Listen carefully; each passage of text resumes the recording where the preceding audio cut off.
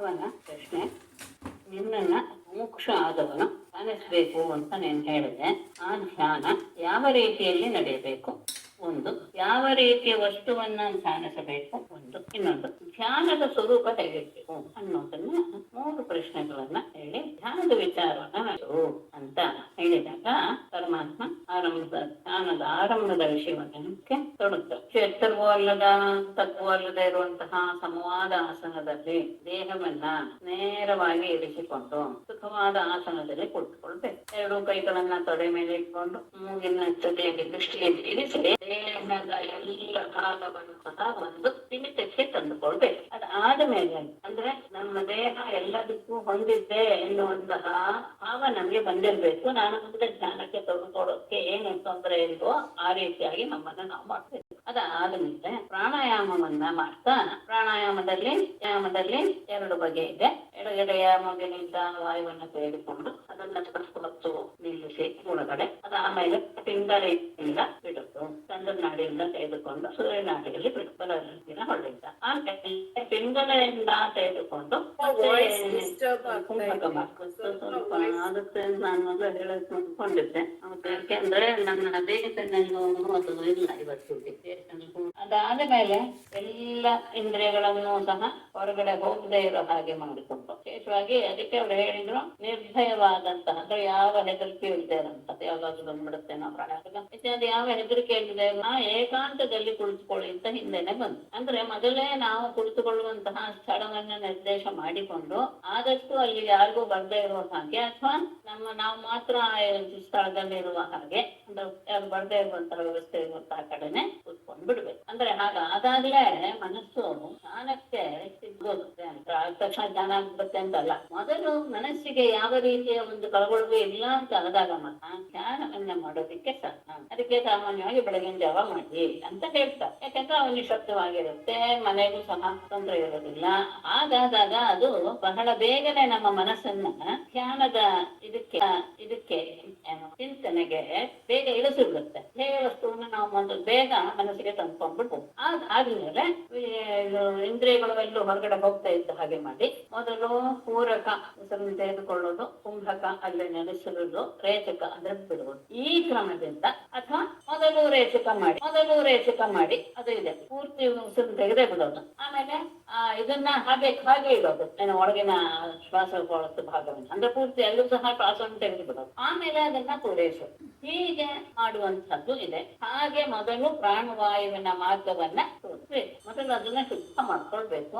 ಒಂದು ಗತಿಯನ್ನ ಅದೇ ರೀತಿಯಾಗಿ ಉಸಿರಾಟ ಬರ್ತಾ ಇದೆಯಾ ಅನ್ನೋದನ್ನ ಗಮನಿಸ್ಕೊಳ್ಬೇಕು. ಅದಾದ್ಮೇಲೆ ಎಲ್ಲವೂ ಸಹ ಅತ್ಯಂತ ನಿಧಾನಕ್ಕೆ ಆಗ್ಬೇಕು. ಇದು ಯಾವುದೂ ಸಹ ಗಡಿಬಿಡಿಯಲ್ಲಿ ಆಗುವಂತ ಅಲ್ಲ ಈ ವಿಷಯ. ಅದಾದ್ಮೇಲೆ ಪ್ರಾಣವಾಯುವಿನ ಮಾರ್ಗವನ್ನು ಶೋಧಿಸಿದ ಮೇಲೆ ಮೂಲಾಧಾರದಿಂದ ಮೇಲೆದ್ದಂತಹ ಆ ಪ್ರಾಣವಾಯು ಘಂಟಾನಾದದ ಹಾಗೆ ಸಮವಾಗಿ ಹೃದಯದಲ್ಲಿ ಪ್ರತಿಷ್ಠಾಪನೆಗೊಂಡಿರುವಂತಹ ಓಂಕಾರನ ಕಮಲದ ನಾಳದ ಹಾಗೆ ಅದನ್ನ ಆ ಪ್ರಾಣವಾಯುವಿನೇ ಅದ್ ಕೆಲಸ ಮಾಡಿಸುತ್ತೆ. ಮೇಲಕ್ಕೆ ಎಳೆದ್ರೆ 15ನೇ ತರವಾದಂತಹ ಬಿಂದುವನ್ನ ಅದು ತಲುಪುತ್ತೆ. ಯಾವುದೋ ಓಂಕಾರದ ಬಿಂದು. ಆ ಬಿಂದುವಿನ ಜೊತೆಗೆ ಅಂದ್ರೆ ಅಲ್ಲಿವರೆಗೂ ಸಹ ಬಿಂದುವನ್ನ ನೀವು ಹೇಳಿದ್ರೆ ಅಲ್ಲಿಗೆ ಹೋದಾಗ ಬಿಂದುವನ್ನ ಹೇಳಬೇಕು. ಅಂದ್ರೆ ಅಲ್ಲಿಗೆ ಬಿಂದುವನ್ನ ಎಳ್ಕೊಂಡು ಹೋಗ್ಬೇಕು. ಅದಾದ್ಮೇಲೆ 7 ಇದಿದೆ, ಹಂತಗಳಿವೆ. ಅದನ್ನ ನಾನು ಸೌಂದರ್ಯ ಹೇಳಿದ್ದೇನೆ. ಬೇಕು ಅಂತ ಅಂದವರು ಅದನ್ನ ಕೇಳ್ಬೇಕು. ಅಂದ್ರೆ ಪ್ರಾಣಾಯಾಮ ಓಂಕಾರದಿಂದ ಕೂಡಿರೋದು. ಸಗರ್ಭ ನಿಗರ್ಭ ಅಂತ ಇದೆ ಅಂತ ನಿನ್ನೆ ಹೇಳಿ ಆಗಿತ್ತು. ಸಗರ್ಭದ ಮೂಲಕ ಅಂದ್ರೆ ಆ ಓಂಕಾರವನ್ನ ತೆಗೆದುಕೊಂಡು ನಾವು ಪ್ರಾಣಾಯಾಮ ಮಾಡಬೇಕು. ದಿನಕ್ಕೆ 3 ಸಂಖ್ಯಾಕಾಲ ಒಮ್ಮೆ ಕೂತಾಗ್ಲೂ 10 ಪ್ರಾಣಾಯಾಮ ಮಾಡಿದ್ರೆ ನೋಡಿ, ಇಷ್ಟೇ ಮಾಡಿದ್ರು ಅವ್ರು ಹೇಳ್ತಾರೆ ಪ್ರಾಣಾಯಾಮ 1 ತಿಂಗಳೊಳಗೆ ಅದನಿಗೆ ಸಿದ್ಧಿಸಿಬಿಡುತ್ತೆ. ಕೂತ್ಕೊಂಡ ತಕ್ಷಣ ಪ್ರಾಣಾಯಾಮವನ್ನ ಆತ ಮಾಡಕ್ಕೆ ಅರ್ಹನಾಗಿ ಬಿಡುತ್ತಾನೆ. ಅದಾದ ಮೇಲೆ ದೇಹದೊಳಗೆ ಊರ್ಧ್ವನಾಳ ಮತ್ತು ಅಂದ್ರೆ ನಾಳ ಮೇಲಿದೆ. ಸಾಮಾನ್ಯ ನಾಳ ಕೆಳಗೆ ಇರುತ್ತೆ ತಾನೆ, ಆದ್ರೆ ಹೃದಯದ ಕಮಲ ಆಗಿರಲ್ಲ. ನಾಳ ಮೇಲಿದೆ.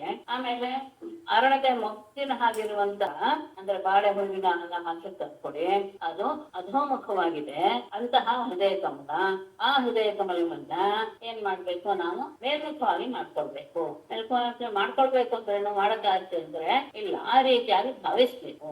ಅಂದ್ರೆ ಅದು ಹೊರಗಿನ ಅಂದ್ರೆ ಧ್ಯಾನದ ವಿಷಯವನ್ನ ಅಷ್ಟೇ ಅಲ್ಲ, ಅದು ಅರಳಿದೆ ಅಂತ ಭಾವಿಸ್ಕೊಂಡು ಅಷ್ಟದಳಗಳಿಂದ ಕೂಡಿದೆ, ಮಧ್ಯದಲ್ಲಿ ಕರ್ಣಿಕೆಯಿಂದಲೂ ಕೂಡಿದೆ ಅಂತ ಮನಸ್ಸಿಗೆ ಒಂದು ಈಗಲೇ ಕಲ್ಪಿಸ್ಕೊಳ್ಬಹುದು. 8 ದಳ, ಮಧ್ಯದಲ್ಲಿ ಕರ್ಣಿಕೆ ಇರುವಂತಹ ನಾಳ ಕೆಳಗಿದೆ, ಮೇಲ್ಮುಖವಾಗಿದೆ ಈ ಉದಯ ಕಮಲ. ಆ ಕರ್ಣಿಕೆಯಲ್ಲಿ ಸೂರ್ಯ ಚಂದ್ರ ಅಗ್ನಿಗಳನ್ನ ಮೇಲ್ಮುಖವಾಗಿ ಮಾಡಿ ಧ್ಯಾನ ಮಾಡ್ಕೊಂಡು ಸೂರ್ಯ ಚಂದ್ರ ಅಗ್ನಿಗಳನ್ನ ಮೇಲ್ಮುಖವಾಗಿ ಮಾಡಿ ಧ್ಯಾನ ಮಾಡ್ಕೊಂಡು ಬಂದ್ರೆ ಕೊನೆಯಲ್ಲಿರುವಂತಹ ಅಗ್ನಿಮಂಡಲದಲ್ಲಿ ಧ್ಯಾನಕ್ಕೆ ಅತ್ಯಂತ ಪವಿತ್ರವಾದಂತಹ ನನ್ನ ರೂಪವನ್ನ, ಪರಮಾತ್ಮನ ರೂಪವನ್ನ ಧ್ಯಾನ ಮಾಡಬೇಕು.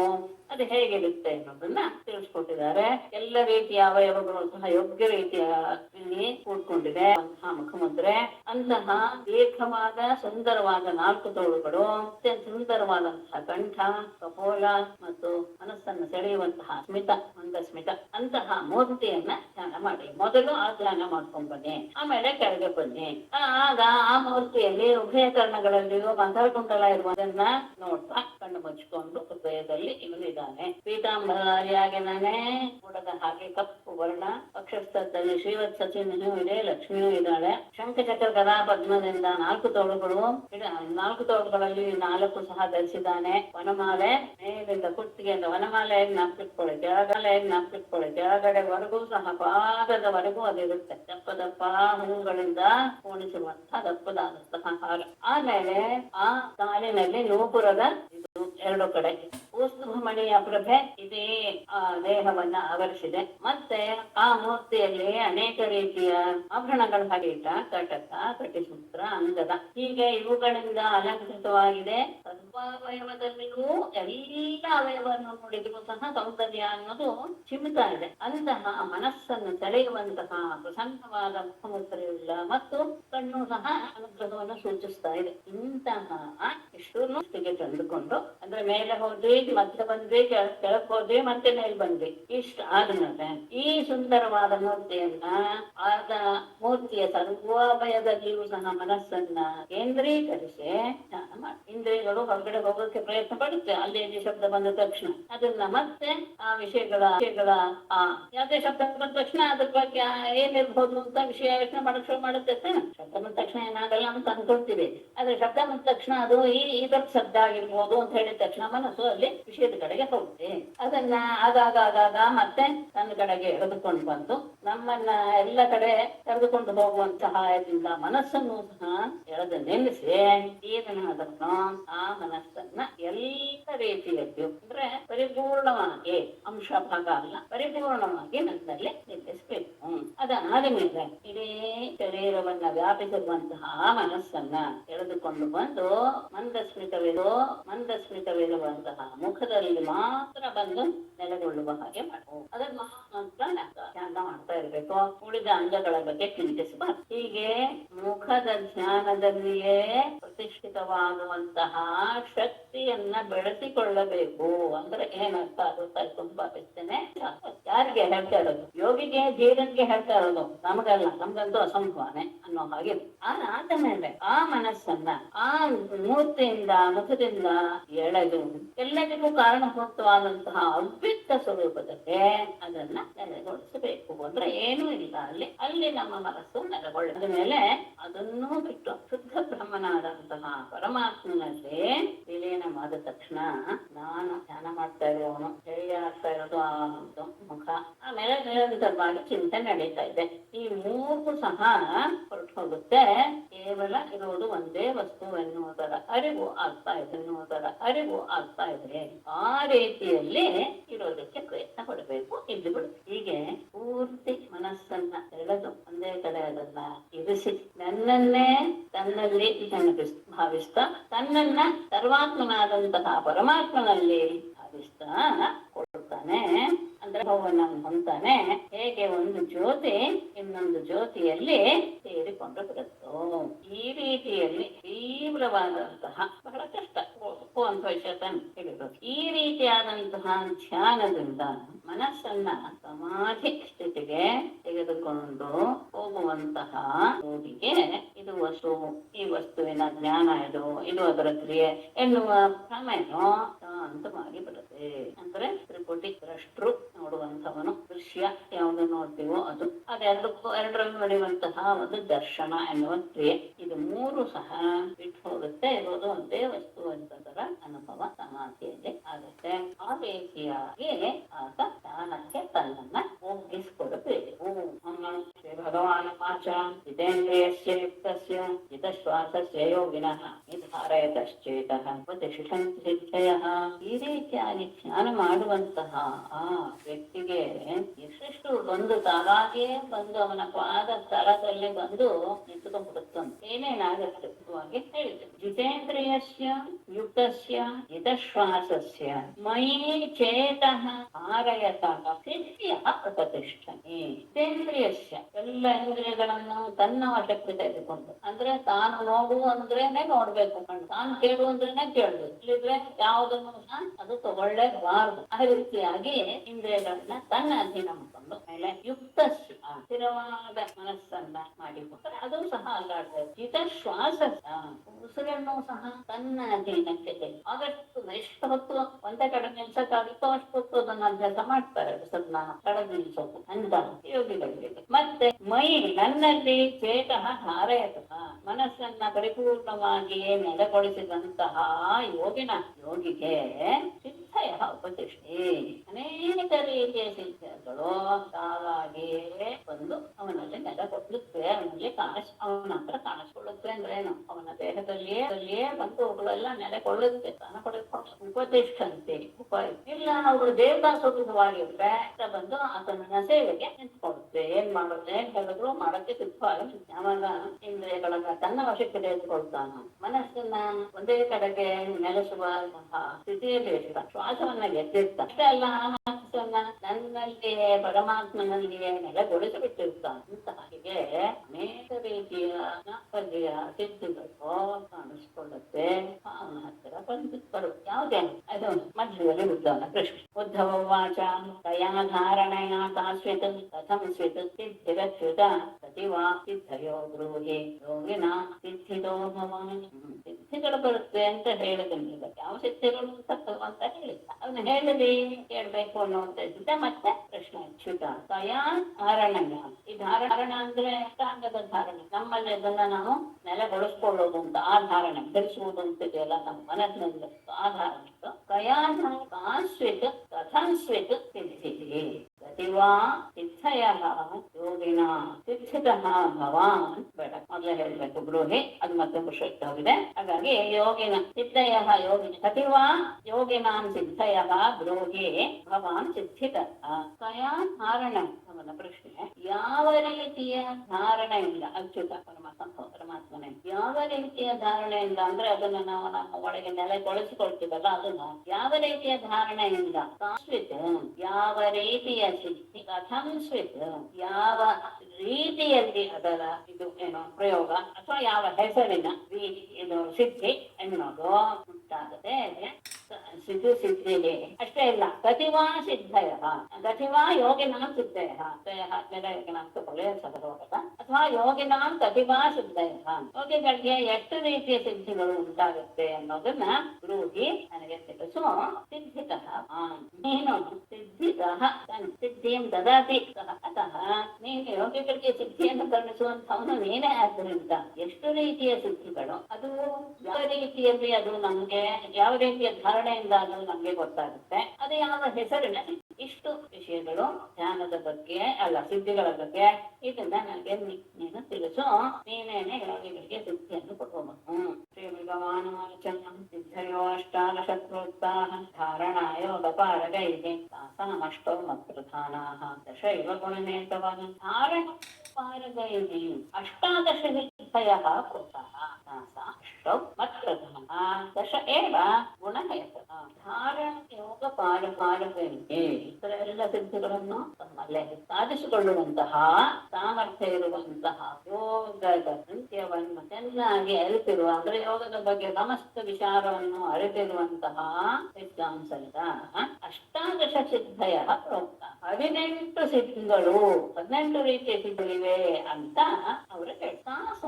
ಆ 18ರಲ್ಲಿ ಅಷ್ಟೋ 8 ಸಿದ್ಧಿಗಳು ಮತ್ಪ್ರಧಾನ ನನ್ನಲ್ಲಿಯೇ ಪ್ರಧಾನವಾಗಿ ಇರತಕ್ಕದ್ದು. ನನ್ನಲ್ಲಿಯೇ ಅಂದ್ರೆ ಹೇಳ್ತಾರೆ ಮತ್ ಪ್ರಧಾನ ಅನ್ನೋ ಶಬ್ದವನ್ನು ಬಳಸಿದ್ದಾರೆ. ಅಂದ್ರೆ ನನಗೆ ತೊಡರಾದಂತಹ ನನ್ನ ಸಾರಥ್ಯವನ್ನು ಪಡೆದಂತಹ ಯೋಗಿಗಳಲ್ಲಿಯೂ ಅದು ಕಂಡು ಬರುತ್ತೆ. ಆದ್ರೆ ಅದು ಸ್ವಲ್ಪ ನ್ಯೂನಿಂದ ಇರುತ್ತೆ. ಈ 8 ಸಿದ್ಧಿಗಳು ಪ್ರಧಾನವಾಗಿ ನನ್ನಲ್ಲಿಯೇ ಇರೋದು. ಇದನ್ನ ಅದಕ್ಕೆ ಹೇಳಿದ್ದಾರೆ ಮತ್ಸಾರೂಪ್ಯಂ ಪ್ರಾಪ್ತೇಶು ಕಿಂ ಕಿಂ ನೂನಾಃ ಭವಂತಿ ಇತಿ.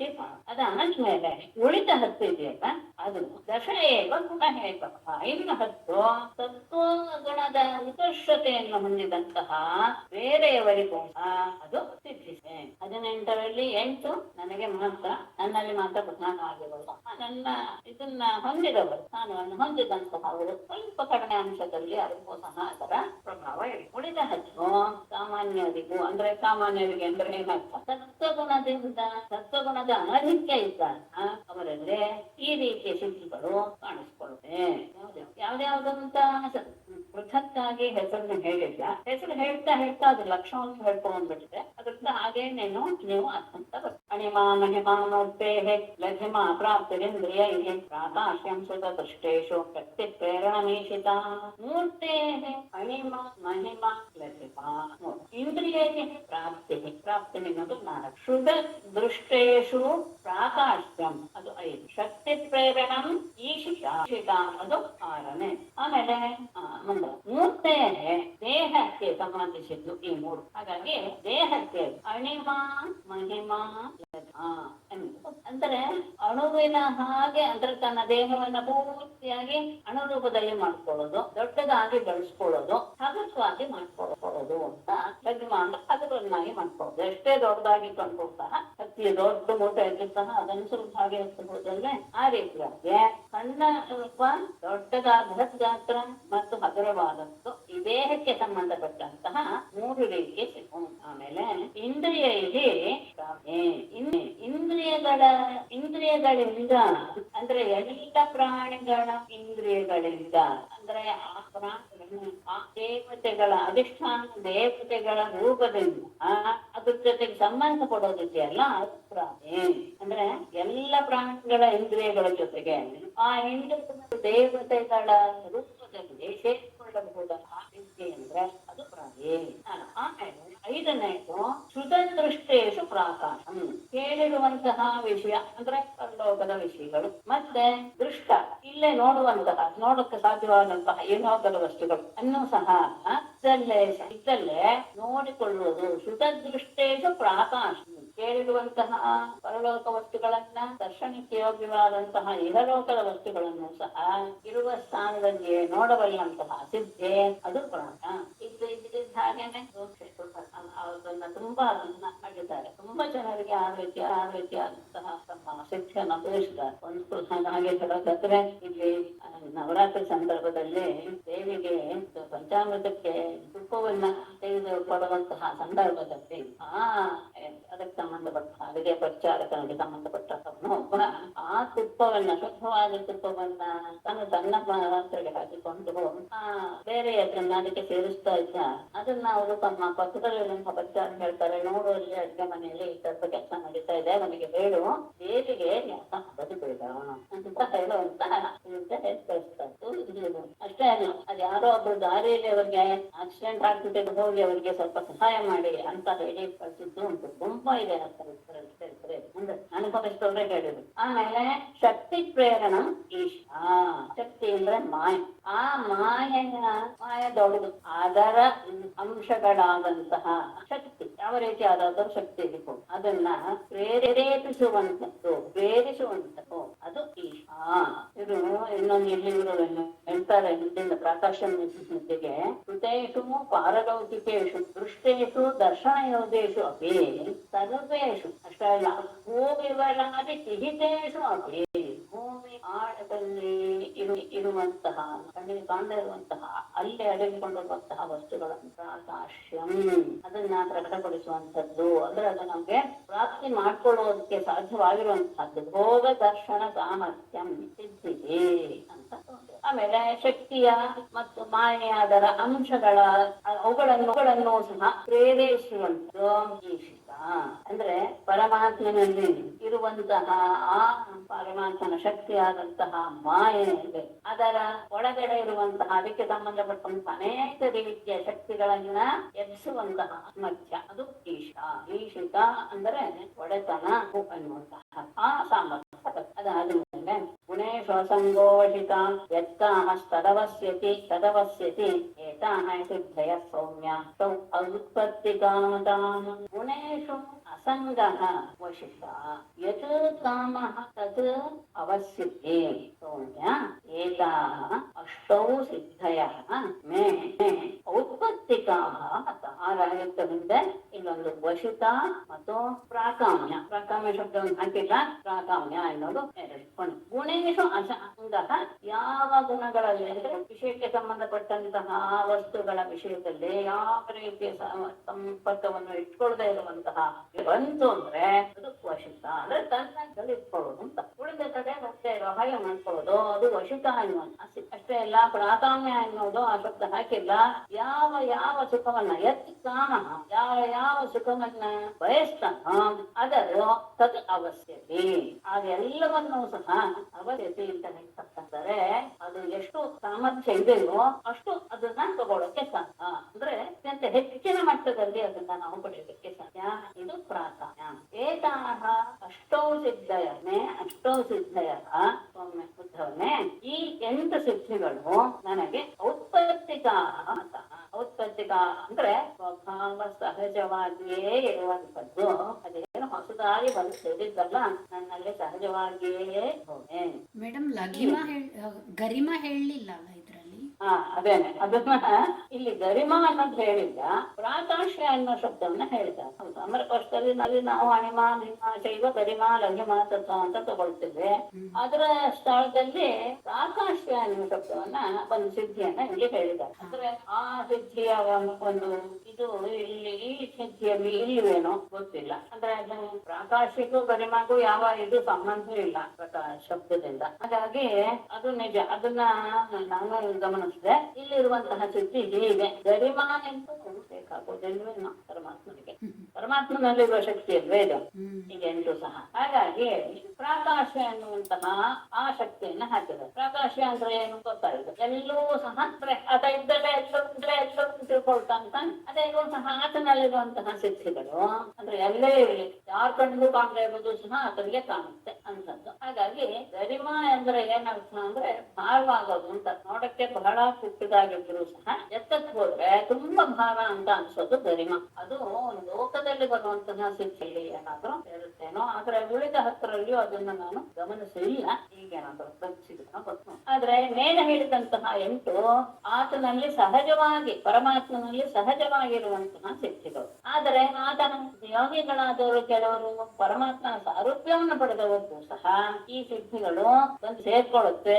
ಆದ್ರೆ ಪರಿಪೂರ್ಣವಾಗಿ ಇರಲ್ಲ, ಕೆಲವು ಅಂಶದಲ್ಲಿ ನ್ಯೂನತೆ ಇಲ್ಲ. ಆಮೇಲೆ 10ನ್ನ ತಗೊಳ್ತಾರೆ. ಅಂದ್ರೆ ಸತ್ವಗುಣದ ಉತ್ಕರ್ಷದಿಂದ ಯಾವ ಯಾವುದು ಕಾಣುತ್ತೆ. ಅನೂರ್ಮಿಮತ್ವಂ ದೇಹೇಸ್ಮಿನ್ ದೂರ ಶ್ರವಣ ದರ್ಶನಂ ಮನೋಜವಃ ಕಾಮರೂಪಂ ಪರಕಾಯ ಪ್ರವೇಶನಂ.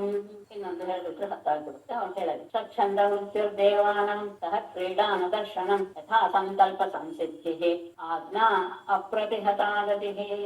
ಯಾವ್ದ್ಯಾವ್ದು ಅಂದ್ರೆ ನಾನು ಹೇಳ್ತೇನೆ, ಅದನ್ನ ಮತ್ತು ಇದನ್ನು ತಿಳ್ಕೊಳ್ಬೇಕು ಸಿದ್ಧಿಯಿಂದ. ಅಸ್ಮಿನ್ ದೇಹೆ ಅನೂರ್ಮಿಮತ್ವಂ ದೂರ ಶ್ರವಣ ದರ್ಶನಂ ಮನೋಜವ ಕಾಮರೂಪಂ ಪರಕಾಯ ಪ್ರವೇಶನಂ ಸ್ವಚ್ಛಂದ ಮೃತ್ಯು ದೇವಾನಾಂ ಸಹ ಕ್ರೀಡಾಂ ದರ್ಶನಂ ಯಥಾ ಸಂಕಲ್ಪ ಸಂಸಿದ್ಧಿಗೆ ಅಪ್ರತಿಹತಾಗತಿ ಅಸ್ಮಿನ್ ದೇಹೆ. ಅದೊಂದು ಬಿಟ್ರೆ ಓದೋದಲ್ಲೂ ಹಾಗೆ ಸರಿಯಾಗಿ ಈ ದೇಹದಲ್ಲಿ ಉಂಟಾಗುವ ಅನೂರ್ಮಿಮತ್ವಂ, ಊರ್ಮಿಗಳು ಅಂತ ಹೇಳಿದ್ರೆ ಷಡೂರ್ಮಿಗಳು ಅಂತಲ್ಲ, ಹಸಿಪಾಯ ಯಾರು ಅಲೆಗಳ ಹಾಗೆ ಒಂದೊಂದು ಬರ್ತಾನೆ ಇರುತ್ತೆ.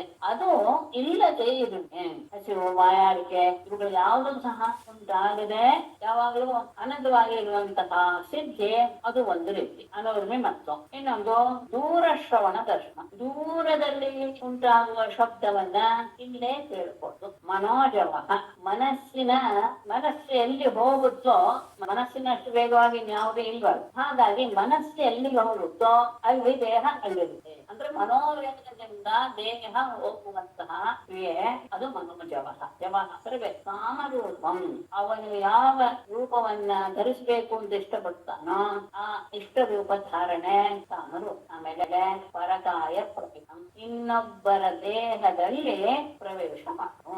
ಆಮೇಲೆ ಸ್ವಚ್ಛಂದ ಮೃತ್ಯುವು ಅಂದ್ರೆ ಭೀಷ್ಮ ಅದನ್ನೆಲ್ಲ ಆತನಿಗೆ ಬೇಕಾದ ಸಂದರ್ಭದಲ್ಲಿ ಆತ ಮರಣ ಹೊಂದುವಂತ ಸ್ವೇಚ್ಛಾ ಮೃತ್ಯು. ಆಮೇಲೆ ದೇವಾನ ದೇವತೆಗಳು ಸಹ ಕ್ರೀಡಾನು ದರ್ಶನಂ, ಅವರು ಅಪ್ಸರತೆಗೆ ವಿಹಾರ ಮಾಡ್ತಾ ಇರುವಂತಹ ಆ ರೀತಿಯ ದರ್ಶನ. ದೇವತೆಗಳು ಅಪ್ಸರ ಜೊತೆಗಿರುವಂತಹ ಆ ವಿಹಾರದ ಒಂದು ನೋಡುವಿಕೆ. ಆಮೇಲೆ ಯಥಾ ಸಂಕಲ್ಪ ಸಂಸಿದ್ಧಿಗೆ, ಸಂಕಲ್ಪ ಏನು ಮಾಡಿಕೊಳ್ತಾನ ಮನಸ್ಸಿನಲ್ಲಿ ಅದೆಲ್ಲವೂ ಸಹ ಪೂರ್ಣವಾಗುವಿಕೆ. ಆಮೇಲೆ ಅಪ್ರತಿಹತ ಗತಿಗೆ, ಆತನ ಆಜ್ಞೆ ಎಲ್ಲರೂ ಸಹ ಯಾರು ಮೀರೋದಿಲ್ಲ. ಅಪ್ರತಿಹತ ಗತಿಗೆ, ಅವನ ಆಜ್ಞೆ ಆದ ತಕ್ಷಣ ಪ್ರತಿಯೊಬ್ಬರು ಸಹ ಅದನ್ನ ಬಹಳ ಶ್ರದ್ಧೆಯಿಂದ ಅನುಸರಿಸ್ತಾರೆ ಅನ್ನೋದಿಲ್ಲ. ಅದು ಒಂದು ಆತನಲ್ಲಿ ನೆಲೆಗೊಳ್ಳುವಂತಹ ಒಂದು ಹೀಗೆ ಒಟ್ಟು 10 ಸಿದ್ಧಿಗಳು ಸತ್ವಗುಣದ ಉತ್ಕರ್ಷದಿಂದ ಉಂಟಾಗುವಂಥದ್ದು. ಹಸುವಾಯಕ್ಕೆ ಮೊದಲಾದಂತಹ ಆ ತೊಂದರೆ ದೇಹಕ್ಕೆ ಏನು ತರುತ್ತೋ ಅದು ಒದಗದೆ ಇರುವಂತದ್ದು, ಉರ್ಮಿಗಳು ಇಲ್ಲದೆ ಇರುವಂತದ್ದು. ದೇಹ ಯಾವಾಗಲೂ ಸಹ ಆನಂದವಾಗಿ ರೋಗರಹಿತವಾಗಿ ಉತ್ಸಾಹಭರಿತವಾಗಿ ಇರುವಂತಹ, ದೂರದಲ್ಲಿ ಆಗುವಂತಹ ಶಬ್ದವನ್ನೇ ಹೇಳುವಂಥದ್ದು. ದೂರ ಶ್ರವಣ ದರ್ಶನ ನೆರವಿದೆ ಇದಲ್ಲ. ದೂರದಲ್ಲಿ ಆಗುವಂತಹ ಶಬ್ದದ ಶ್ರವಣ ಅಷ್ಟೇ ಅಲ್ಲ, ದೂರದಲ್ಲಿರುವಂತಹ ವಸ್ತುವಿನ ದರ್ಶನವೂ ಹೌದು. ದರ್ಶನ ಶಬ್ದ ಇದೆ, ದೂರದಲ್ಲಿರುವಂತಹ ವಸ್ತುವನ್ನು ಸಹ ಇಲ್ಲೇ ಕುಳಿತುಕೊಂಡು ನೋಡುವುದು. ಆಮೇಲೆ ಮನಸ್ಸಿನ ವೇಗದ ಸರಿಯಾಗಿ ದೇಹವು ಸಹ ಎಲ್ಲಿ ಹೋಗ್ಬೇಕು ಅಲ್ಲಿ ಹೋಗುದು. ತನಗೆ ಇಷ್ಟ ಬಂದ ರೂಪವನ್ನು ಧರಿಸುವಂತದ್ದು, ಇನ್ನೊಬ್ಬರ ದೇಹದಲ್ಲಿ ಪ್ರವೇಶ ಮಾಡುವುದು, ತನಗೆ ಇಚ್ಛೆ ಬಂದಂತಹ ಸಂದರ್ಭದಲ್ಲಿ ಮರಣ ಹೊಂದುವುದು, ಅಪ್ಸರೊಡನೆ ದೇವತಾ ಕ್ರೀಡೆಗಳ ದರ್ಶನ, ಸಂಕಲ್ಪ ಅನುಸಾರವಾಗಿ ಕಾರ್ಯಗಳ ಸಿದ್ಧಿ, ಎಲ್ಲ ಕಡೆ ಆತನ ಆಜ್ಞೆ ಪರಿಪೂರ್ಣವಾಗಿ ಅಪ್ರತಿಹತವಾಗಿ ನಡೆಯುವುದು.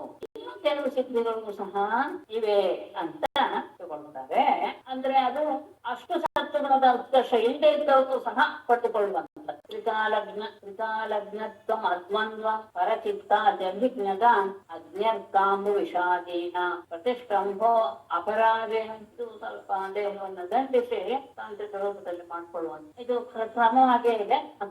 ಅನ್ವಯಗಳಲ್ಲ. ತ್ರಿಕಾಲಜ್ಞತ್ವ, 3 ಕಾಲದಲ್ಲೂ ಏನೇನ್ ಸಂಭವವಾಗುತ್ತೆ ಅನ್ನೋದನ್ನ ತಿಳಿದುಕೊಳ್ಳುವಂತಹದ್ದು ಒಂದು. ದ್ವಂದ್ವ, ಶೀತ ಉಷ್ಣ, ಇದು ಈ ರೀತಿಯಾದಂತಹ ದ್ವಂದ್ವಗಳನ್ನ ಸಹಿಸಿಕೊಳ್ಳುವಂತಹ ಒಂದು ಸಾಮರ್ಥ್ಯ. ಪರಚಿತಾದಿ ಅಭಿಜ್ಞತ, ಇನ್ನೊಬ್ಬರ ಮನಸ್ಸಿನಲ್ಲಿ ಏನಿದೆ ಅನ್ನೋದನ್ನ ತಿಳಿದುಕೊಳ್ಳುವಂತಹ ಸಾಮರ್ಥ್ಯ. ಅಗ್ನಿ ಅರ್ಥ ಅಂಬು ವಿಷಾದೇನ ತಿಷ್ಠಂಬ, ಅಗ್ನಿ ಸೂರ್ಯ ಅರ್ಥ ಅಂದ್ರೆ ಸೂರ್ಯ, ಅಂಬು ಜಲ ಮತ್ತೆ ವಿಷ, ಇವುಗಳನ್ನೆಲ್ಲ ಸಂಭನ ಅಂದ್ರೆ ಅವುಗಳು ತನ್ನ ಪರಿಣಾಮ ಬೀರ್ತೆ ಇದ್ದಕ್ಕೆ ತಮ್ಮ ಪರಿಣಾಮವನ್ನು ಬೀರ್ತೆ ಇರುವ ಹಾಗೆ ಅದನ್ನ ತಡೆಗಟ್ಟೋದು. ಆಮೇಲೆ ಅಪರ ಇನ್ನೊಬ್ಬರ ಮುಂದೆ ಯಾವ ರೀತಿಯಲ್ಲೂ ಸೋಲನ್ನ ಆಗಬೇಕು. ಇದಿಷ್ಟು 5 ಸಿದ್ಧಿಗಳು.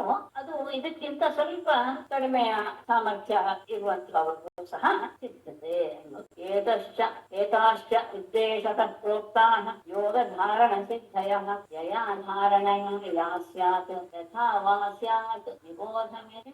ಹೆಸರುಗಳನ್ನ ಹೇಳಿ ಅದು ಯಾವ್ಯಾವುದಕ್ಕಾಗುತ್ತೆ ಅನ್ನುವಂತಹ ಸ್ಥೂಲವಾದಂತಹ ಲಕ್ಷಣವನ್ನು ಹೇಳಿ ಅದು ಯಾವ ರೀತಿಯಾಗಿ ಅದನ್ನ ಪಡೆದುಕೊಂಡ್ರೆ ಸಿದ್ಧಿಯನ್ನು ಪಡಿತಾನೆ ಅಂತ ಹೇಳ್ತೀನಿ. ಹೊರಟಿದಾನೆ ಕರ್ಮ. ಏತಾಹ ಯೋಗ ಧಾರಣ ಸಿದ್ಧಯಃ ಚ ಉದ್ದೇಶತಃ. ಇದು ಉದ್ದೇಶ ಶಬ್ದಕ್ಕೆ ಶಾಸ್ತ್ರದಲ್ಲಿ ವಸ್ತುಸಂಕೀರ್ತನ ಉದ್ದೇಶ. ಹೆಸರಿನಿಂದ ವಸ್ತುಗಳನ್ನ ತಿಳಿಪಡಿಸೋದಿದೆಯಲ್ಲ ಅದು ಉದ್ದೇಶ ಅನ್ಸ್ಕೊ. ಅದನ್ನೇ ಹೇಳಿದ್ದಾರೆ.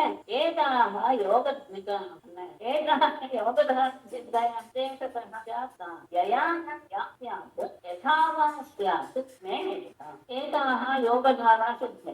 ಇಲ್ಲಿ ಹೇಳಿದಂತಹ ಯೋಗದ ಸಿದ್ಧಿಗಳನ್ನು ನಾನು ಹೆಸರಿನ ಮೂಲಕ ನಿಮಗೆ ತಿಳಿಸಿದ್ದೇನೆ. ಯಯಾ ಧಾರಣ, ಯಾವ ಧಾರಣೆಯಿಂದ ಯಾ ಸ್ಯಾತ್, ಯಾವ ಸಿದ್ಧಿ ಆಗುತ್ತೆ, ಯಥಾವಾ ಸ್ಯಾತ್, ಅದು ಯಾವ ರೂಪದಲ್ಲಿ ಇರುತ್ತೆ ಅನ್ನೋದನ್ನು ಹೇಳ್ತೇನೆ. ಮೇ ನಿಧಾನ ನಿರ್ಧಾರ ಸಿದ್ಧಿಗಳ ಹೆಸರನ್ನ ನಾನು ನಿನಗೆ ತಿಳಿಸಿದ್ದೇನೆ. ಈಗ ಯಾವ ಧಾರಣೆ ಯಾವ ರೀತಿಯಾಗಿ ನಡೆಸಬಹುದು, ಅದರ ಪ್ರಕಾರ ಏನು, ಅದರ ಸ್ವರೂಪ ಏನು ಅನ್ನೋದನ್ನೇ ಹೇಳಿದ್ದೇನು. ಭೂತ ಸೂಕ್ಷ್ಮಾತ್ಮನಿ ಮೈ ತನ್ಮಾತ್ರಂ ಧಾರೆಯೇ ಮನಃ ಅಣಿಮಾನಂ ಅವಾಪಂತೆ ತನ್ಮಾತ್ರೋಪಾಸಕ ಭೂತ ಸೂಕ್ಷ್ಮಾತ್ಮನಿ ಮೈ ತನ್ನ ಮನಃ ಧಾರಯೇತ್ ತನ್ಮಾತ್ರೋಪಾಸಕಃ ಮಮ ಅಣಿಮಾನಂ ಅವಾಪ್ನೋತಿ. ಭೂತ ಸೂಕ್ಷ್ಮಾತ್ಮನಿ ಪಂಚಭೂತಗಳು, ಆ ಭೂತಗಳ ಸೂಕ್ಷ್ಮವಾದಂತಹ ಭೂತ ಸೂಕ್ಷ್ಮಗಳೆಲ್ಲವೂ ಸಹ ಪರಮಾತ್ಮನಲ್ಲಿ ನೆಲೆಸಿದೆ. ನಮಗೆ ಕಾಣೋದು ಎಲ್ಲ ಸ್ಥೂಲ ರೂಪದಲ್ಲಿ. ಅದರ ಸೂಕ್ಷ್ಮ ಅಂಶ ಪರಮಾತ್ಮ ಯಾವಾಗಲೂ ನಮ್ಮಲ್ಲೇ ಎಲ್ಲಿಬೇಕೋ ಅದು ಹೊರಗಡೆನೂ ಇದೆ, ಅದು ಪರಮಾತ್ಮನಲ್ಲಿ ಇದೆ. ಹಾಗೆ ಹೇಳೋದ್ಕಿಂತ ವಿರುದ್ಧವಾಗಿ ಹೇಳೋದು ಹೆಚ್ಚು ಉಚಿತ. ಪರಮಾತ್ಮನಲ್ಲಿರುವಂತಹ ಅಂಶಗಳೇ ಹೊರಗೆ ಕಾಣ್ತಾ ಇದೆ, ಹೊರಗೆ ಕಾಣಿಸ್ತಾ ಇರುವಂತಹ ಅಂಶಗಳೇ ನಮಗೆ ಕಾಣ್ತಾ ಇದೆ. ಅಂದ್ರೆ ಪ್ರತಿಯೊಬ್ಬರೂ ಸಹ ಪರಮಾತ್ಮನ ಸ್ವರೂಪವೇ ನಾವು ಸಹ ಅಂತ ಹೇಳಿದ್ಮೇಲೆ ಎಲ್ಲವೂ ಪರಮಾತ್ಮನಲ್ಲಿ ಇದೆ, ಅದು ಅಲ್ಲಿ ಸೂಕ್ಷ್ಮ ರೂಪದಲ್ಲಿದೆ, ಕಾಣ್ತಾ ಇದೆ ಹೊರಗಡೆ. ನಮ್ಮಲ್ಲೂ ಅದು ಸೂಕ್ಷ್ಮ ರೂಪದಲ್ಲಿ ಇದೆ, ನಮ್ಗೆ ತಿಳಿತೇವೆ. ಹಾಗಾಗಿ ಭೂತದ ಸೂಕ್ಷ್ಮಕ್ಕೆ ರೂಪವಾದಂತಹ ಆತ್ಮ ಭೂತ ಸೂಕ್ಷ್ಮಾತ್ಮನೆ, ಭೂತ ಸೂಕ್ಷ್ಮದ ಸ್ವರೂಪವನ್ನು ಹೊಂದಿರುವಂತಹ ಮಯೇ ನನ್ನಲ್ಲಿ ಮನಸ್ಸನ್ನ ಹೇಗೆ ತನ್ನ ಮಾತ್ರ ಹಾರೆ, ಆ ಮನಸ್ಸು ಆ ಭೂತ ಸೂಕ್ಷ್ಮಾಕಾರದ ರೀತಿಯಲ್ಲಿ ಅಲ್ಲಿ ನನ್ನಲ್ಲೇ ನೆಲೆಗೊಂಡು ನನ್ನಲ್ಲಿ ಆ ಉಪಾಧಿ ಇದೆ. ಮನಸ್ಸನ್ನ ಆ ರೀತಿಯಾಗಿ ಸೂಕ್ಷ್ಮವಾಗಿ ಆ ಭೂತದ ಪಂಚಭೂತಗಳಲ್ಲಿ ಯಾವ ಭೂತದ ತನ್ಮಾತ್ರಂ ಅಂದ್ರೆ ತದೇವ ತನ್ಮಾತ್ರಂ ಅಂದ್ರೆ ಅತ್ಯಂತ ಸೂಕ್ಷ್ಮವಾದಂತಹ ಆ ಅಂಶವನ್ನ ಮನಸ್ಸಿನಲ್ಲಿ ನೆನೆಸಿಕೊಂಡ್ರೆ ತನ್ಮಾತ್ರೋಪಾಸಕ ಆ ಭೂತ ಸೂಕ್ಷ್ಮವನ್ನ ಉಪಾಸನೆ ಮಾಡುವಂತಹ ವ್ಯಕ್ತಿ ಮಮ ನನ್ನ ಅಣಿಮಾನಂ ಅಣಿಮಾ ಎನ್ನುವಂತಹ ಸಿದ್ಧಿಯನ್ನ ಅವಾಗ್ನತೆ ಪಡಿತ. ಅತ್ಯಂತ ಸೂಕ್ಷ್ಮದ್ದು ತಾನೆ. ಹಾಗಾಗಿ ಭೂತ ಸೂಕ್ಷ್ಮಗಳಿಗೆ ಎಲ್ಲ ಉಪಾಧಿಯಾಗಿ ಪರಮಾತ್ಮ ಆನ್ಮಾತ್ರೆಯನ್ನು ಉಪಾಸನೆ ಮಾಡುವಂತಹ ವ್ಯಕ್ತಿ ತನ್ನ ಮನಸ್ಸನ್ನ ಆ ತಸ್ಮದ ರೂಪದಲ್ಲಿ ಅವನಲ್ಲಿ ನೆಲೆಗೊಳಿಸಿದರೆ ಆಗ ಪರಮಾತ್ಮನ ಅಣಿಮಾಯನ ಸಿದ್ಧಿಯನ್ನ ಅವನು ಪಡೆಯೋದಕ್ಕೆ ಸಹ. ಮಹಿಮಾ ಹೇಗೆ ಮಹತ್ಯಾತ್ಮನ್ ಮೈ ಮರೆ ಯಥಾ ಸಂಸ್ಥಂ ಮನೋದಧತ್ ಮಹಿಮಾನಂ ಅವಾಪ್ನುತೆ ತಾನಾಂಚ ಪೃಥಕ್ ಪೃಥಕ್ ಪ್ರತಿಯೊಂದು ಭೂತದ ಸೂಕ್ಷ್ಮ ಉಪಾಧಿಯನ್ನು ವಿಷಯ. ಈಗ ಮಹತ್ತತ್ವದ ಬಗ್ಗೆ ಹೇಳ್ತಾರೆ. ಮಹತ್ಯಾತ್ಮನಿ ಪರೇ ಮಯಿ ಯಥಾ ಸಂಸ್ಥಂ ಭೂತಾನಾಂಚ ಪೃಥಕ್ ಪೃಥಕ್ ಮನಃ ದಧತ್ ಮಹಿಮಾನಂ ಅವಾಪ್ನೋತಿ. ಮಹತ್ಯಾತ್ಮನಿ ಮಹತ್ತತ್ವ ಅಂತ ಹೇಳಿದ್ರೆ ಬುದ್ಧಿ ಅನ್ನೋದು ಇಟ್ಕೊಳ್ಳಿ. ಬುದ್ಧಿ ಅನ್ನೋದಕ್ಕೆ ಮಹತ್ತತ್ವ ಅಂತ ಹೇಳಿ ಅಂದ್ರೆ ಅದೇನೋ ಜ್ಞಾನ ಶಕ್ತಿ ಅಂತ ತಗೊಂಡು ಜ್ಞಾನಶಕ್ತಿಯಾದಂತಹ ಮಹತ್ತತ್ವದ ಸ್ವರೂಪವಾಗಿರುವ ಪರೇ ಮಯಿ ಪರಬ್ರಹ್ಮನಲ್ಲಿ ಯಥಾ ಸಂಸಂ ಯೋಗ್ಯ ರೀತಿಯಲ್ಲಿ ಭೂತಾನಾಂಚ ಆ ಆಕಾಶಾದಿ ಭೂತಗಳ ಉಪಾಧಿಯಾದಂತಹ ನನ್ನಲ್ಲಿ ಪೃಥಕ್ ಪೃಥಕ್ ಅಂದ್ರೆ ಆ ಭೂತಗಳ ರೂಪಗಳನ್ನ ಮನಸ್ಸಿನಲ್ಲಿ ಧಾರಣೆ ಮಾಡ್ತಾ ಇದ್ದಾರೆ. ಆಗ ಮಹಮಾನಂ ಅವನು ಮಹಿಮಾ ಎನ್ನುವಂತಹ ಸಿದ್ಧಿಯನ್ನು ಪಡೆಯುತ್ತಾನೆ. ಏನಂತ ಮಹತ್ತತ್ವದಿಂದಲೇ ಎಲ್ಲದರ ಅದು ಜ್ಞಾನಶಕ್ತಿ. ಆ ಜ್ಞಾನಶಕ್ತಿಯ ಸ್ವರೂಪನಾದಂಥವನು ಪರಮಾತ್ಮ. ಅಂತಹ ಜ್ಞಾನಶಕ್ತಿಯೇ ಉಪಾಧಿ ಆಗಿರುವಂತಹ ಅವನಲ್ಲಿ ಮಹತ್ತತ್ವ ರೀತಿಯಲ್ಲಿ ಅಂದ್ರೆ ಜ್ಞಾನಶಕ್ತಿಯ ಉಪಾಧಿ ಆಗಿರುವಂತಹ ಆತನಲ್ಲಿ ಮಹತ್ತತ್ವದ ರೀತಿಯ ಮನಸ್ಸನ್ನ ಧಾರಣೆ ಮಾಡಿದೆ. ಅಂದರೆ ಪಂಚಭೂತಗಳೆಲ್ಲವೂ ಸಹ ಸೂಕ್ಷ್ಮವಾಗಿರ್ತಿತ್ತು, ಮೊದಲು ಅಣಿಮಾ ರೂಪವನ್ನು ಪಡೆದಿತ್ತು. ಅದಾದ ಆಕಾಶಾಂಶಗಳಿಗೆಂತ ಉಪಾಧಿಯಾದಂತಹ ಅದೇ ರೀತಿಯಾಗಿ ಮನಸ್ಸನ್ನ ಧಾರಣೆ ಮಾಡಿದ್ದಾರೆ. ಆಗ ಆ ಪಂಚಭೂತಗಳ ವಿಸ್ತೃತವಾದಂತಹ ರೂಪ ಏನಿದೆಯೋ ಆಕಾಶ ಎಷ್ಟು ದೊಡ್ಡದು, ವಾಯು ಅಗ್ನಿ ಜಲ ಪೃಥ್ವಿ ಎಲ್ಲವೂ ಎಷ್ಟು ದೊಡ್ಡದೋ ಅಂತಹ ಆ ರೂಪವನ್ನೆಲ್ಲ ಅವನು ಪಡೆಯುವುದು. ಏನು ಅನ್ಸುತ್ತೆ, ರೂಪದಲ್ಲಿ ಎಲ್ಲವೂ ಸಹ ಪರಮಾತ್ಮನಲ್ಲಿ ಅಡಗಿತ್ತು. ಅದು ಕಾಲದಲ್ಲಿ ಹೊರಗೆ ಕಾಣಿಸ್ತಾ ಇದೆ. ಅಂದ್ರೆ ಆ ರೀತಿಯಾದಂತಹ ವಿಸ್ತೃತವಾದಂತಹ ರೂಪದಲ್ಲಿ ನನಗೆ ಆ ರೀತಿಯ ಮಹಿಮಾಯನ್ನು ಸಿದ್ಧಿ ನಾವು ಪರಮಾಣುಮಯಂ ಚಿತ್ತಂ ಭೂತಾನಾಂ ಮೈರಂಜಯನ್ ಕಾಲ ಸೂಕ್ಷ್ಮಾರ್ಥತಾಂ ಯುಕ್ತಹಿಮಾನಂ ಅವಭೂತಾನಾಂ ಪರಮೈಹಿತಂ ರಂಜಯನ್ ಯೋಗಿ ಕಾಲ ಸೂಕ್ಷ್ಮಾರ್ಥತಾಂ ಯಜಮಾನ ಭೂತಾನ್ ಪಂಚಭೂತಗಳ ಪರಮಾತ್ಮಯೇ ಪರಮಾಣುವೆ ಸ್ವರೂಪದಲ್ಲಿರುವಂತಹ ಮಯೇ ನನ್ನಲ್ಲಿ ಚಿತ್ತಂ ರಂಜಯನ್ನ ತನ್ನ ಮನಸ್ಸನ್ನ ನಿಲ್ಲಿಸುವ ಸಾಮರ್ಥ್ಯವಿರುವಂತಹ ಯೋಗಿಯು ಕಾಲ ಸೂಕ್ಷ್ಮಾರ್ಥತ ಕಾಲದ ಪರಮಾತ್ಮಾದಿಯನ್ನ ಅವನು ಒಂದೇ ಲಕ್ಷ್ಮ ಸಿಕ್ಕಿಲ್ಲ ಅಂದ್ರೆ ಏನು ಕಾಲದ ಪರಮಾಣುವೇ ಉಪಾಧಿ ಆತನಲ್ಲಿ ಆ ತತ್ವವನ್ನ ಆತ ತನ್ನಲ್ಲಿ ಕೊಡ್ತಾನೆ ಅಂದ್ರೇನು ಕಾಲ ಸಹ ಗೆಲ್ಲುವಂತಹ ಸಾಮರ್ಥ್ಯವನ್ನು ಪಡಿತಾನೆ ಅದು ಸಹ ಅವನ ಅಧೀನಕ್ಕೆ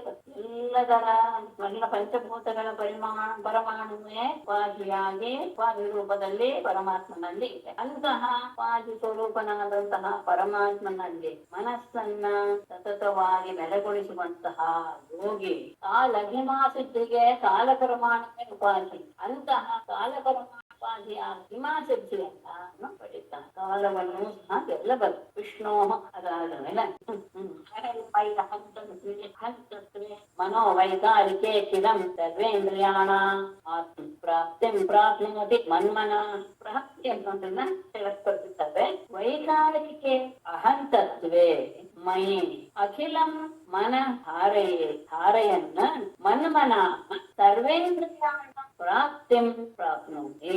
ವೈಕಾರಿಕ ಸತ್ವಗುಣದ ಸಾತ್ವಿಕ ಅಹಂಕಾರ ಒಂದು ಭಾಗವಾದ ವೈಕಾರಿಕವಾದಂತಹ ಅಹಂಕಾರ ತತ್ವ. ವೈಕಾರಿಕೆ ಅಹಂತತ್ವೇ ಸಾತ್ವಿಕ ಗುಣದ ಸಾತ್ವಿಕ ಅಹಂಕಾರದ ವಿಕಾರವಾದಂತಹ ಅಹಂತತ್ವೇ ಅಹಂ ಎನ್ನುವಂತಹ ಆ ತತ್ವದಲ್ಲಿ ತತ್ವರೂಪನಾದಂತಹ ಮೈ ನನ್ನ ಎಲ್ಲವೂ ನನ್ನಿದೆ ಇರ್ಬೇಕು ರೂಪದಲ್ಲಿ ಪ್ರತಿಯೊಂದು ಇದೆ. ಹಾಗಾಗಿ ವೈಕಾರಿಕವಾದಂತಹ ಅಹಂಕಾರ ತತ್ವೋಪಾಧಿಯನ್ನಾಗಿ ಹೊಂದಿರುವ ಮಯೇ ನನ್ನಲ್ಲಿ ಅಖಿಲಂ ಮನಃ. ಅಖಿಲಂ ಮನಃ ಅಂದ್ರೆ ಏಕಾಗ್ರವಾಗಿ ಮನಸ್ಸನ್ನ ಧಾರೆಯನ್ನ ನೆಲೆಗೊಳಿಸಿದಾಗ ಮನ ನನ್ನಲ್ಲಿಯೇ ಮನಸ್ಸನ್ನ ಇದು ಬಿಟ್ಟಿರೋದ್ರಿಂದ ನೆಲೆಗೊಳಿಸಿಬಿಟ್ಟಿರೋದ್ರಿಂದ ಆತ ಸರ್ವೇಂದ್ರಿಯಾಣ ಎಲ್ಲ ಪ್ರಾಣಿಗಳ ಇಂದ್ರಿಯಗಳ ಜೊತೆಗೆ ಸೇರಿಕೊಳ್ಳುವಂತಹ ಆತ್ಮತ್ವಂ ಸೇರಿಕೊಳ್ಳುವಂತಹ ಪ್ರಾಪ್ತಿ ಎನ್ನುವಂತಹ ಸಿದ್ಧಿಯನ್ನ ಪ್ರಾಪ್ತಿ ಅಹಂಕಾರಿಕತ್ವದ ಉಪಾಧಿಯಾಗಿರುವಂತಹ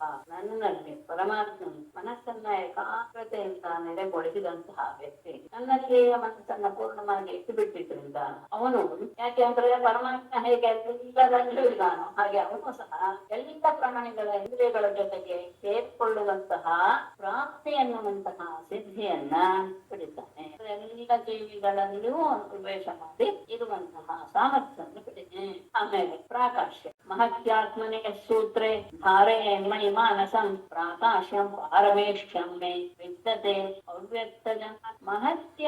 ಮೇಡಮ್ ನಮ್ದ್ರಲ್ಲಿ ಪ್ರಾಕಾಮ್ಯಂ ಅಂತ ಇದೆಯಲ್ಲ ಅದೆರಡು ಒಂದೇನಾ? ಪ್ರಾಕಾಮ್ಯಂ ಇದೆಯಾ? ಹೌದು ಮೇಡಮ್, ಪ್ರಾಕಾಮ್ಯಂ ಇದೆ, ಪ್ರಾಕಾಶ್ಯ ಅಂತ ಇಲ್ವೇ ಇಲ್ಲ. ಇಲ್ಲ, ಆ ಶ್ಲೋಕದಲ್ಲಿ ಇರ್ಲಿಲ್ಲ. ಪ್ರಾಕಾಶ್ಯಂ ಇದೆಯೇ? ಪ್ರಾಕಾಶ್ಯಮೇ ಸರಿ. ಪ್ರಾಕಾಶ್ಯಮೇ ಸರಿನಾ ಮೇಡಮ್? ಹೌದು. ನಮ್ದು ಎರಡು ಶ್ಲೋಕದಲ್ಲೂ ಪ್ರಾಕಾಮ್ಯಂ ಅಂತಾನೆ ಇದೆ. ಪ್ರಾಕಾಶ್ಯಂ ಅಂದ್ರೆ ಅದರಲ್ಲಿರುವ ಯಾಕೆಂದ್ರೆ ಹಿಂದೆ ಹೇಳಿದ್ರು ಪ್ರಾಕಾಶ್ಯ ತಾನೆ, ಅಲ್ಲೂ ನಮ್ದ್ರಲ್ಲಿ ಪ್ರಾಕಾಮ್ಯ ಅಂತಾನೆ ಇದೆ. ಪ್ರಾಕಾಶ್ಯಂ ಯಾಕೆಂದ್ರೆ ಸರಿ ಇದೆ. ಅದ್ರ ಲಕ್ಷಣ ಏನ್ ಹೇಳಿದ್ರು? ಶ್ರುತದೃಷ್ಟೇಶ ಪ್ರಾಕಾಶ್ಯಂ ಅಂತ ತಾನೆ. ನಾವು ಯಾವ ವಿಷಯವನ್ನ ಕೇಳಿರ್ತೀವಲ್ಲ, ಯಾವ್ದನ್ನ ಕೇಳಿರ್ತೀವೋ ಯಾವ್ದನ್ನ ನೋಡಿರ್ತೀವೋ ಅದನ್ನ ನಾವು ಅದನ್ನ ಸಿದ್ಧಿ ಮಾಡ್ಕೊಳ್ಳೋದು ಅನ್ನುವಂತಹದ್ದೇ ದರ್ಶನಕ್ಕೆ ನೋಡುವಂತಹ ಸಿದ್ಧಿ. ಆದ್ರಿಂದ ಅದು ಪ್ರಾಕಾಶ್ಯ ಅನ್ನೋದೇ ಸರಿ. ಇಲ್ಲಿ ಪ್ರಾಕಾವ್ಯಂ ಶ್ರುತದೃಷ್ಟೇಶು ಅಂತ ಇದೆ 4ನೇ ಶ್ಲೋಕದಲ್ಲಿ. ನಾನು ಹಿಂದಿನಲ್ಲೂ ಹಾಗೆ ಇದೆಯಾ? 4ನೇದಲ್ಲೂ ಹಾಗೆ ಇದೆಯಾ? ಹಾಗೆ ಇದೆ ಮೇಡಮ್. ಇಲ್ಲ, ಪ್ರಾಕಾಶ್ಯಮೇ ಸರಿ. ಪ್ರಾಕಾಶ್ಯಮೇ ಸರಿ. ಹೌದಾ? ಸರಿ. ಯಾವ್ದ್ರಲ್ಲಿ? ಪ್ರಾಕಾಮ್ಯಂ ಪಾರಮೇಶ್ಯಂ ಅಂತ ಇದೆ. ಹಾಗಲ್ಲ, ಅವ್ರ ಪುಸ್ತಕ ಎಲ್ಲರಿಗೂ ಅದೇ ಇದೆಯಾ? ಗೀತಾ ಪ್ರೆಸ್ ಪುಸ್ತಕದಲ್ಲಿ ಹಾಗೆ ಇದೆ. ಇದು ಹಾಗಲ್ಲ, ಪ್ರಕಾಶ ಶಬ್ದಕ್ಕೆ ಲಕ್ಷಣ ಹೇಳಿರೋದು ಸರಿ ಇರೋದ್ರಿಂದ ಅದು ಪ್ರಕಾಶಪಡಿಸೋದು ಎನ್ನುವ ಅರ್ಥ ಇರುವಂತೆ ಸರಿ. ಅನ್ಯ ಅಲ್ಲ, ಪ್ರಾಕಾಶ್ಯ. ಸರಿ ಮೇಡಮ್. ಅಲ್ಲ ಇಲ್ಲೂ ಹಾಗೇನೆ ಇದೆ. ಹಾಗಾಗಿ ಅಂದ್ರೆ ಪ್ರಕಾಶಗೊಳ್ಳೋದು ಎನ್ನುವ ಅರ್ಥದಲ್ಲಿಯೇ ಇರೋದ್ರಿಂದ ಅದೇ ಸರಿ. ಮಹತ್ಯಾತ್ಮನಿ ಸೂತ್ರೇ ಮಣಿ ಯಹ ಮಾನಸಂ ಧಾರಯೇತ್ ಅವ್ಯಕ್ತ ಜನ್ಮನಃ ಮೇ ಪಾರಮಿಷ್ಠ್ಯಂ ಪ್ರಾಕಾಶ್ಯಂ ವಿಂದತೆ. ಇಲ್ಲಿ ಮಹತ್ಯಾತ್ಮನಿ ಸೂತ್ರೇ ಮಹತ್ತತ್ವ ಇದು ಕ್ರಿಯಾಶಕ್ತಿ ಪ್ರಧಾನವಾದಂತಹ ಮಹತ್ವ. ಅದನ್ನ ಸೂತ್ರ ಎನ್ನುವ ಶಬ್ದದಿಂದ ಕರಿತೀವಿ ಅಂತ ಹಿಂದೆ ಬಂದಿದೆ. ಹಾಗಾಗಿ ಕ್ರಿಯಾಶಕ್ತಿ ಪ್ರಧಾನವಂತಹ ಮಹತ್ವವಾದ ಸೂತ್ರ ಎನಿಸಿಕೊಂಡಿರುವಂತಹ ಎಲ್ಲದಕ್ಕೂ ಅದು ಒಂದು ರೀತಿಯ ಇದು ಸಾರದ ಹಾಗೆ. ಅಂತಹ ಮಯಿ ನನ್ನಲ್ಲಿ ಯಹ ಯಾರು ಮಾನಸಂ ಧಾರೆಯಿತ್ ಮನಸ್ಸನ್ನ ಪೂರ್ತಿಯಾಗಿ ನೆಲೆಗೊಳಿಸ್ತಾನೋ. ಗಮನಿಸ್ಕೊಳ್ಳಿ, ಹಿಂದೆನೂ ಮನೆ ನೆನ್ಸ್ಕೊಳ್ದು ಅಂತ ಹೇಳಿತ್ತು. ಆದ್ರೆ ಅಲ್ಲಿ ಅಹಂತ್ವ ಅಂದ್ರೆ ನಾನು ಎನ್ನುವ ಭಾವವನ್ನು ಮಾತ್ರ ತೆಗೆದುಕೊಂಡು ಹೋಗಿ ನೆಲೆಗೊಳಿಸೋದು ಅಂತಾಯ್ತು. ಇಲ್ಲಿ ಕ್ರಿಯಾಶಕ್ತಿ ಪ್ರಧಾನವಾದಂತಹ ಮಹತ್ತತ್ವವನ್ನ ಸೂತ್ರ ಅಂತ ಹೇಳ್ತಾರೆ. ಆ ಸೂತ್ರಕ್ಕೆ ಉಪಾಧಿಯಾದಂತಹ ನನ್ನಲ್ಲಿ ಮನಸ್ಸನ್ನ ಧಾರಣೆ ಮಾಡಿದಾಗ ಅವ್ಯಕ್ತ ಜನ್ಮನಃ, ಅವ್ಯಕ್ತ ಅಂದ್ರೆ ಪ್ರಕೃತಿ, ಆ ಪ್ರಕೃತಿಯಿಂದ ಹುಟ್ಟಿದ್ದು ಮಹತ್ತತ್ವ. ಹಾಗಾಗಿ ಪ್ರಕೃತಿಯಿಂದ ಜನ್ಯವಾದಂತಹ ಮಹತ್ತತ್ವವದೇ ಉಪಾಧಿಯಾಗಿರುವಂತಹ ಮೇ ನನ್ನ ಪಾರಮಿಷ್ಠ್ಯಂ ಪ್ರಾಕಾಶ್ಯಂ ಎಲ್ಲದಕ್ಕಿಂತಲೂ ಅತ್ಯಂತ ಉತ್ಕೃಷ್ಟವಾದಂತಹ ಸರ್ವೋತ್ಕೃಷ್ಟವಾದಂತಹ ಪ್ರಾಕಾಶ್ಯ ಎನ್ನುವಂತಹ ಸಿದ್ಧಿಯನ್ನ ಅವನು ಇಲ್ಲದೆ ಅಂದ್ರೆ ಆ ಸಂದರ್ಭದಲ್ಲಿ ಎಲ್ಲವನ್ನೂ ಸಹ ನೋಡುವಂತಹ ಸಾಮರ್ಥ್ಯವನ್ನು ಬಿಡಿತಾನೆ. ನೋಡೋದು ಅಂತ ಹೇಳಿದ ತಕ್ಷಣ ಅದು ಕ್ರಿಯೆ ಆಯ್ತು. ಹಾಗಾಗಿ ಕ್ರಿಯಾಶಕ್ತಿ ಪ್ರಧಾನವಾದಂತಹ ಮಹತ್ತತ್ವಕ್ಕೆ ಮಹತ್ತತ್ವವನ್ನೇ ಸೂತ್ರ ಅಂತ ಕರೀತಾರೆ. ಆ ಸೂತ್ರಕ್ಕೆ ಉಪಾಧಿಯಾಗಿರುವಂತಹ ನನ್ನಲ್ಲಿ ಪರಮಾತ್ಮನಲ್ಲಿ ಮನಸ್ಸನ್ನ ನೆಲೆಗೊಳಿಸಿದಾಗ ಅವ್ಯಕ್ತದಿಂದ ಆದಂತಹ ಅಂದ್ರೆ ಪ್ರಕೃತಿಯಿಂದ ಜನ್ಮ ತಾಳಿದಂತಹ ಮಹತ್ತತ್ವದ ಉಪಾಧಿಯಾಗಿ ಇರುವ ನನ್ನ ಸರ್ವೋತ್ಕೃಷ್ಟವಾದಂತಹ ಪ್ರಾಕಾಶ್ಯ ಅಂತಹ ಸಿದ್ಧಿಯನ್ನ ಪಡಿ. ಅದಾದ ಮೇಲೆ ವಿಷ್ಣು ಯಧೀಶ್ವರೇ ಚಿತ್ತಂ ಧಾರಯೇ ಕಾಲ ವಿಗ್ರಹೇ ಸೈಷಿತ್ತಂ ಅವಾಪ್ನುಕ್ತಿ ಕ್ಷೇತ್ರ ಕ್ಷೇತ್ರಜ್ಞ ಚೋದನ. ಯಧೀಶ್ವರೇ ಕಾಲ ವಿಗ್ರಹೇ ವಿಷ್ಣು ಚಿತ್ತಂ ಧಾರಯೇತ್ ಸಹ ಕ್ಷೇತ್ರ ಕ್ಷೇತ್ರಜ್ಞ ಚೋದನ ಈಶಿತ್ವಂ ಅವಾಪ್ನುಕ್ತಿ. ಯಧೀಶ್ವರೇ ಮೂರು ಗುಣಗಳಿಗೆ ಸಹ ಒಡೆಯನಾದ ಅಂದ್ರೆ ಆ ಮೂರು ಗುಣಗಳನ್ನು ತನ್ನ ನಿಯಂತ್ರಣದಲ್ಲಿ ಇಟ್ಟುಕೊಂಡಂತಹ ಮತ್ತು ಕಾಲ ವಿಗ್ರಹೇ ಕಾಲ ಸ್ವರೂಪನಾದಂತಹ ವಿಷ್ಣು ಪರಮಾತ್ಮನಾದ ನನ್ನ ಚಿತ್ತಂ ಮನಸ್ಸನ್ನ ಧಾರೆಯೇತ್ ಅದರಲ್ಲಿ ನಿಲ್ಲಿಸಿದವನು ಸಹ ಧಾರೆಯೇತ್ ಸಹ ಯಾರು ಹಾಗೆ ಧಾರಣೆ ಮಾಡ್ತಾನೋ ಸಹ ಆ ವ್ಯಕ್ತಿಯು ಕ್ಷೇತ್ರ ಕ್ಷೇತ್ರಜ್ಞ ಚೋದನ ಕ್ಷೇತ್ರ ಮತ್ತು ಕ್ಷೇತ್ರಜ್ಞ. ಕ್ಷೇತ್ರಜ್ಞ ಅಂದರೆ ಜೀವಿಗಳು ಜೀವಾತ್ಮರು. ಕ್ಷೇತ್ರಾಣಾಮ್ ಅಂದ್ರೆ ಅದಕ್ಕೆ ಉಪಾಧಿಯಾದಂತಹ ಎಲ್ಲದರ ವಿಷಯದಲ್ಲಿಯೂ ಸಹ ಅವುಗಳನ್ನ ನೇಮಿಸುವಂತಹ ಈಶಿತ್ವಂ. ಈಶಿತ ಅಂದ್ರೆ ಎಲ್ಲವನ್ನು ತನ್ನ ವಶಕ್ಕೆ ತೆಗೆದುಕೊಳ್ಳುವಂತಹ ಆ ಈಶಿತ ಎನ್ನುವಂತಹ ಸಿದ್ಧಿಯನ್ನ ಅವಾಪ್ನು ಅಂದ್ರೆ ಕ್ಷೇತ್ರ ಮತ್ತು ಕ್ಷೇತ್ರಜ್ಞರನ್ನ ಅಂದ್ರೆ ಈ ಜೀವಿಗಳಿಗೆ ಉಪಾಧಿ ಆಗ್ತಹದ್ದು ಯಾವುದೋ ಬೇರೆಗಳು ಇವುಗಳನ್ನ ನೇಮಿಸುವಂತಹ ಈಶಿತ ಎನ್ನುವಂತಹ ಸಿದ್ಧಿಯನ್ನ ಅವನು ಪಡಿತಾನೆ. ಗಮನಿಸಿ, ಅದಕ್ಕೆ ಇಲ್ಲಿ ಹಾಕ್ಬಿಟ್ಟಿದ್ದಾರೆ ಇದರಲ್ಲಿ ಜೀವಾತ್ಮರ ಮತ್ತು ಜೀವಾತ್ಮರ ಉಪಾಧಿಯಾದಂತಹ ದೇಹಗಳು ಅಂತ ಇಟ್ಕೊಂಡಾಗ ಅದನ್ನ ಆತ ನಿಯಂತ್ರಣ ಮಾಡೋದಲ್ಲ. ಮತ್ತು ವಿಶ್ವಸೃಷ್ಟಿಯಾದಿ ಕರ್ತೃತ್ವ ಲಕ್ಷಣ ವಿಶ್ವಸೃಷ್ಟಿ ಮೊದಲಾದಂತಹ ಆ ರೀತಿಯ ಕರ್ತೃತ್ವವನ್ನ ಅವನು ಮಾಡಲ್ಲ. ಈಶಿತ ಅಂತ ಹೇಳಿದ ತಕ್ಷಣ ಈಶ್ವರ ಅಂತ ಭಾವಿಸ್ಬೇಕು. ಈಶಿತ ಸಿದ್ಧಿ ಅಂದ್ರೆ ಜೀವಾತ್ಮದ ಉಪಾಧಿಯಾಗಿರುವಂತಹ ದೇಹಗಳ ನಿಯಮನವನ್ನ ನಿಯಂತ್ರಣವನ್ನು ಮಾಡುವ ಸಾಮರ್ಥ್ಯವನ್ನ ಈಶಿತ ಅದಾದ್ಮೇಲೆ ವಶಿ ನಾರಾಯಣೇ ತುರೀಯಾಖ್ಯೆ ಭಗವತ್ ಶಬ್ದಿತೆ ಮನೋಮಯಿ ಆದಧತ್ ಯೋಗಿ ಮದ್ಧರ್ಮ ವಶಿತಾಂ ಇಯಾತ್. ತುರೀಯಾಖ್ಯೆ ಭಗವತ್ ಶಬ್ದಿತೆ ನಾರಾಯಣೆ ಮಯಿ ಮನಃ ಆದಧತ್ ಯೋಗಿ ಮದ್ಧರ್ಮ ಇಯಾತ್. ತುರೀಯಾಖ್ಯೆ ನಾಲ್ಕನೆಯ ಅವಸ್ಥೆಯಲ್ಲಿ ಕಂಡು ಬರುವಂತಹ ಅಂದ್ರೆ ತುರಿಯ ಎನ್ನುವ ಹೆಸರಿನಲ್ಲಿ ಇರುವ ಅವನಿನ್ನೇನೋ ಭಗವತ್ ಶಬ್ದಿದೆ. ಭಗವಂತ, ಭಗವಾನ್ ಅನ್ನುವ ಶಬ್ದಕ್ಕೆ ಅರ್ಥವನ್ನು ಹೊಂದಿರುವ, ಅಂದ್ರೆ ಭಗವತ್ ಶಬ್ದಕ್ಕೆ ಎಲ್ಲ ರೀತಿಯ ಅರ್ಥವೂ ಅವನಲ್ಲಿ ಹೊಂದೆ. ಅಂದ್ರೆ ಏನು ಅಂದ್ರೆ ಆರನ್ನ ಭಗ ಅಂತ ಕರೀತಾರೆ. ಯಾವ್ದ್ಯಾವ್ದು? ಐಶ್ವರ್ಯಸ್ಯ ಸಮಗ್ರಸ್ಯ ಧರ್ಮಸ್ಯ ಯಶಸ್ಸಃ ಶ್ರಿಯಃ ಜ್ಞಾನ ವೈರಾಗ್ಯಯೋಃ ಸಣ್ಣ ಭಗ ಇತೀರಣ ಅಂತ ಒಂದು ಲಕ್ಷಣ ಇದೆ. ಎಲ್ಲ ಸಮಗ್ರಸ್ಯ ಐಶ್ವರ್ಯಸ್ಯ ಎಲ್ಲ ರೀತಿಯ ಸಂಪತ್ತುಗಳು, ಮತ್ತೆ ಧರ್ಮ ಎರಡಾಯ್ತು, ಯಶಸ್ಸು ಕೀರ್ತಿ ಶ್ರಿಯ ಸಂಪತ್ತು ಉಳಿದ ರೀತಿಯ ಸಂಪತ್ತು, ಜ್ಞಾನ ವೈರಾಗ್ಯ ಜ್ಞಾನ ಮತ್ತು ವೈರಾಗ್ಯ, ಈ ಆರನ್ನ ಭಗ ಅಂತ ಕರೀತಾರೆ. ಈ ಭಗ ಯಾರಲ್ಲಿ ಇದೆಯೋ ಅವನು ಭಗವಾನ, ಯಾರಲ್ಲಿ ಇದೆಯೋ ಅವಳು ಭಗವತಿ. ಇದು ಭಗವತ್ ಶಬ್ದದ ಅರ್ಥ. ಈ ಭಗವತ್ ಶಬ್ದದ ಅರ್ಥವನ್ನ ಯೋಗ್ಯ ರೀತಿಯಲ್ಲಿ ಹೊಂದಿರುವಂತಹ ನಾರಾಯಣೇ, ನಾರಾಯಣನಲ್ಲಿ, ನಾರಾಯಣೇ ಮೈ, ನಾರಾಯಣನಾದಂತಹ ನನ್ನಲ್ಲಿ ಮನಃ ಆದದತು ಯೋಗಿ, ಮನಸ್ಸನ್ನ ನೆಲೆಗೊಳಿಸಿದಂತಹ ಯೋಗಿಯು ಮತ್ಸರಃ ನನ್ನ ಧರ್ಮವನ್ನೇ ಹೊಂದಿರುವ ವಶಿತ, ವಶಿತ ಎನ್ನುವ ಸಿದ್ಧಿಯಿಂದ ಪಡಿ. ಏನು ಮತ್ಸರ್ಮ ಅಂದ್ರೆ ನನ್ನಲ್ಲಿ ಹೇಗೆ ವಿಷಯ ಭೋಗಗಳಲ್ಲಿ ಆಸಕ್ತಿ ಅನ್ನೋದು ಇರಲ್ವೋ ಅದನ್ನ ಟಿಪ್ಪಣಿಯಲ್ಲಿ ಹಾಕಿದ್ದಾರೆ. ಮಮ ಏವ ಧರ್ಮ ವಿಷಯ ಭೋಗೇಶು ಅಸಂಗಿತ್ವ ರೂಪ. ಆ ರೀತಿಯಾದಂತಹ ವಶಿತ, ವಶಿತ ಅಂತ ಹೇಳಿದ್ರೆ ಐನಿಕ ಆಮೋಷ್ಮಿಕ ಸುಖದ ವಿಷಯದಲ್ಲಿ ಜಿಹಾಸೆ ಅಂದ್ರೆ ಕೇಳಿದ್ದು ಲೋಕದಲ್ಲಿ ಕಂಡಿದ್ದಿರ್ಬೋದು, ಪರಲೋಕದಲ್ಲಿರುವುದು, ಇದರ ಬಗ್ಗೆ ಯಾವ ಆಸಕ್ತಿಯೂ ಇಲ್ಲದೆ ಇರುವಂತಹ ಅದು ವಶಿತ ಅನ್ನುವ ಶಬ್ದಕ್ಕೆ ಅರ್ಥ. ಆ ರೀತಿಯ ವಶಿತಾ ಸಿದ್ಧಿಯನ್ನ ಈ ಅಂತ ಅಂತ ತುರಿಯ ಎನ್ನುವ ಶಬ್ದಕ್ಕೆ ಪ್ರಮಾಣಿಭೂತನಾದ, ಭಗವತ್ ಶಬ್ದಕ್ಕೆ ಅರ್ಥ ಸ್ವರೂಪನಾದ ನಾರಾಯಣನಂತಹ ನನ್ನಲ್ಲಿ ಮನಸ್ಸನ್ನ ಧಾರಣೆ ಮಾಡುವಂತಹ ಅವನು ವಶಿತ ಎನ್ನುವ ಸಿದ್ಧಿಯನ್ನ ಪಟ್ಟೆ. ಅವನು ನನ್ನ ಧರ್ಮೇ, ನನ್ನಲ್ಲಿ ಯಾವ ಗುಣಗಳಿದೆಯೋ ಆ ಗುಣಗಳು ಅವನಲ್ಲೂ ತುಂಬಿಕೊಳ್ಳೆ. ಇದರರ್ಥ ಯಾವುದರ ಬಗ್ಗೆಯೂ ಸಹ ವಿಷಯ ಭೋಗಗಳಲ್ಲಿ ಆಸಕ್ತಿ ಇಲ್ಲದೆ ಇರುವಿಕೆ. ನಿರ್ಗುಣೆ ಬ್ರಹ್ಮಣಿ ಮೈ ಧಾರಯೇ ಧಾರಯನ್ ವಿಶದಂ ಮನಃ ಪರಮಾನಂದಂ ಆಪ್ನೋತಿ ಯತ್ರ ಕಾಮಃ ಅವಸೀಯತೆ. ಇಲ್ಲಿಗೆ 8 ಆಯ್ತು. ಇನ್ನೊಂದು ಸಿದ್ಧಿಯನ್ನ ಯಾವ ರೀತಿಯ ಸಿದ್ಧಿ ಅಂತ ವಿಶೇಷವಾಗಿ ಹೇಳ್ತಾರೆ, ಎಲ್ಲವೂ ಬಂದ್ಬಿಡುತ್ತೆ. ನಿರ್ಗುಣೆ ಪ್ರಾಪ್ತಿ ವಿಶದಂ ಮನಃ ಪರಮಾನಂದಂ ಆಪ್ನೋತಿ ಯತ್ರ ಕಾಮಃ ಅವಸೀಯತೆ. ನಿರ್ಗುಣೆ, ನಿರ್ಗುಣನಾದಂತಹ ಬ್ರಹ್ಮಣಿ ಮೈ, ಪರಬ್ರಹ್ಮ ವಸ್ತುವಾದಂತಹ ಮೈ ನನ್ನಲ್ಲಿ, ವಿಶದಂ ಮನಃ ತನ್ನ ಪರಿಶುದ್ಧವಾದಂತಹ ಮನಸ್ಸನ್ನ ಧಾರೆಯನ್ನ ನೆಲೆಗೊಳಿಸಿಕೊಳ್ಳುವಂತಹ ಅಥವಾ ನೆಲೆಗೊಳಿಸಿದಂತಹ ಮನಸ್ಸು, ನೆಲೆಗೊಳಿಸಿದಂತಹ ವ್ಯಕ್ತಿಯು ಪರಮಾನಂದಂ, ಪರಮಾನಂದದ ಸಿದ್ಧಿಯನ್ನು ಪಡಿತಾನೆ. ಏನದು? ಯತ್ರ ಕಾಮಃ ಅವಸೀಯತೆ.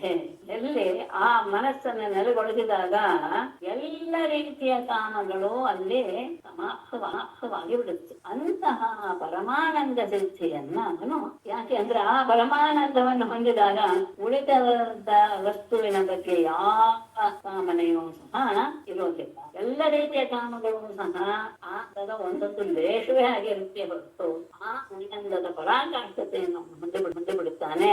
ಯಾವಾಗ ನಿರ್ಗುಣ ಬ್ರಹ್ಮನಾದಂತಹ ನನ್ನಲ್ಲಿ ಪರಿಶುದ್ಧವಾದಂತಹ ಮನಸ್ಸನ್ನ ನಿಲ್ಲಿಸಿದ ವ್ಯಕ್ತಿ ಈ ರೀತಿಯ ಎಲ್ಲ ಇಚ್ಛೆಗಳ ಸಮಾಪ್ತಿ ಆ ಸಿದ್ಧಿಯಲ್ಲಿ ಆಗಿ ಹೋಗುತ್ತೆ. ಮತ್ ಯಾವುದು ಉಳಿತು ಅನ್ನೋದು ಇರೋದೇ ಇಲ್ಲ ವ್ಯಕ್ತಿಗೆ. ಅಂತಹ ಆನಂದದ ಸ್ವರೂಪ. ಇದಕ್ಕೆ ಏನ್ ಹೆಸರು ಮೇಡಮ್? ಈ ಸಿದ್ಧಿಗೆ, ಈ ಸಿದ್ಧಿಗೆ ಏನ್ ಹೆಸರು? ಅದೇನೆ ಏನು ಇಲ್ಲ, ಪರಮಾನಂದ ಸಿದ್ಧಿ ಅನ್ನೋದೇ ಒಂದೇ. ಸರಿ. ಅಂದ್ರೆ ಏನೂ ಬೇಡ, ಯಾವ ಸಿದ್ಧಿಗೂ ಬೇಡ, ಇದೊಂದು ಮಾಡಿಬಿಟ್ರೆ ಸಾಕು. ಉಳಿದ ಎಲ್ಲಾ ಸಿದ್ಧಿಗಳ ಅಂತ ಸಿಗುತ್ತೋ ಅದೆಲ್ಲವೂ ಇದ್ರಲ್ಲೇ ಬಂದಿರುತ್ತೆ. ಸರಿ. ಇದಾದ್ಮೇಲೆ ಉಳಿದ 10 ವಿಷಯವನ್ನ ಹೇಳ್ತಾರೆ. ಸ್ವಲ್ಪ ಏನು ಬೇಡ ನಮ್ಗೇನೋ ಸಿದ್ಧಿಗಳೆಲ್ಲ ನಮ್ಗೇನ್ ಬೇಡ, ಹಾಗಾಗಿ ಏನು ತಲೆಬಿಸಿ ಮಾಡ್ಕೊಳ್ಳೋದೇನು ಬೇಡ. ನಮ್ಗೇನು ಸಿದ್ಧಿಸ್ತಿತ್ತು ಸಾಕ. ನಮಗೆ ಇರುವಷ್ಟು ದಿನ ನಾವು ಆನಂದವಾಗಿ ಇರುವಂತಹ ಒಂದು ಕ್ರಿಯೆಯಲ್ಲಿ ನಮ್ಮನ್ನ ನಾವು ತೊಡಸ್ಕೊಳ್ಳುವಂತಹ ಜ್ಞಾನ ನಮಗೆ ಬಂದ್ರೆ ಸಾಕು. ಉಳಿದ ಸಿದ್ಧಿಗಳ ಅವಶ್ಯಕತೆ ನಮಗೇನು ಇಲ್ಲ. ಯಾಕೆಂದ್ರೆ ನಾವು ಹಾಗೆ ನಮ್ಮನ್ನ ತೊಡಗಿಸ್ಕೊಂಡಾಗ ಕೆಲವು ಸಿದ್ಧಿಗಳು ನಮ್ಮನ್ನ ತಾವಾಗಿ ಆವರಿಸಿಕೊಳ್ಳುತ್ತೆ. ಆದರೆ ಅದು ಕೊನೆಗೆ ನಮ್ಮನ್ನ ಅಡ್ಡದಾರಿಗೆ ಎಳೆಯೋದಕ್ಕೆ ಸಾಧ್ಯತೆ ಇರ್ತದೆ. ಹಾಗಾಗಿ ಸಿದ್ಧಿಗಳನ್ನ ಹೀಗಿದೆ, ಅದನ್ನ ಯೋಗಿಗಳಾದವರು ಪಡಿತಾರೆ ಎನ್ನುವಂತಹ ವಿಷಯವನ್ನ ಹೇಳ್ತಾ ಇರುವಂತವನು ಯೋಗಿಯಾದ ಮೋಕ್ಷವಾದ ಉದ್ಧವ, ಆತನ ಮಟ್ಟಕ್ಕೆ ಪರಮಾತ್ಮ ಹೇಳಿದ್ದಾನೆ. ಅದರಲ್ಲಿ ನಮಗೆ ಎಷ್ಟು ಅರ್ಥವಾಗುತ್ತೋ ಅಷ್ಟನ್ನ ಅರ್ಥ ಮಾಡ್ಕೊಳ್ಳಕ್ಕೆ ಪ್ರಯತ್ನ ಪಡಿ. ಈ ವಿಷಯದಲ್ಲಿ ಹೆಚ್ಚು ಶ್ರಮ ಹಾಕಿ ಅಂತ ನಾನೇನು ಹೇಳೋದಿಲ್ಲ. ಆದ್ರೆ ಮನಸ್ಸನ್ನೇ ಏಕಾಗ್ರತೆಗೊಳಿಸುವುದು ಧ್ಯಾನದ ವಿಷಯದ ಸ್ವಲ್ಪ ಪ್ರಯತ್ನ ಪಡೋದು ಬೇಕು. ಬಿಟ್ರೆ ಉಳಿದದ್ದು ವಿಷಯ ನಮಗೆ ಬೇಡ. ಅಂದ್ರೆ ಅದಕ್ಕೆ ಅಷ್ಟೆಲ್ಲ ನೀವು ವಿಚಾರ ಮಾಡಿ ಅದನ್ನು ತಿಳ್ಕೊಳ್ಳೋಕೆ ಒದ್ದಾಡೋದು ಬೇಡ. ಅಲ್ಲ, ಇದು ನನ್ನ ಅಭಿಪ್ರಾಯ. ಉಳಿದದ್ದೆಲ್ಲ ನಿಮ್ಮ ಸ್ವಂತ ಅಭಿಪ್ರಾಯಕ್ಕೆ ನೀವೇ ಏನು ಅಧಿಕಾರಿಗಳು. ಹಾಗಾಗಿ ಶ್ವೇತದ್ವೀಪ ಪರ್ಥೌ ಚಿತ್ತಂ ಶುದ್ಧೇ ಧರ್ಮಮಯೇ ಮಯಿ ಧಾರಯನ್ ಶ್ವೇತ ಕಾಮ್ಯಾತಿ ಷಡೋರ್ವಿರಹಿತೋ ನರಃ. ಶ್ವೇತದ್ವೀಪ ಪಥೌ ಶುದ್ಧೇ ಧರ್ಮಮಯೇ ಚಿತ್ತಂ ಧಾರಯನ್ ನರಃ ಷಡೋರ್ವಿರಹಿತಃ ಶ್ವೇತ ಕಾಮ್ಯಾತಿ. ಮೇಡಮ್, ಕೊನೆ ಸಿದ್ಧಿ ಹೇಳುತ್ತಲ್ಲ, ಅದ್ರದ್ದು ಹೆಸರು ಏನ್ ಬರುತ್ತೆ? ವಶಿತ ಆದ್ಮೇಲೆ ಯಾವ ರೀತಿಯ ಕಾಮನೇನು ಇಲ್ಲದೆ ಆ ಸಿದ್ಧಿಗೆ ಏನ್ ಹೆಸರಿಲ್ವಾ? ಅದು ಹೇಳಿದ್ದಲ್ಲ, ವಶಿತ ಎನ್ನುವ ಸಿದ್ಧಿಯನ್ನು ತುರಿಯನಾದಂತಹ ಭಗವತ್ ಶಬ್ದ ಏನಿದೆಯೋ, ಅಂದ್ರೆ ಯಾರು ಇದೆಯಲ್ಲ ಭಗ ಎನ್ನುವ ಶಬ್ದಕ್ಕೆ ಐಶ್ವರ್ಯ ಸಮಗ್ರ ಆ ರೀತಿಯ ಅರ್ಥಕ್ಕೆ ಯಾರು ಒಡೆಯನೋ ಅಂತಹ ನಾರಾಯಣನ ಆತ ವಶಿತ ಎನ್ನುವಂತಹ ಸಿದ್ಧಿಯನ್ನ ಪಡಿತಾನೆ. ಅಂದ್ರೆ ಏನರ್ಥ? ಆತ ಹೇಗೆ ಪರಮಾತ್ಮ ಎಲ್ಲದರ ವಿಷಯದಲ್ಲೂ ಆತ ನಿರಾಸಂಗನೋ ಹಾಗೆ ಇವನು ಸಹ ನನ್ನ ಧರ್ಮವನ್ನೇ ಪಡಿತಾನೆ. ನಿರ್ಗುಣ ಬ್ರಹ್ಮನ ನಿರಾಕಾರ ರೂಪನ ಉಪಾಸನೆ ಅಲ್ಲ ಭಗವತ್ ಶಬ್ದ ವಾಚ್ಯ ಅಂತ ಹೇಳಿ ಆಗಿದೆ. ಅವನ ಸಾಕಾರ ರೂಪದಲ್ಲಿಯೇ ಸಿದ್ಧಿಯೆಲ್ಲ ಆಗಬೇಕಾದಾಗ ಸಾಕಾರ ರೂಪವೇ ಬೇಕು. ಅದೇ ಹೇಳಿದ್ರು, ನಿರ್ಗುಣ ಬ್ರಹ್ಮನಾದಂತಹ ನನ್ನಲ್ಲಿ ನೆನಪಿಸಿ ಬಿಟ್ಟರೆ ಮನಸ್ಸನ್ನ ಎಲ್ಲ ಇಚ್ಛೆಗಳು ಪರಿಪೂರ್ಣವಾಗಿ ಬರುವಂತಹ ಯಾವ ಅನಂತದ ಇದೆಯಾ ಪರಾಕಾಷ್ಠೆ, ಅದನ್ನ ಹೊಂದಿಬಿಡ್ತೇನೆ. ಇದೆಲ್ಲವೂ ಸಹ ಏನು ಸಗುಣ. ಎಲ್ಲಿವರೆಗೂ? 8 ಸಿದ್ಧಿಗಳವರೆಗೂ, ವಶಿತವರೆಗೂ. ಎಲ್ಲಿಗೆ? ವಶಿತವರೆಗೂ ಇದೇನೆ ಏನು ಆತನನ್ನ ಆ ರೀತಿಯಾಗಿ ಧ್ಯಾನ ಮಾಡಬೇಕು ಅನ್ನೋದೇನು. ಆಮೇಲೆ ನಿರ್ಗುಣ ಈ ಕಾಮೋ ಅವಸೀಯತೆ ಅಂತ ಅದಕ್ಕೇನ್ ಅರ್ಥ ಮೇಡಮ್? 17ನೇದು ಇದರಲ್ಲಿ ಇದೆಯಲ್ಲ, 17ನೇ ಸ್ತೋತ್ರದಲ್ಲಿ ಕಾಮ ಅವಸೀಯತೆ. ಎಲ್ಲ ಕಾಮಗಳು ಸಹ ಆತನಿಗೆ ಸಿಕ್ಕಿದ ರೀತಿಯಲ್ಲಿ ಆನಂದವಾಗಿ ಅದು ಅಲ್ಲೇ ಕೊನೆಗೊಳ್ಳುತ್ತೆ ಅಂತ. ಅವಸೀಯತೆ ಅಂದ್ರೆ ಅಲ್ಲಿ ಕೊನೆಗೊಳ್ಳೋದು ಮತ್ತು ಆಗ್ತದೆ, ಸಮಾಪ್ತವಾಗುತ್ತೆ. ಯಾವ ಇಚ್ಛೆಗಳು ಮನಸ್ಸಿನಲ್ಲಿ ಉದಯಿಸೋದೇ ಇಲ್ಲ. ಯಾವಾಗ ಅದಾಗುತ್ತೆ ಹಾಗೆ? ಯಾವ ಇಚ್ಛೆ ಉದ್ದೇಶಿಸದೇ ಇರುವಂತದ್ದು ಯಾವಾಗ ಆಗುತ್ತೆ? ಅವನು ಪೂರ್ಣವಾಗಿ ತೃಪ್ತ ಅಲ್ವೇ? ಆ ಪೂರ್ಣವಾಗಿ ತೃಪ್ತನಾಗುವಂತಹ ಅವ ನಿರ್ಗುಣ ಪರಬ್ರಹ್ಮನಲ್ಲಿ ಮನಸ್ಸನ್ನು ನೆಲೆಗೊಳಿಸಿದಾಗ ತಾನಾಗಿಯೇ ಉಂಟಾಗಿ ಬಿಡುತ್ತೆ. ಆವಾಗ ಅವನ ಮನಸ್ಸಿನಲ್ಲಿ ಯಾವ ಆಕಾಂಕ್ಷೆಗಳು ಉಂಟಾಗೋದೇ ಇಲ್ಲ, ಎಲ್ಲವೂ ಅಲ್ಲಿಗೆ ಕೊಂಡುತ್ತೆ. ಶ್ವೇತದ್ವೀಪ ಪಟವು ಶ್ವೇತದ್ವೀಪಕ್ಕೆ ಅಧಿಪತಿಯಾದಂತಹ ಶುದ್ಧೆ, ಅತ್ಯಂತ ಶುದ್ಧವಾದಂತಹ ಧರ್ಮಮಯಿ, ಧರ್ಮ ಸ್ವರೂಪನಾದಂತಹ, ಇದೆಲ್ಲವೂ ಸಹ ತಗೊಳ್ಳುವೆ. ಮತ್ತೆ ನಾಕಿಟ್ಕೊಳ್ಳಿ. ಅಂತಹ ಮಯಿ ನನ್ನಲ್ಲಿ ಚಿತ್ತಂಧಾರಣ, ಚಿತ್ತವನ್ನ ಮನಸ್ಸನ್ನ ನಡೆಗೊಳಿಸಿದಂತಹ ನರಹ ವ್ಯಕ್ತಿಯು ಷಡೂರ್ಮಿರಹಿತ 6 ಊರ್ಮಿಗಳಕ್ಕೆ ಕಾಮ ಕ್ರೋಧ ಶೋಕ ಅದು ವೈರಿಗಳು. ಷಡೂರ್ಮಿ ಊರ್ಮಿಗಳು. ಊರ್ಮಿ ಅಂದ್ರೆ ಅಲೆಗಳ ಹಾಗೆ ಶಿಥಿಲ ಆಗೋದು, ಸಾವು, ದುಃಖ ಮತ್ತೆ ಮೋಹ ಅಲ್ವಾ ಮೇಡಮ್? ಜನ್ಮ ಮೃತ್ಯು. ಸರಿ, ಜನ್ಮ ಮೃತ್ಯು, ದುಃಖ 6 ಊರ್ಮಿಗಳು ಅಂದ್ರೆ ಇದು. ಷಡ್ ವೈರಿಗಳು ಅಂದ್ರೆ ನೀವು ಹೇಳಿದಂತಹ ಕಾಮಕ್ರೋಧ, ಅದು ನಮ್ಮ ದೇಹದಲ್ಲಿರುವಂತಹ ವೈರಿಗಳು. ಇದು ಎಲ್ಲರಿಗೂ ಉಂಟಾಗುವಂತದ್ದು. ಈ ಹಸಿವು ಬಾಯಾರಿಕೆ ಇತ್ಯಾದಿಗಳೆಲ್ಲೂ ಸಹ, ಶೀತ ಉಷ್ಣ ಎಲ್ಲವೂ ಸಹ ಉಂಟಾಗೋದು ಅಲೆಗಳ ರೂಪದಲ್ಲಿ. ಅಂದ್ರೆ ಒಮ್ಮೆ ನಾವು ಹಸಿವು ಊಟ ಮಾಡಿದ ಮೇಲೆ ಮುಗೀತು ಅಂತಿಲ್ಲ, ಮತ್ತೆ ಒಂದು ಸ್ವಲ್ಪ ಹೊತ್ತಾದ್ಮೇಲೆ ಮತ್ತೆ ಹಸಿವು ಉಂಟಾಗುತ್ತೆ, ಬಾಯಾರಿಕೆ ಉಂಟಾಗುತ್ತೆ. ಅಲೆಗಳ ಹಾಗೆ ಮತ್ತೆ ಮತ್ತೆ ಉಂಟಾಗೋದನ್ನೇ ನಾವು ಊರ್ಮೆಗಳು ಅಂತ ಕರಿತೀವಿ. ಊರ್ಮೆ ಅಂದ್ರೆ ಅಲೆ ಹಾಗೆ ಬರುವಂತದ್ದು. ಇದಲ್ಲ ಕಾಮಕ್ರೋಧ ಅಲ್ಲ, ಶ್ವೇಕ್ರೋಧ ಅಲ್ಲ. ಶ್ವೇತದ್ವೀಪ ಅಂದ್ರೆ ಏನ್ ಅರ್ಥ ಅಂದ್ರೆ ಪರಿಪೂರ್ಣವಾದ ಶುದ್ಧ ಎನ್ನುವಂತಹ, ಅಂದ್ರೆ ಆ ಅಂತಹ ಸ್ಥಳಕ್ಕೆ ಅಂತಹ ಭಾವದ ಎಂಬುದೇ ದ್ವೀಪ ಅಂತ ಇಟ್ಕೊಂಡ್ರೆ ಅದಕ್ಕೆ ಒಡೆಯನಾದ ಅಂದ್ರೆ ಶ್ವೇತದ್ವೀಪ ಅಂತ ಒಂದಿದೆ ಅಂತಲ್ಲ, ಶ್ವೇತದ್ವೀಪ ಅಂತ ಅನ್ನಿಸ್ಕೊಳ್ಳುತ್ತೆ ಪರಮಾತ್ಮ ಇರುವಂತಹ ಶುದ್ಧನಾದಂತ, ಅಂದ್ರೆ ಯಾವ ದೋಷವೂ ಇಲ್ಲದೆ ಇರುವ ಅಂದ್ರೆ ಶುದ್ಧ ಸತ್ವ. ಈ ಸತ್ವದ ಗುಣಗಳಲ್ಲಿರುವಂತಹ ಸತ್ವ ಅನ್ನೋದು ಹೇಳಿದ್ದೀನಿ, ರಜೋಗುಣ ತಮೋಗುಣ ಮಿಶ್ರವಾಗಿ ಇರ್ತದೆ. ಪರಮಾತ್ಮನಲ್ಲಿರುವಂತಹ ಶುದ್ಧತೆ ಅದು ಯಾವ ರಜಗುಣ ತಮಗುಣದಲ್ಲೂ ಸ್ಪರ್ಶವಾಗಿರೋದಿಲ್ಲ. ಅದಕ್ಕೆ ಶುದ್ಧದ ಸತ್ವ ಅನ್ನೋದೇ ಆ ಶಬ್ದ ಹೇಳೋದು ಒಳ್ಳೇದು, ಅಥವಾ ವಿಶುದ್ಧ ಸತ್ವ. ಧರ್ಮ ಸ್ವರೂಪನಾದ ನನ್ನಲ್ಲಿ ಮನಸ್ಸನ್ನ ನೆಲೆಗೊಳಿಸಿದಾಗ ಅಂತಹ ಮನುಷ್ಯ ತನಗೆ ಯಾವಾಗಲೂ ಸಹ ತೊಂದರೆ ಕೊಡುವಂತಹ ಈ ಷಡೂರ್ಮಿಗಳನ್ನ ಗೆಲ್ಲುವಂತಹ ಸ್ಥಿತಿಯನ್ನ ಪಡೆದು ಶ್ವೇತ ಕಾಮ್ಯಾನಿ ಅವನು ಸಹ ಪರಿಶುದ್ಧಿಯನ್ನ ಹೊಂದುತ್ತಾನೆ. ಯಾಕೆ ಅಂದ್ರೆ ಈ ಹಸಿವಾರಿಕೆ ಅನ್ನೋದು ಮತ್ತೆ ಮತ್ತೆ ಮತ್ತೆ ಮತ್ತೆ ಹಿಂಸೆ ಮಾಡ್ತಾ ಇದ್ದಾಗ ಆ ದೇಹ ಏನಾಗಿರುತ್ತೆ, ಅಶುದ್ಧವಾಗಿರ್ತಾನೆ ಇದೆ. ಈ 6 ಭಾವಗಳು ಇಲ್ಲ ಅಂತ ಹೇಳಿದ ತಕ್ಷಣ ಅದು ಪರಿಶುದ್ಧವಾಗಿ ಬಿಡುತ್ತೆ.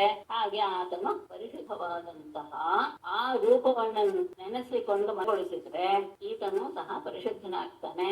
ಈ ಷಡೂರ್ಮಿಗಳ ಹಿಂಸೆ ಅವನಿಗೆ ಇರೋದಿಲ್ಲ. ಅದಾದ್ಮೇಲೆ ಇನ್ನೊಂದು ಯಾವ್ದೋ ದೂರಶ್ರವಣ ದರ್ಶನಂ. ದೂರಶ್ರವಣ ದರ್ಶನಂ ಅದು ಹೇಗೆ ಅಂದ್ರೆ ಮೇಡಮ್, ಸದಾಶಿವ ಬ್ರಹ್ಮೇಂದ್ರ ಒಂದು ಚರಿತ್ರೆಯಲ್ಲಿ ಇದು ಬರುತ್ತಲ್ವಾ ಮೇಡಮ್, ಅದೇ ಎಲ್ಲೋ ಅವರು ಎಲ್ ಬೇಕಾದ್ರೂ ಹೋಗ್ತಾ ಇದ್ರು, ಗೋಡೆಗಳಿದ್ರು ದಾಟ್ಕೊಂಡು ಹೊಟ್ಟೋಗೋರು ಸಿದ್ಧಿಗಳು. ಅವರಿಗೆ ಎಲ್ಲ ಸಿದ್ಧಿನೂ ಒಳದಿತ್ತಪ್ಪ. ಅವರು ಪರಮಾತ್ಮ ಸ್ವರೂಪವೇ ಆಗ್ಬಿಟ್ಟಿರ್ಲಿಲ್ವೇ.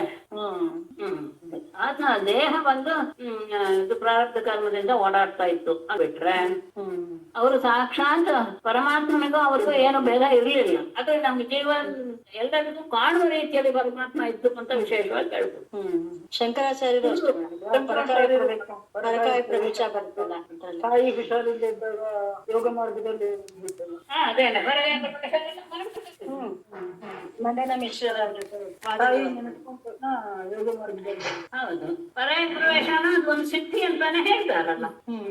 ಅದೇ ಮುಂದೆ ನಾಳೆ ಗೊತ್ತಾಗುತ್ತೆ. ಮೇಡಮ್, ಇಲ್ಲಿ ಧ್ಯಾನ ಮಾಡ್ಬೇಕಂದ್ರೆ ಅವರು ಮನಸ್ಸನ್ನ ಇವಾಗ ಎಲ್ಲ ಅವಯವಗಳು ಎಲ್ಲ ಹೇಳ್ಬಿಟ್ಟು ಮುಖದಲ್ಲಿ ಕೇಂದ್ರೀಕರಿಸಿ ಅಂತ ಹೇಳಿದ್ರಲ್ಲ, ಅವಾಗ ನಾಮಜಪ ಹೇಳಲಿಲ್ಲ ಅಲ್ಲ? ಅಂದ್ರೆ ಯಾವ್ದಾದ್ರು ಒಂದು ನಾಮಜಪ ಮನಸ್ಸಲ್ಲಿ ಬರೋದು ಅದ ಅವಶ್ಯಕತೆ ಇಲ್ವಾ? ಓಂಕಾರ ಹೇಳಿದ್ರಲ್ಲ, ಓಂಕಾರ. ಓಂಕಾರ ಹೇಳುದು. ಓಂಕಾರ ಹೇಳ್ತಾ ಇದೆ ನಾದ ಎನ್ನುವುದು ನಮ್ಮ ಎದ್ದು ಬರ್ಬೇಕು ಅಂತ ಹೇಳಿದ್ದಾರೆ. ಅಂದ್ರೆ ಮನ್ಸಲ್ಲಿ ಓಂ ಓಂ ಅನ್ನೋದು ಬರ್ತಾ ಇರ್ಬೇಕು. ಅದು ಬರ್ಬೇಕು. ಅದು ನೆಲಗೆ ಅದು 3 ಅಕ್ಷರ ಆಯ್ತಾ. ಆ ಕೊನೆಯ ಬಿಂದು ಎನ್ನುವುದು ಆ ಹೃದಯದಲ್ಲಿ ಇಂದ ಅದು ಮೇಲಕ್ಕೆ ಹೋಗ್ಬೇಕು. ಯಾಕೆಂದ್ರೆ ಮೂಲಾಧಾರದಲ್ಲಿ ಮತ್ತು ನಾಭಿಯಲ್ಲಿ ಬರುವಂತಹದ್ದು ನಮ್ಗೆ ಗೊತ್ತಾಗುದಿಲ್ಲ. ಹೃದಯಕ್ಕೆ ಬಂದಾಗ ಅದರ ಅರಿವು ಆಗುತ್ತೆ. ಅದಕ್ಕೆ ಅವ್ರು ಹೇಳೋದು ಹೃದಯದಲ್ಲಿ ಅದನ್ನ ಏನು ಕಮಲದ ಮಧ್ಯದಲ್ಲಿ ಕರ್ಣಿಕ ಇದೆಯಲ್ಲ, ಆ ಕರ್ಣಿಕೆಯನ್ನ ಅಲ್ಲಿಂದ ಹೊರಗೆ ಬಂದು ಅದು ಅಲ್ಲಿಂದ ಆ ಬಿಂದು ರೂಪ ಮೇಲ್ ಬರ್ಬೇಕು ಅಂತ. ಯಾವ್ದು ಬಿಂದು ರೂಪ ಅಂದ್ರೆ ಅಕಾರ ಉಕಾರ ಆದ್ಮೇಲೆ ಇರುವಂತಹ ಬಿಂದು. ಅದನ್ನ ನೀವು ಸಹಸ್ರಾರಕ್ಕೆ ತೆಗೆದುಕೊಂಡು ಹೋಗ್ಬೇಕು. ಮೇಡಮ್, ಇಲ್ಲಿ 15ನೇ ಮಾತ್ರೆ ಬಿಂದು ಅಂತ ಹೇಳಿದ್ರಲ್ಲ ನೀವು? ಹೌದು ಹೌದು ಹೌದು. ಅಂದ್ರೆ ನಾವು ಧ್ಯಾನ ಮಾಡಬೇಕಾದ್ರೆ ನಮ್ಮ ಧ್ಯಾನ 14 ಮಾತ್ರೆಗಳ ಕಡೆ ಹೋಗುದಿಲ್ವಾ, ಅಥವಾ ಅದು ಸಹಜವಾಗಿಯೇ ಬಂದ್ಬಿಡ್ತು? ಇವಾಗ ನಿಮಗೆ ಪರಿಚಯ ಆಗಬೇಕು ಅಂತ 15 ಅಂತ ಹೇಳಿದ್ದು ಅಷ್ಟೇ. ಅದನ್ನ ಇಟ್ಕೊಳ್ಳಿ ಅಂತಲ್ಲ. ಆ ಅನುಸ್ವಾರವನ್ನ ನೀವು ಸೇರಿಸಿ ಹೇಳಿ ಅನ್ನೋದು ತಾತ್ಪರ್ಯ ಅಷ್ಟೇ. ಅನುಸ್ವಾರ ಏನು ಅಂದ್ರೆ ನಮ್ಮಲ್ಲಿ ಅದು ಒಂದು 15ನೇ ಅಕ್ಷರ ಸ್ವರ ಅಂತ ಹೇಳಿದ್ದಾರೆ ಅಷ್ಟೇ, ಇನ್ನೇನು ವಿಶೇಷ ಇಲ್ಲ. ಅಲ್ಲ, ನೀವು ಹೇಳಿದ್ರಲ್ಲ ಮೇಡಮ್, ಓಂಕಾರ ಅನ್ನೋದು ಎಲ್ಲರೂ ಹೌದು. ಇದನ್ನ ಯಾರು ಹೇಳಿರೋದು? ಮುಮುಕ್ಷುವಿಗೆ 14 ಮಾತ್ರೆದು ಓಂಕಾರವನ್ನ ಎಲ್ಲ ಹೇಳಬಾರ್ದು. ಅದನ್ನ ನೀವು ಹೇಳ್ತಾ ಇದ್ದೀರಾ? ಅದು ಆ ಓಂಕಾರ ಬೇರೆಮ್ಮ. ಇದು 15ನೇ ಸ್ವರ ಅಂದ್ರೆ ಇದು ಏನೋ ನಾನು ನಿನ್ನೆ ಹೇಳಿದ್ನಲ್ಲ, ಆ 15ನೇ ಸ್ವರ ಇದು. ಅದಲ್ಲ 14 ಆಗಿನ ಮೇಲೆ 15 ಅಲ್ಲ. ಸರಿ, ಹಾಗೆ ತಿಳ್ಕೊಂಡ್ಬಿಡ್ಬೇಡಿ. ಅನುಸ್ವಾರ ವಿಸರ್ಗ ಅಂತ ಹೇಳಿದ್ರಲ್ಲ. ಅನುಸ್ವಾರ ವಿಸರ್ಗ ಅದು ನೆನ್ನೆ ಹೇಳಿದ್ನಲ್ಲ, ಋಕಾರದವರೆಗೆ 10 ಆಯ್ತು. ಆಮೇಲೆ ಎ ಐ ಓ ಅವು 4 ಆಯ್ತು, 14 ಆಯ್ತು. ಆಮೇಲೆ ಅನುಸ್ವಾರ ಮತ್ತು ವಿಸರ್ಗ. ಆ ಅನುಸ್ವಾರ ಎನ್ನುವುದು 15ನೇ ಸ್ವರ. ಅದನ್ನ ಹೇಳಿರೋದಿಲ್ಲಿ. ನಿನ್ನೆಯ ವಿಷಯ ಆ 15ನೇ ಸ್ವರ ಮತ್ತು ನಾನ್ ಹೇಳಿದಂತಹ ಓಂಕಾರದ ವಿಷಯ ಅಲ್ಲ. ಸರಿ. ಆ ಓಂಕಾರದ ವಿಷಯ ನನಗೆ ಜ್ಯೋತಿಷಿಗಳು ಹೇಳಿದಂತಹ ವಿಷಯ. ಅದು 14 ಮಾತ್ರ ಇರುವಂತದ್ದು, 14 ಮಾತ್ರ ಇರುವಂತದ್ದನ್ನ ಹೇಳಿದೆ ಅಷ್ಟೇ ಹೊತ್ತು ಬರೀ ಓಂಕಾರ ಅಕ್ಷರದ್ದು ಇರುವಂತದ್ದು ಹೇಳೋದಕ್ಕೆ ಏನು ನಿಷೇಧ ಇಲ್ಲ. ನಿಷೇಧ ಇಲ್ಲ ಅನ್ನೋದಕ್ಕೂ ವಿಶೇಷ ಇನ್ನೇನು ಅಂದ್ರೆ ಆ ಓಂಕಾರ ಹಾಗೆ ಹೇಳಿದ್ರೇನೆ ಏನು 14 ಮಾತ್ರ ರೂಪವಾಗಿ ಬಂದ್ರೇನೆ ಅದಕ್ಕೆ ಇದು ಏನು ಸಿದ್ಧಿ ಆಗ್ಲಿ ಅಥವಾ ಏನ್ ಹೇಳ್ಬೋದು ಬೆಲೆ. ಅದರ ಸತ್ವ ಇರೋದು ಅಷ್ಟು ಹೇಳ್ದಾಗ ಮಾತ್ರ. ಸುಮ್ನೆ ನಾವು ಓಂಕಾರ ಅಂತ ಹೇಳ್ತಾನೆ ಇರ್ತೀವಲ್ಲ, ಅದರಲ್ಲಿ ಏನೋ ಇದೇನಿಲ್ಲ, ಏನು ಯಾವ ಓಂಕಾರದ ಒಂದು ಇದು ಇಲ್ಲ. ಅಂದ್ರೆ ಈಗ ಯೋಗ ಕ್ಲಾಸಿಗೆ ಹೋದ್ರೆ ಓಂಕಾರ ಹೇಳಿಸ್ತಾರಲ್ಲ ನಮ್ಮ ಹತ್ರ, ಅದು ನಾವು ಹೇಳ್ಬೋದಾ? ಓಂ ಅಂತ ಫಸ್ಟ್ ಗೆ ಹೇಳಿಸ್ತಾರೆ. ಅದೇ ಅವರು ಅಷ್ಟು ದೀರ್ಘವಾಗಿ ಹೇಳ್ತಾರೆ ಅಂದ್ರೆ ಸ್ತ್ರೀಯರಿಗೆ ಓಂಕಾರ ಹೇಳುವ ಅಧಿಕಾರ ಇಲ್ಲ. ಅದಕ್ಕೇನೆ ನಮ್ಮಲ್ಲಿ ಶ್ರೀಂಕಾರ ಹೇಳಿ, ಯಾಕೆ ಅಂದ್ರೆ ಅದೇನೆ ದೇವಿಯ ಪ್ರಣವ ಮಂತ್ರ ಅಂತ ಹೇಳಿ ಶ್ರೀಂಕಾರವನ್ನ ನಮಗೆ ಉಪದೇಶ ಮಾಡ್ತಾರೆ. ಸ್ತ್ರೀಯರು ಶ್ರೀಂಕಾರವನ್ನ ಹೇಳ್ಬೇಕು. ಹಾಗಾದ್ರೆ ಈಗ ಸಹಸ್ರಾಮ ಅಷ್ಟೋತ್ತರದೆಲ್ಲ ನಮಃ ಬರುತ್ತಲ್ಲ ಮೇಡಮ್, ಓಂ ತ್ರಿಪುರ ಸುಂದರಿ ನಮಃ ಅದೆಲ್ಲ ಅವಾಗ ಹೇಳ್ಬಾರ್ದ ಓಂ? ಅದೇನೆ ಓಂ ಹೇಳ್ಬಾರ್ದು ಅನ್ನೋದೇ ಇದೆ ಅಮ್ಮ. ಸ್ತ್ರೀಯರಿಗೆ ಓಂಕಾರ ಹೇಳಿಲ್ಲ. ಎಲ್ಲೆಲ್ಲಿ ಓಂಕಾರ ಬರುತ್ತೋ ಅಲ್ಲೆಲ್ಲ ಶ್ರೀಂಕಾರ ಹಾಕೊಳ್ಬೇಕು. ಆದರೆ ನೀವೇನ್ ಹೇಳ್ತಿದ್ದೀರೋ ಅದು ನಮಗೆ ಅಪ್ಲಿಕೇಬಲ್, ಅದನ್ನ ಒಂದ್ಸತಿ ಗಮನಿಸ್ಕೋಬೇಕು. ಎಲ್ಲಿ ನೀವು ಓಂ ತ್ರಿಪುರ ಸುಂದರಿ ನಮಃ ಹೇಳಿದ್ದು? ಸಹಸ್ರಾಮ ಅಷ್ಟೋತ್ತರದೆಲ್ಲ ಬರುತ್ತಲ್ಲ ಮೇಡಮ್, ಅದು ಸಾಮಾನ್ಯ ನೀವು ಗಮನಿಸಿದಿರೋ ಇಲ್ವೋ ಗೊತ್ತಿಲ್ಲ, ಓಂಕಾರ ಬಿಟ್ಟೇನೆ ಇದನ್ನ ಹೇಳ್ತಾರೆ. ಏನನ್ನ ಸಹಸ್ರನಾಮವಾಗ್ಲಿ ಅಷ್ಟೋತ್ತರನಾಮವಾಗ್ಲಿ ಅಂದ್ರೆ ಈ ನಾಮರೂಪದಲ್ಲಿ ಹೇಳೋದು, ಅಂದ್ರೆ ನಮಃ ಬಿಟ್ಟು ಅಲ್ಲ, ಅಲ್ಲ ಓಂಕಾರ ಬಿಟ್ಟು ನಮಃ ಹೇಳ್ತಾರೆ, ಓಂಕಾರ ಹೇಳಲ್ಲ. ಅಂದ್ರೆ ಅದು ಹೇಳದಿದ್ರು ತಸ್ಮೈ ನಮಃ, ವಿಷ್ಣವೇ ನಮಃ, ವಷಟ್ಕಾರಾಯ ನಮಃ ಹಾಗೆ ಹೇಳ್ತಾರೆ ಹೊತ್ತು ಓಂ ಹೇಳಲ್ಲ. ಅಂದ್ರೆ ಸ್ಟಾರ್ಟಿಂಗ್ ಅಲ್ಲಿ ಹೇಳ್ಬಿಟ್ಟು ಆಮೇಲೆ ಹೇಳ್ಕೊಂಡು ಹೋಗ್ಬಿಡ್ತಾರಲ್ಲ ಮೇಡಮ್, ಅದು ಒಂದು ಪುರೋಹಿತರು ಹೇಳ್ಬೇಕಾದ್ರೆ ಹೇಳ್ತಾರೆ ಹಂಗೆ. ಅದೇ ಹೇಳ್ತಾರೆ, ಆದ್ರೆ ಸಾಮಾನ್ಯವಾಗಿ ಕೆಲವು ಇದ್ರಲ್ಲಿ ಅದನ್ನ ಬಿಟ್ಟೇನೆ ಹೇಳ್ತಾರೆ. ಇದಕ್ಕೆಲ್ಲ ನೀವು ಏನ್ ಹೇಳ್ಬೇಕು ನನಗೆ ಗೊತ್ತಿಲ್ಲ. ಓಂಕಾರ ಬಿಟ್ಬಿಟ್ಟು ನಾವು ನಮ್ಮ ಅದೇ ದೇವಿಯ ನಾಮ ಮತ್ತೆ ನಮಃ ಹೇಳ್ಕೋಬಹುದು ಅಲ್ವಾ ಮೇಡಮ್, ಅರ್ಚನೆ ಮಾಡ್ಬೇಕಾರೆ? ಅದೇ ಶ್ರೀಂಕಾರ ಸೇರಿಸ್ತಾರೆ. ಅಂದ್ರೆ ನಾವು ಹೇಳುವಂತ ಮಂತ್ರಕ್ಕೆ ಓಂಕಾರದ ಜಾಗದಲ್ಲಿ ಹಿರಿಂಕಾರ ಹಾಕಿ ನಮ್ಗೆ ಮಂತ್ರೋಪದೇಶ ಮಾಡೋದು ಉಂಟು. ಯಾಕೆಂದ್ರೆ ಹ್ರೀಂ ಅನ್ನೋದು ದೇವಿಯ ಪ್ರಣವವಾಚಕ ಅಂತಾನೆ ಪ್ರಸಿದ್ಧಿ. ಅದಕ್ಕೇನೆ ಗುರುಗಳು ನಮ್ಗೆಲ್ಲ ಹಿರಿಂಕಾರವನ್ನ ಉಪದೇಶ ಮಾಡಿಕೊಟ್ರು ಅಲ್ವೇ? ವಿಷಯ ಜ್ಞಾನದಿಂದ ಮನಸ್ಸನ್ನ ಸಮಾಜ ಸ್ಥಿತಿಗೆ ತೆಗೆದುಕೊಂಡು ಹೋಗುವಂತಹ ಯೋಗಿ ತ್ರಿಪುಟಿಯಿಂದ ಮುಕ್ತನಾಗಿ ಬಿಡುತ್ತಾನೆ. ತ್ರಿಪುಟಿಯ ಜ್ಞಾನ ಇರುತ್ತೆ. ಜ್ಞಾನಕ್ಕೆ ಕುಂತಾಗ ಅದು 3 ಇರುತ್ತೆ, ಶಾಸ್ತ್ರ ಜ್ಞಾನ ಧ್ಯೇಯ ಅಂತ. ಅದು 3 ಇಲ್ಲದೆ ಒಂದೇ ವಸ್ತುವಿನ ಹಾಗೆ ಮನವಾಗ್ತಾ ಇರುತ್ತೆ. ಅದು ಸಮಾಧಿ ಹೇಳಿ ಆಮೇಲೆ ಈ ರೀತಿಯಾದಂತಹ ಯೋಗಿಗೆ ಅನೇಕ ರೀತಿಯ ಸಿದ್ಧಿಗಳು ಪ್ರಾಪ್ತಿ ಆಗ್ಬಿಡುತ್ತೆ ಅವರವರ ಸಾಧನೆಗೆ ಅನುಗುಣವಾಗಿ ಅಂತ ಹೇಳಕ್ಕೆ ಹೊರಟಂತಹ ಪರಮಾತ್ಮ ಅನಿಮಾದಿ ಸಿದ್ಧಿಗಳ ಲಕ್ಷಣವನ್ನ ಉತ್ಸವನಿಗೆ ಹೇಳಕ್ಕೆ ಮಾಡಿದೆ.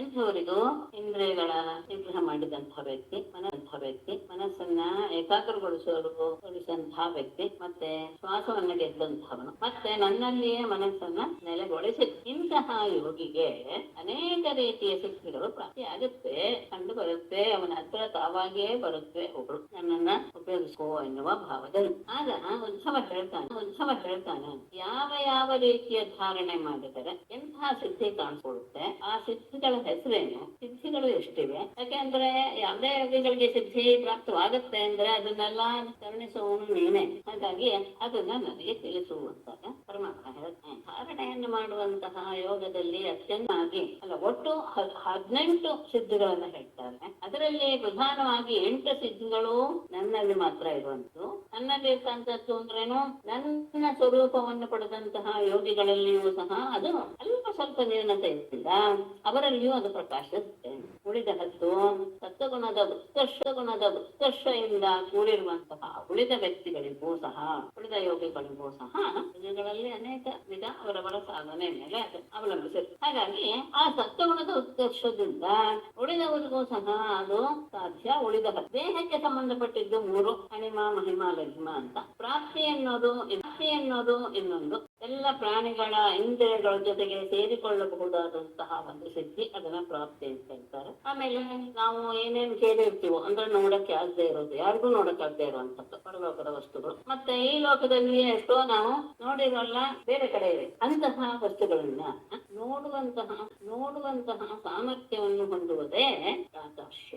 ಆಮೇಲೆ ಮಾಯೆಯನ್ನ ಮತ್ತು ಅದರ ಅಂಶಗಳಾದ ಶಕ್ತಿಗಳನ್ನೂ ಸಹ ಪ್ರೇರೇಪಿಸುವಂತಹ, ಅಂದ್ರೆ ಈತನಲ್ಲಿಯೇ ಆ ಒಡೆತನವೂ ಬರುತ್ತೆ ಅಂತ ಈಶಿತ ಅಂತ ಎಲ್ಲವನ್ನು ನಿಯಮಗೊಳಿಸುವಂತ ಪರಮಾತ್ಮನಿಗೆ ಇರುವಂತದ್ದು ಇದೆಯಲ್ಲ, ಅದೇ ತನಗೂ ಈಗ ಹೇಳ್ತಾ ಇರುವಂತದ್ದು ಎಂದು ಪರಮಾತ್ಮನಲ್ಲಿ ಇರುವಂತಹ ಶಕ್ತಿ. ಆಮೇಲೆ ಯಾವುದೇ ಲೌಕಿಕ ವಿಷಯಗಳಲ್ಲಿ, ಶಬ್ದಾದಿ ಇಂದ್ರಿಯಗಳ ವಿಷಯಗಳಲ್ಲಿ ಅನಾಸಕ್ತಿ ಎನ್ನುವುದೇ ವಶಿತ ಎನ್ನುವ ಸ್ಥಿತಿ. ಆಮೇಲೆ ಯಾವ ಯಾವ ವಸ್ತುವನ್ನ ಆತ ಬಯಸ್ತಾನೋ ಅದೆಲ್ಲವೂ ಸಹ ಇದು ಶಬ್ದಾದಿ ವಿಷಯಗಳಲ್ಲಿ ಅನಾಸಕ್ತಿ ಅನ್ನೋದು ವಶಿತ.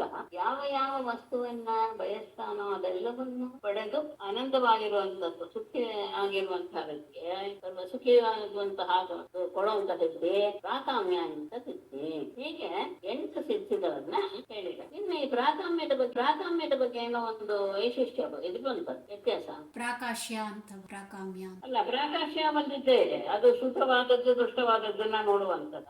ವಿಷಯದ ಭೋಗಗಳಲ್ಲಿ ಅಸಂಕಾರಗಳು ವಶಿತ, ಅದು ಒಂದು ಸಿದ್ಧಿ ಅಂತ ಅಷ್ಟೇ ಹಾಕಿಬಿಟ್ಟಿದ್ದಾರೆ. ಏನು ಅವನ ವ್ಯಕ್ತಿ ಏನೇನೇನೇನು ಬಯಸ್ತಾನೋ, ತನಗೆ ಸುಖ ಇದೆ ಇದರಿಂದ ಅಂತ, ಅದೆಲ್ಲವೂ ಸಹ ಅವನಿಗೆ ಬಂದು ಒದಗುತ್ತೆ. ಅಂದ್ರೆ ಅದರ ಪರಾಕಾಷ್ಠತೆಯನ್ನು ಹೊಂದ್ತಾನೆ.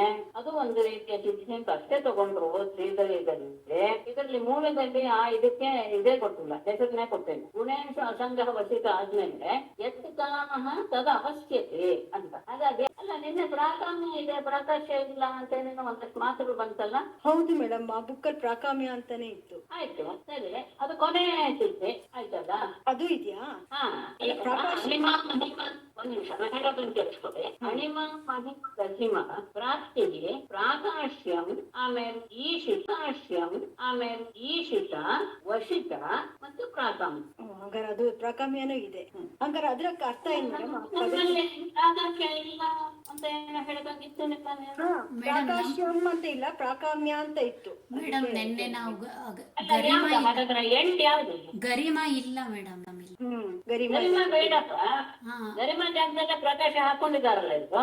ನಮ್ಮ ಬುಕ್ಕಲ್ಲಿ ಪ್ರಾಕಾಮ್ಯ ಮಾತ್ರ ಇರೋದು, ಪ್ರಾಕಾಶ್ಯ ಅಂತ ಇಲ್ವೇ ಇಲ್ಲ, ಎಲ್ಲೂ ಇಲ್ಲ ಪ್ರಾಕಾಶ್ಯ ಅಂತ. ನಾವೇ ಇವಾಗ ನೀವು ಹೇಳಿದಾಗ ನಾವು ತಿದ್ಕೊಂಡಿದ್ವಿ. ಅಲ್ಲ, ಶುತದೃಷ್ಟೇಶು ಶಕ್ತಿ ಶುತದೃಷ್ಟೇಶು ಪ್ರಾಕಾಶ್ಯಂ ಎನ್ನುವಂತಹ 4ನೇ ಶ್ಲೋಕದ ಉತ್ತರ ಅಂತ ಯತ್ಕಾಮಸ್ತದವಸ್ಯತಿ ಶಕ್ತಿ ಪ್ರೇರಣ ಮೀಶಿತ ಪ್ರಾಕಾಮ್ಯಂ ಶ್ರುತದೃಷ್ಟೇಷು ಶಕ್ತಿ ಪ್ರೇರಣ ಮೀಶಿತ. ಹೌದು ಮೇಡಮ್, ಪ್ರಾಕಾಮ್ಯಂ. ಹೌದು ಮೇಡಮ್, ಹೌದು ಮೇಡಮ್. ಹಾ, ಇಲ್ಲ, ಅದು ಪ್ರಾಕಾಶ್ಯ. ಶುತದೃಷ್ಟೇಶು ಎನ್ನುವಂತಹ ಶಬ್ದದ ಹಿಂದೆ ಇರುವಂತಹ ಪ್ರಾಕಾಮ್ಯಂ ಎನ್ನುವುದನ್ನ ಪ್ರಾಕಾಶ್ಯ ಅಂತ ಮಾಡ್ಕೊಳ್ಳಿ. ಆಮೇಲೆ ಯತ್ಕಾಮಃ ತದವಶ್ಯತಿ ಅಂತ 5ನೇ ಶ್ಲೋಕದ ಪೂರ್ವಾರ್ಧದಲ್ಲಿ ಇರುವಂತಹದ್ದು ಕೊಟ್ಟಿಲ್ಲ, ಹೆಸರನ್ನು ಕೊಟ್ಟಿಲ್ಲ. 8ನೇ ಸಿದ್ಧಿಯ ಹೆಸರನ್ನು ಇದರಲ್ಲಿ ಕೊಟ್ಟಿಲ್ಲ. ಅದನ್ನ ನಾವು ಪ್ರಾಕಾಮ್ಯ ಅಂತ ನಾವು ತಗೋತಾ ಇದ್ದೀವಿ. ಈ 8 ಸದ್ಯಕ್ಕೆ ಇಷ್ಟು ನೋಡಿ. ಶುತದೃಷ್ಟೇಶು ಎನ್ನುವ ಹಿಂದೆ ಇರುವಂತಹ ಶಬ್ದ ಪ್ರಾಕಾಶ್ಯ, ಅದು ಸರಿ ಇದೆ. ಯಾಕಂದ್ರೆ ತೋರುವುದು ಎನ್ನುವ ಪ್ರಾಕಾಶ್ಯ, ಅದು ಸರಿ ಇದೆ. ಯಾಕಂದ್ರೆ ತೋರುವುದು ಎನ್ನುವ ಅರ್ಥ ಕೊಡ್ತಾ ಇರೋದಕ್ಕ ಶುದ್ಧವಾದದ್ದು ಮತ್ತು ದುಷ್ಟವಾದದ್ದು ಎಲ್ಲವೂ ಸಹ ನಮಗೆ ಹೊಳೆ ಕಾಣುತ್ತೆ, ತಾನಾಗೇ ಕಾಣುತ್ತೆ. ಎಲ್ಲೋ ಇರುವಂತದ್ದು ಮತ್ತೆ ಪರಲೋಕದಲ್ಲಿರುವಂತಹ ವಿಶುದ್ಧ ಅಂತ. ಆಮೇಲೆ ಯಾವುದನ್ನ ನಾವು ಬಯಸ್ತೀವೋ ಅದೆಲ್ಲವೂ ಸಹ ನಮ್ಗೆ ಸಿದ್ಧಿಸುತ್ತೆ ಎನ್ನುವ ಅರ್ಥದಲ್ಲಿ ಅದು ಪ್ರಾಕಾಮ್ಯ ಅಷ್ಟೇ. ಈ 8 ಸಹಜವಾಗಿ ಇರುವಂತಹ ಶಾಶ್ವತವಾದ ಸಿದ್ಧಿಗಳು ಅಂತ ಈ 8. ಆಮೇಲೆ 10 ವಿಶೇಷವಾಗಿ ಹೇಳುವಂತ ಅನುರ್ಮಿಮತ್ವ, ದೂರಶ್ರವಣ ದರ್ಶನ, ಮನೋಜವ, ಕಾಮರೂಪ, ಪರಕಾಯ ಪ್ರವೇಶನ. ಇದ್ರದ್ದೆಲ್ಲ ಮತ್ತೆ ವಿವರಣೆ ಮುಂದೆ ಬರೋದ್ರಿಂದ ನಾನು ಇದನ್ನ ಮತ್ತೆ ಇಲ್ಲಿ ಹೆಚ್ಚಿಗೆ ತಗೊಳ್ಳಲ್ಲ. ಇದ್ರ ವಿವರಣೆ ಮುಂದೆ ಕೊಡ್ತಾರೆ ಇವರು. ಸ್ವಚ್ಛಂದ ದೇವತೆಗಳ ಅಕ್ಷರ ಜೊತೆ ವಿಹಾರ ಮಾಡುವಂಥದ್ದು, ಸಂಕಲ್ಪ ಏನೇನ್ ಮನಸ್ಸಿಗೆ ಬರುತ್ತೆ ಸಂಕಲ್ಪ ಅದೆಲ್ಲವೂ ಸಹ ಸಿದ್ಧಿಸುವಂಥದ್ದು. ಆಮೇಲೆ ಆತನ ಆಜ್ಞೆ ಎಲ್ಲ ಕಡೆಗೂ ಸಹ ಯಾವ ತೊಂದರೆ ಇಲ್ಲದೆ ನಡೆಯುವಂತ ಇದು 10 ಸಿದ್ಧಿಗಳು. ಇದು ಸತ್ವಗುಣೋತ್ಕರ್ಷವಾದಂತಹ ವ್ಯಕ್ತಿಗೆ ಅಂದ್ರೆ ಯೋಗಿಗೇನೆ ಇಷ್ಟು ಲಭ್ಯ. ಇನ್ನು 5 ಅದು ಕ್ಷುದ್ರ ಸಿದ್ಧಿಗಳು ಅಂತ ತಗೊಳ್ತಾರೆ. ಅಂದ್ರೆ ಅದಕ್ಕೆ ಹೆಚ್ಚು ಇದನ್ನ ತಗೊಳ್ಬಾರ್ದು, ಏನು ಪ್ರಾಧಾನ್ಯ ಕೊಡಬಾರ್ದು ಅನ್ನೋದು ಇವರ ಅಭಿಪ್ರಾಯ. ಮುಂದೆ ಹೇಳ್ತಾರೆ ಏನೇನದು ಅಂದ್ರೆ ತ್ರಿಕಾಲ ಜ್ಞಾನ, ಶೀತೋಷ್ಣಾದಿ ದ್ವಂದ್ವಗಳನ್ನ ತೆಗೆದುವುದು, ಇನ್ನೊಬ್ಬರ ಮನಸ್ಸಿನಲ್ಲಿ ಏನಿದೆ ಅನ್ನೋದನ್ನ ಚೆನ್ನಾಗಿ ಅರ್ಥಕೊಳ್ಳೋದು, ಅಗ್ನಿ ಇದನ್ನೆಲ್ಲ ತಡೆಗಟ್ಟೋದು, ಅದರ ಪ್ರಭಾವ ಆಗದೆ ಇರೋ ಹಾಗೆ ತಡೆಗಟ್ಟೋದು, ಮತ್ತೆ ಇನ್ನೊಬ್ಬರಿಗೆ ಯಾವ ರೀತಿಯಲ್ಲಿಯೂ ಸಹ ತೋರದೆ ಇರುವುದು. ಈ 5 ಸಿದ್ಧಿಗಳಿದೆಯಲ್ಲ ಅದೆಲ್ಲ ಸ್ವಲ್ಪ ಕ್ಷುದ್ರ ಸಿದ್ಧಿಗಳು. ಯಾಕಂದ್ರೆ ಅದು ನಮ್ಮಲ್ಲಿ ಬಂದ್ರೆ ಅದು ನಮ್ಮನ್ನ ಅಡ್ಡದಾರಿಗೆ ಎಳೆಯುವಂತಹ ಸಾಧ್ಯತೆ ಇದೆ. ಯಾಕಂದ್ರೆ ಯಾರಿಗಾದ್ರೂ ಹೇಳೋದಕ್ಕೆ ಶುರು ಮಾಡೋದು, ಅದು ಆಮೇಲೆ ಹೊಗಳಿಕೆಗೆ ಶುರುವಾಗುತ್ತೆ, ಆಮೇಲೆ ಅದು ಆಮೇಲೆ ಹೊಗಳಿಕೆಗೆ ಶುರುವಾಗುತ್ತೆ, ಆಮೇಲೆ ಹಣದ ಮೋಹ ಶುರುವಾಗುತ್ತೆ. ಈ ರೀತಿ ಆಗೋಗೋದ್ರಿಂದ ಇದೆಲ್ಲವೂ ಸಹ ಕ್ಷುದ್ರ ಸಿದ್ಧಿಗಳು ಅಂತ ಇವ್ರು ಹೇಳಿ. ಹಿಂದಿನ 10 ಅಲ್ವೇ ಅಂತ ಮತ್ತೆ ಪ್ರಶ್ನೆ ಬರುತ್ತೆ. ಹಿಂದಿನ 10 ಬರೋದೇ ಯಾವಾಗ ಅಂದ್ರೆ ಸತ್ವಗುಣ ಉತ್ಕರ್ಷದಿಂದ ಬರುವಂತ. ಹಾಗಾಗಿ ಮನುಷ್ಯ ಸ್ವಲ್ಪ ತನ್ನನ್ನ ತಾನು ತನ್ನ ವಶದಲ್ಲಿ ಇಟ್ಕೊಂಡಿರ್ತಾನೆ ಯೋಗಿ ಆಗಿರೋದು. ಆದ್ರೆ ಇದನ್ನ ನೀವು ಗಮನಿಸ್ಕೊಳ್ಬೇಕು, ಈ ರೀತಿಯ ಸಿದ್ಧಿಗಳೆಲ್ಲವೂ ಸಹ ಋಷಭದೇವರಿಗೆ ಸಹಜವಾಗಿ ಬಂದಿತ್ತು. ಮುಂದೆ ಜ್ಞಾಪಕ ಇದೆ ಅನ್ಕೋತೀನಿ, ಇದು 3ನೇ ಸತಿ ನಾ ಹೇಳ್ತಾ ಇದ್ದೆ. ಆ ಸಿದ್ಧಿಗಳು ಯಾವುದೇ ಬಂದರೂ ಸಹ ತನಗೆ ಬೇಡ. ಯಾಕೆಂದ್ರೆ ಆ ಸಿದ್ಧಿಗಳ ಸ್ವಭಾವವೇ ಏನು, ಅದು ಪರಮಾತ್ಮನಲ್ಲಿರುವಂತದ್ದು ಸಹಜವಾದ ಸಿದ್ಧಿಗಳು. ಆದ್ರೆ ಉಳಿದ ಮನುಷ್ಯರಿಗೆ ಬರುವಂತಹ ಸಂಪನ್ನದೇ ಆದಂತಹ ಮನುಷ್ಯರಿಗೆ ಬರುವಂತಹದ್ದು ಆದರೂ ಸಹ ಅದು ಒಂದೊಂದು ಕ್ಷಣದಲ್ಲಿ ನಮ್ಮನ್ನ ಬೇರೆ ದಾರಿಗೆ ಎಳೆದು ಬಿಡುವ ಸಾಧ್ಯತೆ ಇದೆ. ಹಾಗಾಗಿ ಋಷಭದೇವ ಅದು ಯಾವ ಸಿದ್ಧಿಯನ್ನು ತನ್ನಲ್ಲಿ ಇಟ್ಕೊಳ್ಳಿಲ್ಲ, ಎಲ್ಲವನ್ನು ದೂರನೇ ಕಳಿಸಲಿಲ್ಲ. ಅದಾದ್ಮೇಲೆ ಯಾವ್ಯಾವ್ದಂದ್ರೆ ಏನೇನಾಗುತ್ತೆ ಅನ್ನೋದನ್ನ ತಗೊಳ್ತಾ ಇದ್ದಾರೆ. ಅಣಿಮ ಹೇಗಾಗುತ್ತೆ ಅಂದ್ರೆ ಪ್ರತಿಯೊಂದು ಪಂಚಭೂತಗಳ ಸೂಕ್ಷ್ಮವಾದದ್ದಕ್ಕೆ ಉಪಾಧಿ ಪರಮಾತ್ಮನೇ. ಯಾಕೆಂದ್ರೆ ಎಲ್ಲ ಸೂಕ್ಷ್ಮಾಂಶಗಳು ಪರಮಾತ್ಮನಲ್ಲಿ ಇದೆ, ಪರಮಾತ್ಮನೇ ಜಗದ್ರೂಪದಲ್ಲಿ ನಮ್ಮಲ್ಲೂ ಇದ್ದಾನೆ. ಹಾಗಾಗಿ ಮೂಲದಲ್ಲಿ ಪಂಚಭೂತಗಳ ಸೂಕ್ಷ್ಮ ಉಪಾಧಿಯಾಗಿರುವಂತಹ ಪರಮಾತ್ಮನಲ್ಲಿ ಯಾವ ಪಂಚಭೂತಗಳಲ್ಲಿ ಯಾವುದನ್ನ ನಾವು ಮನಸ್ಸಿನಲ್ಲಿ ಆ ಭೂತ ಸೂಕ್ಷ್ಮಾಕಾರದನ್ನ ನಾವು ಮನಸ್ಸಿನಲ್ಲಿ ಧಾರಣೆ ಮಾಡ್ತೀವೋ ಆ ತನ್ಮಾತ್ರೆಗಳನ್ನ ಉಪಾಸನೆ ಮಾಡುವಂತಹ ವ್ಯಕ್ತಿ ನನ್ನ ಅಂದ್ರೆ ಪರಮಾತ್ಮ ಅಣಿಮಾ ಸಿದ್ಧಿಯನ್ನ ಪಡಿತಾನೆ, ಸಾಧನೆ ಮಾಡಿದಂತಹ ವ್ಯಕ್ತಿಗೆ ಬರುತ್ತೆ. ಯಾಕಂದ್ರೆ ಹೇಳಿದ್ದಾನೆ ಸಿದ್ದು. ಹಾಗೇನೆ ಮಹತ್ತತ್ವವನ್ನ ತಗೊಂಡಾಗ ಜ್ಞಾನ ಶಕ್ತಿ ಎನ್ನುವುದು ಅಂದ್ರೆ ಬುದ್ಧಿ ಅಂತ ಕೊಡ್ಬೇಕು ಮಹತ್ತತ್ವಕ್ಕೆ. ಆ ಮಹತ್ತತ್ವಕ್ಕೆ ಉಪಾಧಿಯಾಗಿರುವ ಜ್ಞಾನ ಶಕ್ತಿಗೆ ಉಪಾಧಿಯಾಗಿರುವಂತಹ ಪರಮಾತ್ಮನಲ್ಲಿ ಅಲ್ಲಿ ನೆಲೆಗೊಳಿಸಿದೆ. ಹಾಗೆಯೇ ಆಕಾಶಾದಿ ಭೂತಗಳ ಉಪಾಧಿಯಾದಂತಹ ನನ್ನಲ್ಲಿಯೂ ಮನಸ್ಸನ್ನ ಧಾರಣೆಗೊಳಿಸಿದ್ರೆ ಆಯಾಯ ಭೂತಗಳ ಅಂದ್ರೆ ಪಂಚಮಹಾಭೂತಗಳ ಮಹತ್ತಾದ ರೂಪವನ್ನ ಆತ ಪಡೆದಂತೆ. ಆಕಾಶ, ವಾಯು, ತೇಜಸ್ಸು, ಪೃಥ್ವಿ ಇದೆಲ್ಲೂ ಸಹ ಎಷ್ಟು ಮಹತ್ತಾದದ್ದು ಅಂತ ಮಹತ್ ರೂಪವನ್ನು ಪಡೆದಾಗ ಎಷ್ಟು ದೊಡ್ಡದಾಗುತ್ತೆ ಗಮನಿಸ್ಕೊಳ್ಬೇಕು. ಅದರ ಸೂಕ್ಷ್ಮ ಅಂದ್ರೆ ಅದು ಅಣುರೂಪದಲ್ಲಿ ಇರುತ್ತೆ.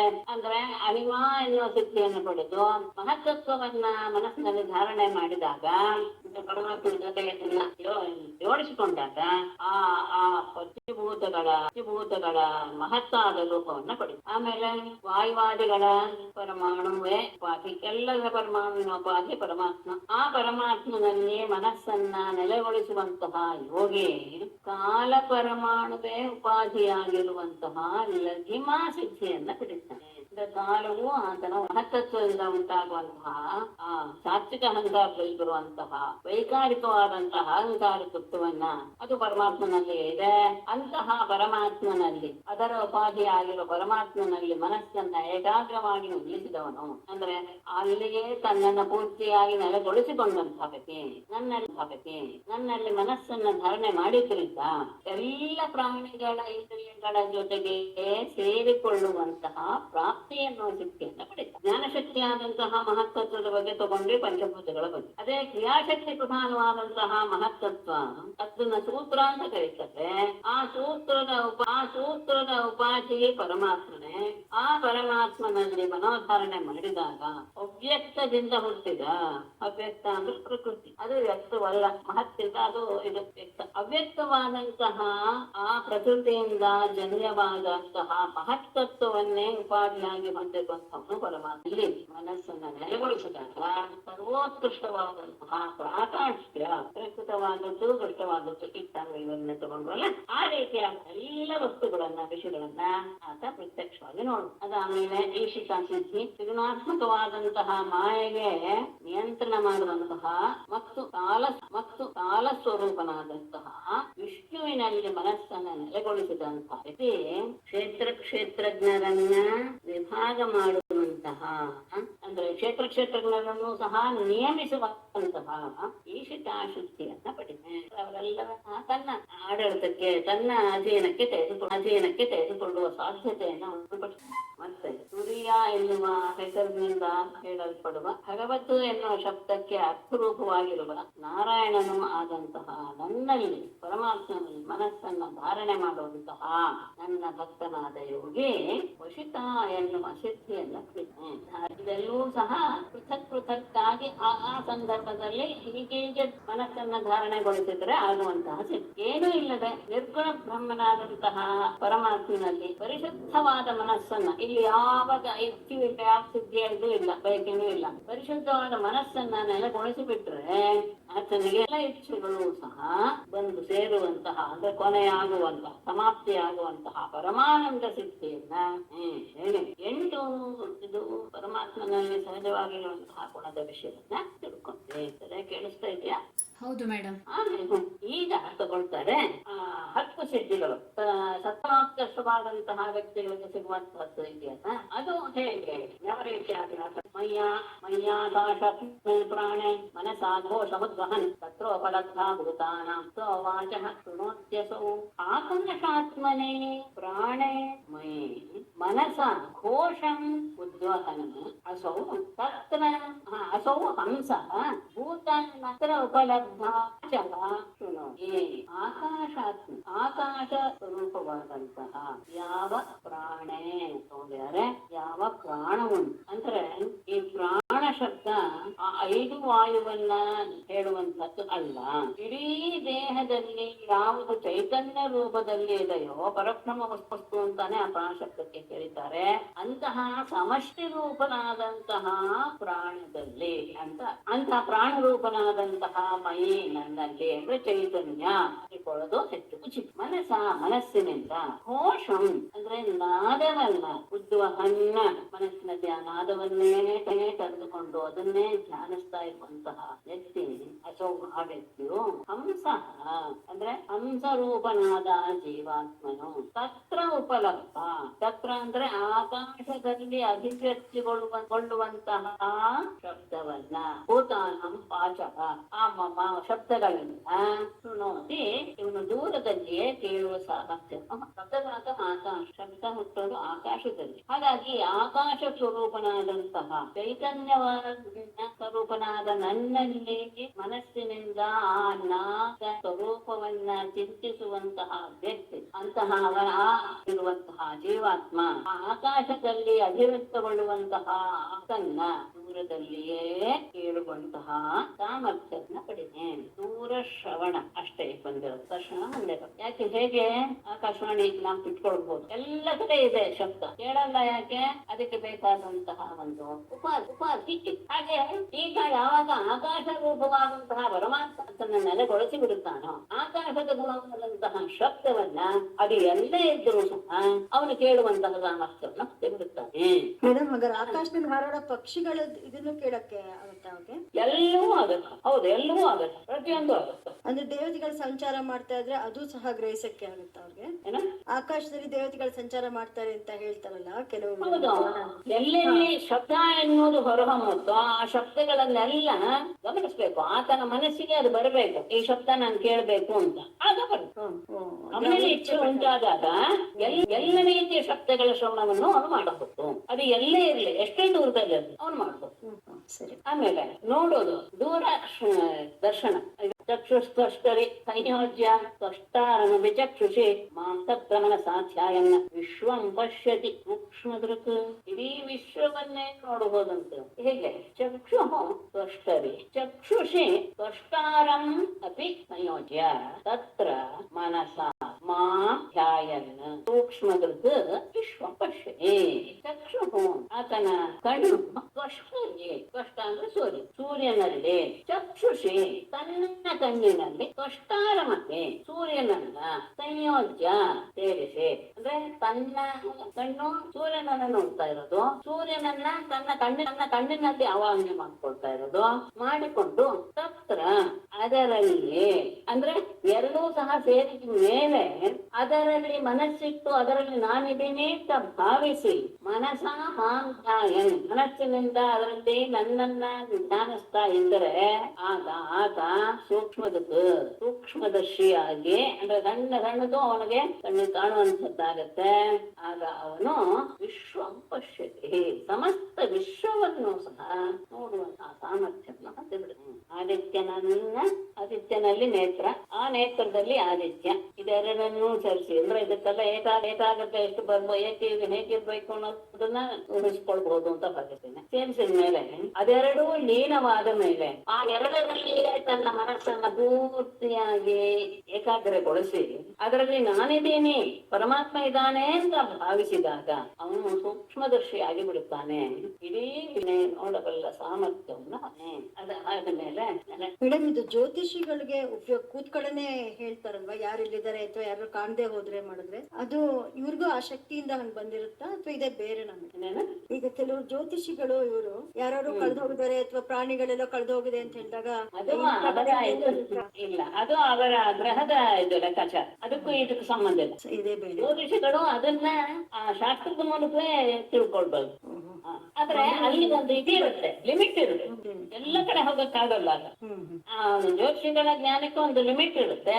ಆದ್ರೆ ಅವರು ಯಾಕೆಂದ್ರೆ ಸಹಜವಾಗಿ ಮನುಷ್ಯನಿಗೆ ಏನೇನ ಅವರಿಗೆ ಗ್ರಹಗಳ ಚಿಂತನೆ ಇದಲ್ಲ, ಈ ಥರದ ಅಲ್ವಾ, ಇದೇ ಬೇರೆ ಸಿದ್ಧಿ, ಇದೇ ಬೇರೆ. ಹೌದು, ಇದು ಬೇರೆ ಸಿದ್ಧಿನೇ. ಇಡೀ ವಿಶ್ವವನ್ನ ಜ್ಯೋತಿಷಗಳಿಗೆ ಬರುವಂತಹ ಜ್ಞಾನ ಗ್ರಹದ ನಿರ್ಧಾರದ ಮೂಲಕ ಬರುವಂತಹದ್ದು ಜ್ಞಾನ ಹೊತ್ತು ಈ ಜ್ಞಾನ ಅಲ್ಲ. ಇಡೀ ವಿಶ್ವವನ್ನೆಲ್ಲ ನೋಡುವಂತಹ ಸಾಮರ್ಥ್ಯ ಬರೋದಿಲ್ಲ.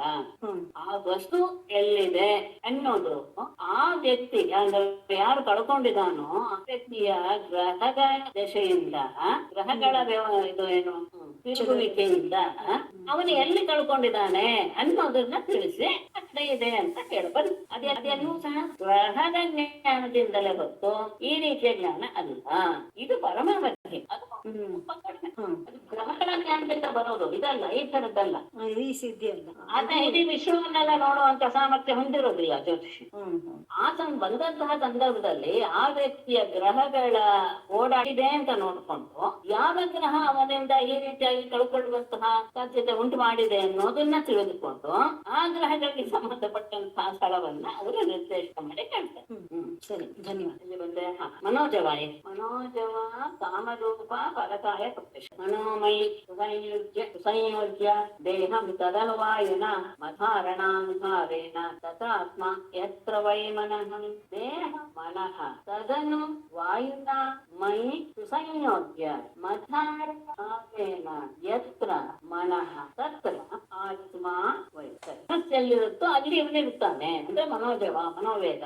ದೇಹ ಮನಃ ದೇಹವನ್ನ ಮತ್ತು ಮನಸ್ಸನ್ನ ತದನು ವಾಯುನ ಅದನ್ನ ಯಾವಾಗಲೂ ಅನುಸರಿಸುವಂತಹ ವಾಯುವಿನೊಡನೆ ಸುಸಂಯೋಜ್ಯ ಅದನ್ನ ಲೀನವಾಗಿದೆ ಅಂತ ಭಾವನೆ. ತನ್ನ ದೇಹ ಪ್ರಾಣವಾದ ವಾಯುವಿನೊಡನೆ ಲೀನವಾಗಿದೆ. ಹಾಗೆ ಮನಸ್ಸು ಸಹ ನನ್ನನ್ನ ಧ್ಯಾನಿಸ್ತಾ ಇದ್ದೇನೆ. ಆಗ ಮತ್ತಾರಣ ಅನುಭವೇನ ಅಂದ್ರೆ ನನ್ನಲ್ಲಿ ಹೊರಗೊಳಿಸುವಂತಹ ಆ ಕ್ರಿಯೆಯಿಂದ ಯತ್ರ ಮನಃ ಮನಸ್ಸು ಎಲ್ಲಿಗೆ ಹೋಗುತ್ತೋ ತತ್ರ ಆತ್ಮ ಅಲ್ಲಿ ಈ ದೇಹವು ಸಹ ಹೋಗುತ್ತೆ ಅನ್ನೋದು ವೈನಿಶ್ಚಯ.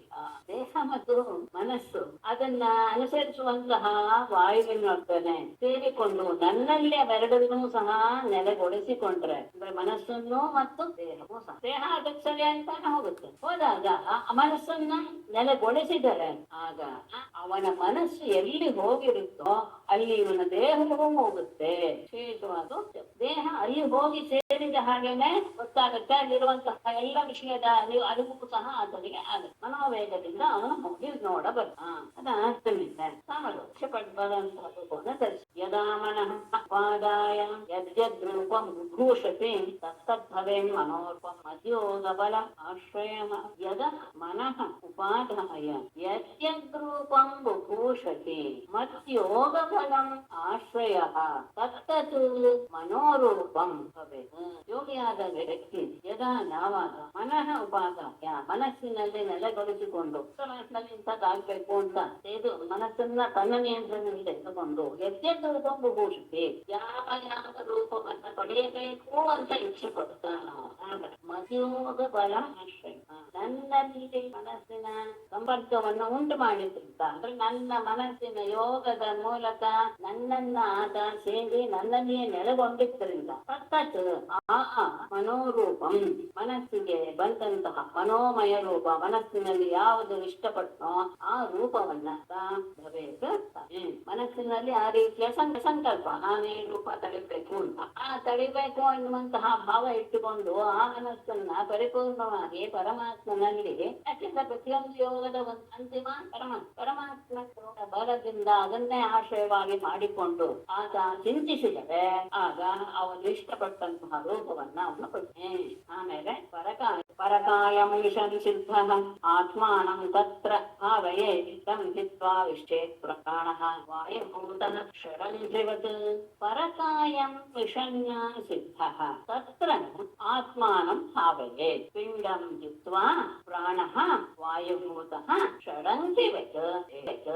ಪರಕಾಯಂ ಸಿದ್ಧ ಪರರ ದೇಹವನ್ನು ಪ್ರವೇಶ ಮಾಡಬೇಕು ಅಂತ ಬಯಸಿದ ಸಿದ್ಧ ಪುರುಷನು ತತ್ರ ಯಾವ ದೇಹೋ ಪರಕಾಯ ಯಾವ ಇನ್ನೊಂದು ದೇಹವೋ ಆ ದೇಹದಲ್ಲಿ ಆತ್ಮ ತನ್ನ ಅಲ್ಲಿ ಇದ್ದೀನಿ ನಾನು ಅಂತ ಮೊದಲು ಭಾವಿಸ್ಕೊಂಡ ಮೇಲೆ ಪಿಂಡಂ ಹಿತ್ವ ತನ್ನ ಈ ದೇಹವನ್ನ ಬಿಟ್ಟು ಪ್ರಾಣ ವಾಯುಭೂತಃ ಆತನ ಅಂದ್ರೆ ಪ್ರಧಾನ ಲಿಂಗದ ಹೇಳಿದಲ್ಲ ಚೈತನ್ಯ ಆ ಪ್ರಧಾನ ಶರೀರದ ಉಪಾಧಿಯಾದಂತಹ ಪ್ರಾಣ ವಾಯುಭೂತಃ ವಾಯು ರೂಪದಲ್ಲಿ ಸೇರಿಕೊಂಡು ಷಡಂಗ್ರೇವತ್ತು ಹಾಗೆ ಹಾರ್ತ ವಿಶೇಷ ಆ ಇನ್ನೊಂದು ಶರೀರಕ್ಕೆ ಹೋಗಿ ಸೇರ್ಕೊಳ್ತಾನೆ. ಯಾವ ಶರೀರವನ್ನು ಸೇರ್ಬೇಕು ಅಂತ ಅಂಶ ಮಾಡಿರ್ತಾನೆ ಶ್ರೀಕೃಷ್ಣ. ಆಗ ಆತ ಅಲ್ಲಿ ತಾನಿದ್ದೀನಿ ಅಂತ ಮೊದಲು ಭಾವಿಸ್ಕೊಳ್ಬೇಕು. ಭಾವಿಸ್ಕೊಂಡ್ಮೇಲೆ ಈ ತನ್ನ ಈ ದೇಹವನ್ನ ಅಂದ್ರೆ ಲಿಂಗ ಶರೀರವಿರುವಂತಹ ಪ್ರಾಣರೂಪವಾದಂತಹ ಉಪಾಧಿ ಇದನ್ನ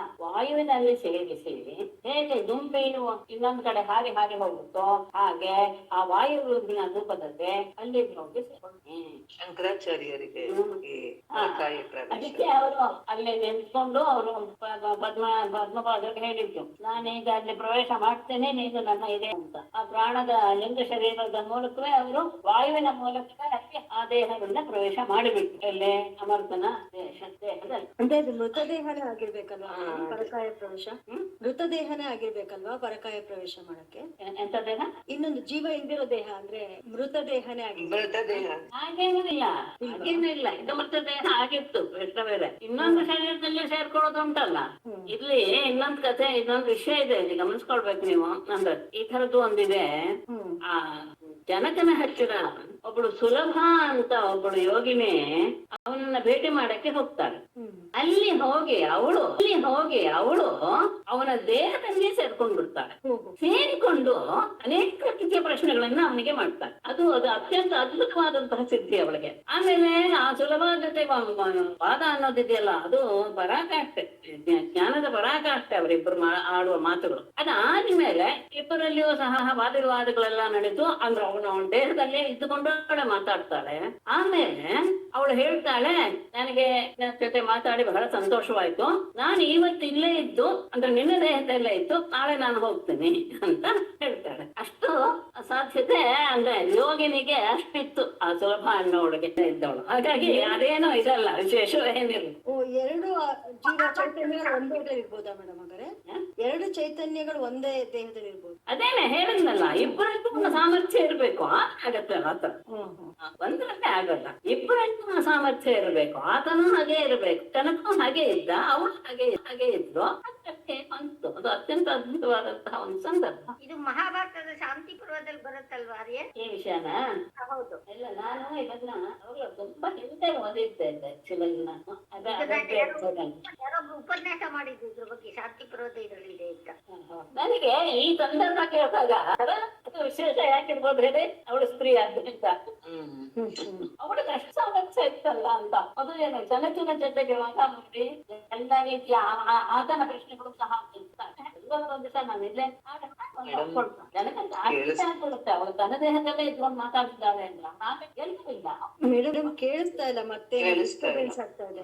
ಮೇಡಮ್ ಇದು ಭೈರವಂದು ಒಂದು ಇನ್ಸಿಡೆನ್ಸ್ ಬರುತ್ತಲ್ಲ, ಅವಾಗ ಶಂಕರಾಚಾರ್ಯರು ಯತಿನ ಬಲಿ ಕೊಡ್ಬೇಕು ಅಂತ ಅವಾಗ ಶಿಷ್ಯರಿಗೆ ನರಸಿಂಹ ಅದು ಪರಕಾಯ ಅಲ್ವಾ? ಇಲ್ಲ ಇಲ್ಲ ಇಲ್ಲ ಇಲ್ಲ ಇಲ್ಲ ನರಸಿಂಹಂದು ಇದಾಗಿ ಆ ಭೈರವನ್ನೇ ಆತನಿಗೆ ಇದ ಆಗುತ್ತೆ ಏನೋ ಒಂಥರ ರೀತಿಯಾದ ಏನೋ ಇದಕ್ಕಿದ್ದಂಗೆ ಏನೋ ಸಿಕ್ಸ್ ಸೆನ್ಸ್ ಅಂತ ಹೇಳ್ತೀವಲ್ಲ, ಆಗುತ್ತೆ ಅಷ್ಟೇ. ಅಂದ್ರೆ ಏನೋ ತೊಂದ್ರೆ ಆಗ್ತಾ ಇದೆ ಗುರುಗಳಿಗೆ ಅಷ್ಟು ಅನ್ಸುತ್ತೆ. ಅದು ಅಲ್ಲೇ ಇರ್ತಾನೆ, ವಿಶೇಷ ಪಕ್ಕದಲ್ಲೇ ಇರ್ತಾರೆ. ಅಂದ್ರೆ ಧ್ಯಾನದಲ್ಲಿ ಮತ್ತೆ ಆದ್ದರಿಂದ ಗೊತ್ತಾಯಿಲ್ಲ. ಆದ್ರೆ ಗುರುಗಳಿಗೆ ತೊಂದ್ರೆ ಆಗ್ತಲ್ಲ, ಅತ್ಯಂತ ಕೇಳಿಸ್ತಾ ಇಲ್ಲ ಅವ್ರಿಗೆ, ಕೇಳಿಸ್ತಾ ಇಲ್ಲ, ಮತ್ತೆ ಕೇಳಿಸ್ತಾನೆ ತುಂಬಾ ಇಲ್ಲ ಕಷ್ಟ ಆಗುತ್ತೆ. ಕೆಲವು ಶಬ್ದಗಳೇನು ಕೇಳಿಸ್ತಾ ಇಲ್ಲ. ಯೋಗಿನಿದು ಹಾಗೆ ಆಯ್ತು. ಮತ್ತೆ ಅವರು ಮೈಕ್ರೋಫೋನ್ ಓಪನ್ ಅಲ್ಲಿ ಇದ್ರೆ ಕೇಳಿಸಲ್ಲ. ಹೌದು, ಅದು ಒಂದು ಕರೆಕ್ಟ್. ಇಲ್ಲ, ಅದು ಇದು ಏನು ಜ್ಞಾನದಲ್ಲಿ ಗುರುಗಳ ಬಗ್ಗೆ ಇರುವಂತಹ ಅದು ಭಕ್ತಿಯಿಂದ ಶ್ರದ್ಧೆಯಿಂದ ಆತನ ಇದು ಏನ್ ಹೇಳ್ಬೇಕು, ಅತ್ಯಂದ್ರ ಶಕ್ತಿ ಆತನಿಗೆ ಎಚ್ಚರಿಸ್ತು. ಅದು ಇಲ್ಲ ಪರಕಾಯ ಅಂತ ಪರಕಾಯ ಪರೀಕ್ಷ. ಆಮೇಲೆ ಪಾರ್ಶ್ಯಾಭೇದ್ಯ ಬುಧಂ ಪ್ರಾಣಂ ದೂರಕಂಠಮೂರ್ಧಸು ಆರೋಪ್ಯ ಬ್ರಹ್ಮರಂಧ್ರೇಣ ಬ್ರಹ್ಮನೇತ್ವಾ ಉಸುಜೇತ್ ತನು. ತನಗೆ ಯಾವಾಗ ಮರಣ. ಇನ್ನೊಂದು ಶ್ಲೋಕ ಇದೆ ಅಲ್ವಾ ಮೇಡಮ್? ಇದೇನಾ? ಇಲ್ಲ ಮೇಡಮ್, ಇದೆ ಇದೆ. ಇಲ್ಲ ಇಲ್ಲ ಇದೆ ಸರಿ. ಪಾರ್ಶ್ಯಾಂ ಬುಧಂ ಆಪೇಕ್ಷ್ಯ ಪ್ರಾಣಂ ಸುದುರಃ ಕಂಠ ಮೂರ್ಧಸು ಆರೋಪ್ಯ ಬ್ರಹ್ಮರಂಧ್ರೇಣ ಬ್ರಹ್ಮ ನೀತ್ವಾ ತನು ಸೃಜೇ. ಸ್ವಚ್ಛಮರಂತ ತನಗೆ ಮರಣ ಆಗಬೇಕು ಅಂತ ಭಾವಿಸಿದಾಗ ಆಗ ತನ್ನ ಶರೀರವನ್ನ ಹೀಗೆ ಬಿಡಬಲ್ಲ. ಹೇಗೆ? ಪಾರ್ಶ್ಯ ತನ್ನ ಹೆಮ್ಮಡಿಯಿಂದ, ಎಡಗಾಲ ಹೆಮ್ಮಡಿ, ಪಾರ್ಶ್ಯ ಅಂದ್ರೆ ಹೆಮ್ಮಡಿ, ಎಡಗಾಲಿನ ಹೆಮ್ಮಡಿಯಿಂದ ಉದಂ ಉದ ಪ್ರದೇಶವನ್ನ ಆಪೇದ್ಯ ಒತ್ತಿ ಹಿಡಿದು. ಇದು ಸುಮಾರು ಸತಿ ಪೃಥು ಧರ್ಮರಾಜ ಇದೆಲ್ಲದ್ರ ಬಗ್ಗೆ ಅವರೆಲ್ಲ ಪ್ರಾಣ ಬಿಟ್ಟಿದ್ದು ಹೇಗೆ ಅನ್ನೋದರ ಅರಿವು ಇದೆ ಅಂತ ಅನ್ಕೊಳ್ತೀನಿ. ಅದೇ ಕ್ರಮ ಅಲ್ಲೇ ಒತ್ತಿ ಹಿಡಿದು ಆ ಪ್ರಾಣದ ಉಪಾಧಿಯಾದ ಚೈತನ್ಯವನ್ನ ಕೃತ್ ಉರಹ ಕಂಠ ಮೂರ್ಧಸು. ಕೃತ್ ಹೃದಯ, ಉರಹ ಅಂದ್ರೆ ಎದೆ, ಆಮೇಲೆ ಕಂಠ ಕುತ್ತಿಗೆ ಕಂಠ ಪ್ರದೇಶ ವಿಶುದ್ಧಿ, ಆಮೇಲೆ ಮೂರ್ತ ಇದರಲ್ಲಿ ಕ್ರಮವಾಗಿ ಅದನ್ನ ಮೇಲ್ಮೇಲ್ ಹಚ್ಚಿಸಿ ನಾವು ಆ ಪ್ರಾಣಭಾಗಿಯಾದಂತಹ ಚೈತನ್ಯವನ್ನ ತನ್ನ ಜೀವಾತ್ಮವನ್ನ ಚೈತನ್ಯ ರೂಪ ಅದನ್ನ ಹೃದಯ ಪುರಃ ಪ್ರದೇಶ ಕಂಠ ಶಿರಸ್ಸುಗಳಿಗೆ ಕ್ರಮವಾಗಿ ಇದನ್ನ ಮೇಲ್ಮೇಲೆ ತೆಗೆದುಕೊಂಡು ಹೋಗಿ ಬ್ರಹ್ಮರಂಧ್ರೇಣ ಆ ಬ್ರಹ್ಮರಂಧ್ರದಿಂದ ಬ್ರಹ್ಮನೇತ್ವ ತನಗೆ ಅಪೇಕ್ಷೆ ಪಡುವಂತಹ ಬ್ರಹ್ಮನ ಸ್ಥಾನ ಅಥವಾ ಅವರು ಯಾವ ಸ್ಥಾನವನ್ನ ಹೊಂದಬೇಕು ಅಂತ ಇಷ್ಟಪಡ್ತಾರೋ ಆ ಸ್ಥಾನವನ್ನ ಇಲ್ಲಿ ಬ್ರಹ್ಮ ಅಂತ ಕೊಟ್ಟಿದ್ದಾರೆ. ಅವರಿಗೆ ಯಾವ ಸ್ಥಾನಕ್ಕೆ ಹೋಗ್ಬೇಕು ಅನ್ಸುತ್ತೋ ಆ ಸ್ಥಾನವನ್ನ ಆತ ತಲುಪಿ ಹೇಗೆ ಬ್ರಹ್ಮ ನೀತ್ವ ಅಲ್ಲಿಗೆ ತೆಗೆದುಕೊಂಡು ಹೋಗಿ ತನ್ನ ಶರೀರವನ್ನ ಅವನು ಬಿಡಬಲ್ಲ. ತಾನು ಹೇಗ ಮರಣ ಹೊಂದಬೇಕು, ಇಂತಹ ಸ್ಥಾನವನ್ನು ಹೊಂದಬೇಕು ಎನ್ನುವ ನಿಶ್ಚಯ ಮಾಡಿಕೊಂಡ ತಕ್ಷಣ ಆ ವ್ಯಕ್ತಿ ತನ್ನ ಆ ಯೋಗದ ಬಲದಿಂದ ಪ್ರಾಣಸ್ವರೂಪನಾದಂತಹ ಪರಮಾತ್ಮ ಜೀವಾತ್ಮನನ್ನ ಆ ಹೆಮ್ಮಡಿಯಿಂದ ಲೋಕದ್ವಾರವನ್ನ ಒತ್ತಿ ಹಿಡಿದಾಗ ಮೇಲ್ಮೇಲೆ ಏಳಕ್ಕೆ ಪ್ರಾಣವಾಯು. ಅದು ಆ ಚೈತನ್ಯ ಎನ್ನುವುದು ಮೇಲೆ ಬಂದಾಗ ಕ್ರಮವಾಗಿ ಹೃದಯ ಪ್ರದೇಶ ಕಂಠ ತಲೆಗೆ ಬಂದು ಆಮೇಲೆ ಆ ಬ್ರಹ್ಮರಂಧ್ರದಿಂದ ಅಲ್ಲಿ ಸೀಳು ಬಿಡುತ್ತೆ. ಅವಾಗ ಆ ಸೀಳಿದಂತಹ ಸ್ಥಾನದಿಂದ ಬ್ರಹ್ಮನ ಸ್ಥಾನವನ್ನ ತೆಗೆದುಕೊಂಡು ಹೋಗಿ ಅವನೇ ಸೇರಿಸ್ತಾನೆ. ಬ್ರಾಹ್ಮಣ ಸೇರಿಸಿ ತನ್ನ ಶರೀರವನ್ನ ಬಿಟ್ಬಿಡ್ತಾನೆ. ತನ್ನ ಶರೀರ ಹಾಗೆ ಕೆಳಗೆ ಬಿಡ್ತಾನೆ. ಇದು ಪ್ರಚಂಡ.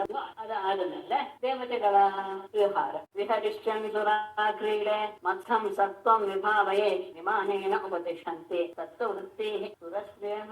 ಇದನ್ನು ಇಷ್ಟಪಡ್ತಾರೆ ಅನ್ನೋದು ನನಗೆ ಗೊತ್ತಿಲ್ಲ. ಸುರಾ ಕ್ರೀಡೆ ವಿಹರಿಷ್ಯನ್ ಮತ್ಸಂ ಸತ್ವಂ ವಿಭಾವಯೇತ್ ಸತ್ವವೃತ್ತಿ ಸುರಸ್ತ್ರೀಯಃ ವಿಮಾನೇನ ಉಪತಿಷ್ಠಂತೆ.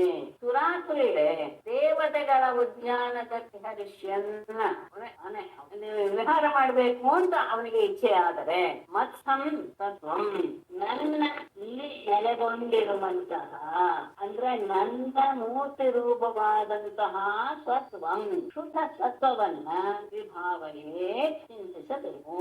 ಅಂದ್ರೆ ನಾನು ಶುದ್ಧ ಸತ್ವರೂಪ ಎನ್ನುವ ರೀತಿಯಲ್ಲಿ ಅಂತಹ ಶುದ್ಧ ಸ್ವರೂಪನಾದಂತಹ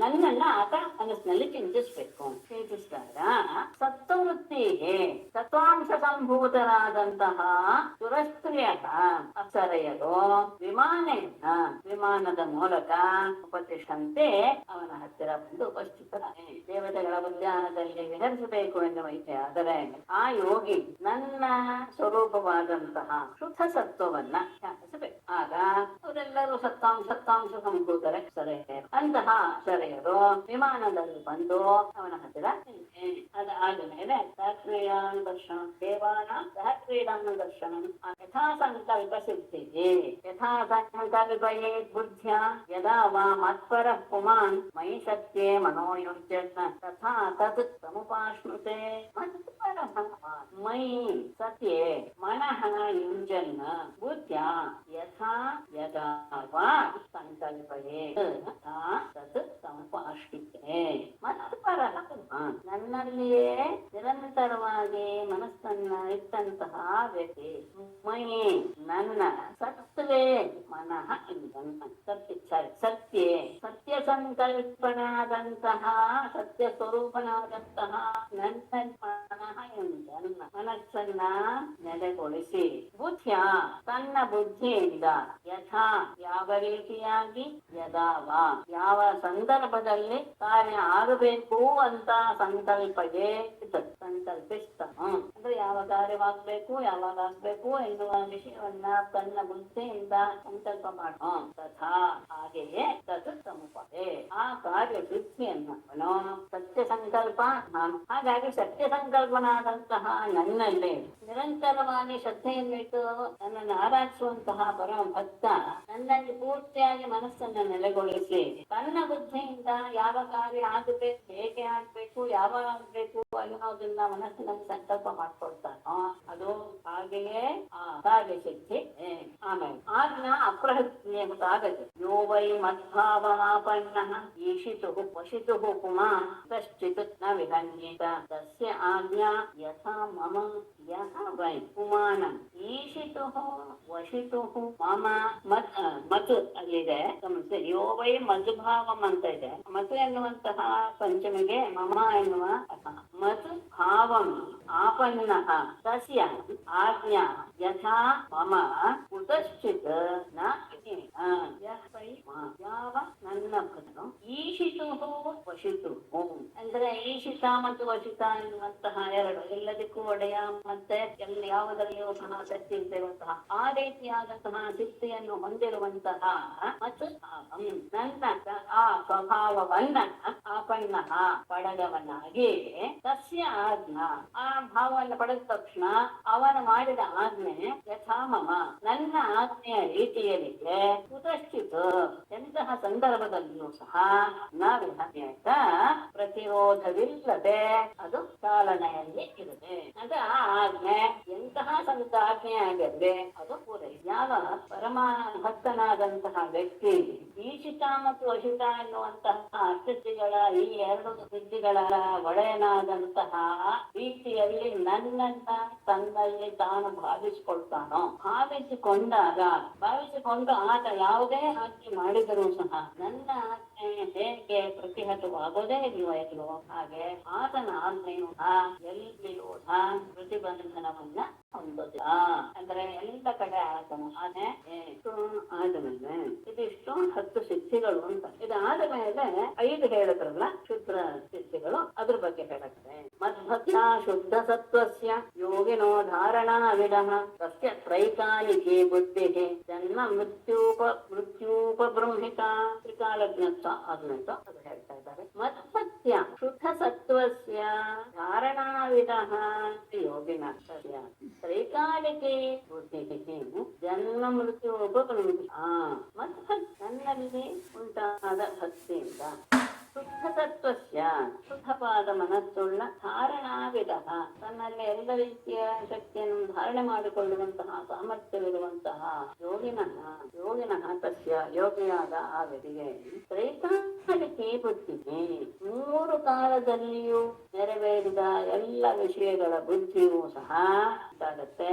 ಎಲ್ಲ ಜನ್ಮ ಮೃತ್ಯುಪಗಮನ ಜನನ ಮರಣಗಳೂ ಸಹ ಆತನಿಗೆ ತಿಳಿದು ಬರುತ್ತೆ. ಮೂರು ಕಾಲ ಅಂದ್ರೆ ಎಂತೆಂದು ತನ್ನ ಜನ್ಮ ಯಾವಾಗ ಆಗಿತ್ತು, ಮುಂದೆ ಮರಣ ಯಾವಾಗ ಆಗುತ್ತೆ, ಅಥವಾ ಇನ್ನೊಬ್ಬರದು ವಿಷಯ ಪ್ರತಿಯೊಂದು ಸಹ ಆತನಿಗೆ ಗೊತ್ತಾದೆ.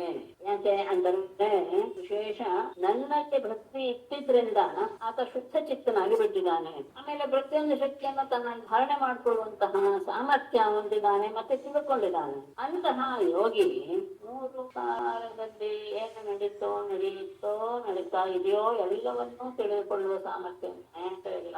ಜನನ ಮರಣಗಳು ಸಹ ಆತನಿಗೆ ತಿಳಿದು ಬರುತ್ತೆ. ಅದಾದ ಮೇಲೆ ಅಧ್ವನ ಅಂದ್ರೆ ಶೀತೋಷ್ಣಗಳನ್ನ ತೆಗೆಸ್ಕೊಳ್ಳೋದು, ಶಾದಿಗಳನ್ನ ಸಂಬಳ ಅಲ್ಲ, ಶೀತೋಷ್ಣಾದಿಗಳ ದ್ವಂದ್ವದ ಅಜ್ಞಾಧಿರ್ನ ಹನ್ಯೇತ ಮುನೇ ಯೋಗಮಯಂ ಮುಪುಃ ಮಧ್ಯೋಗ ಶಾಂತ ಚಿತ್ತಸ್ಯ ಯಾದ ಸಾಮುದಕಂ ಯಥಾ. ಇನ್ನೊಂದು ಮಧ್ಯೋಗ ಶಾಂತ ಚಿತ್ತಸ್ಯ ಮುನೇಃ ಯೋಗಮಯಂ ವಪುಃ ಅಜ್ಞಾಧಿಭಿಃ ನ ಹನ್ಯೇತ ಯಥಾ ಯಾದಸಾ ಉದಕಂ. ಮಧ್ಯೋಗ ಶಾಂತ ಚಿತ್ತಸ್ಯ ನನ್ನ ಧ್ಯಾನದಲ್ಲಿಯೇ ಅಂದ್ರೆ ಅಲ್ಲಿಯೇ ನೆಲೆಗೊಂಡಿರುವಂತದ್ದು ಅಂತ ಮನಸ್ಸು. ನನ್ನ ಧ್ಯಾನದಲ್ಲಿಯೇ ನೆಲೆಸಿದ ಚಿತ್ತವುಳ್ಳಂತಹ ಮುನಿಯ ಯೋಗಮಯಂ ವಪುಃ ಯೋಗವೇ ಆಗಿಬಿಟ್ಟಿರುತ್ತೆ ಆತನ ಶರೀರ. ಯೋಗ ರೂಪವಾದಂತಹ ಅಥವಾ ಯೋಗಮಯವಾದಂತಹ ಆತನ ಶರೀರವು ಅಜ್ಞಾನಿಗೆ ಅಗ್ನಿ ಜಲ ವಿಷ ಇತ್ಯಾದಿ ಯಾವುದೇ ತೊಂದರೆಗಳಿಂದ ಯಾವ ತೊಂದರೆಯನ್ನು ಅಂಟುವುದಿಲ್ಲ. ಹೇಗೆ ಯಾಗಸ ಅಂದ್ರೆ ಜಲಚರ ಪ್ರಾಣಿಗಳಿಗೆ ಉದಕಂ ನೀರು ಅನ್ನೋದು ಹೇಗೆ ಅವರಿಗೆ ತೊಂದರೆಯೇ ಉಂಟು ಮಾಡೋದಿಲ್ವೋ ಹಾಗೆ ಯೋಗಮಯವಾಗಿ ಮಾಡ್ಕೊಂಡ್ಬಿಟ್ಟಿರ್ತಾನೆ ಯೋಗಿ. ಯಾಕೆ ಅಂದ್ರೆ ಪರಮಾತ್ಮನಲ್ಲಿ ಪೂರ್ಣವಾಗಿ ತನ್ನನ್ನ ನೆಲೆಗೊಟ್ಟಿರುತ್ತೆ. ಹಾಗೆ ಆದಾಗ ಅವನ ಶರೀರವು ಯೋಗಮಯವಾಗಿರುತ್ತೆ. ಅಂತಹ ಶರೀರವನ್ನ ಈ ಅಗ್ನಿ ಜಲ ಇತ್ಯಾದಿಗಳಿಂದ ಉಂಟಾಗುವ ಪೀಡೆ ಯಾವುದು ಸ್ಪರ್ಶಿಸೋದೇ ಇಲ್ಲ. ಹೇಗೆ ನೀರಿನಲ್ಲಿ ಇರುವಂತಹ ಜಲಚರ ಪ್ರಾಣಿಗಳಿಗೆ ನೀರು ಹೇಗೆ ಏನು ತೊಂದರೆನೆ ಮಾಡೋದಿಲ್ವೋ ಹಾಗೆ ಆ ವ್ಯಕ್ತಿಗೂ ಯಾವ ರೀತಿಯ ತೊಂದರೆ ಆದ ಮೇಲೆ ನನ್ನ ರೂಪವನ್ನು ಬಂತು ಅದು ಅಪರಾಧೇಯ. ಮತ್ತೆ ಎರಡನ್ನ ಬಿಟ್ರು ಯಾಕೆ ಅಂತ ಗೊತ್ತಾಗಲ್ಲ. ಪರಚಿತ್ತಾದಿ ಅಭಿಜ್ಞತ ಅದ್ವಂತ ಮತ್ತೆ ಪರಚಿತಾದಿ ಅಭಿಜ್ಞತ ಮುಂದಿದ್ದಕ್ಕೆ ಅದು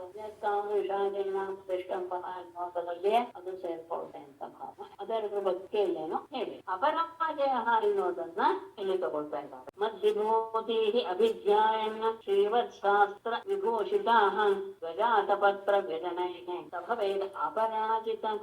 ಧ್ವಜಾತಪತ್ರ ವ್ಯಜನೈ ಶ್ರೀವತ್ಸಾಸ್ತ್ರ ವಿಭೂಷಿತಾಃ ಮದ್ವಿಭೂತಿಃ ಅಭಿಧ್ಯಾಯನ್ನ ಸಹ ಪರಾಜಿತಃ.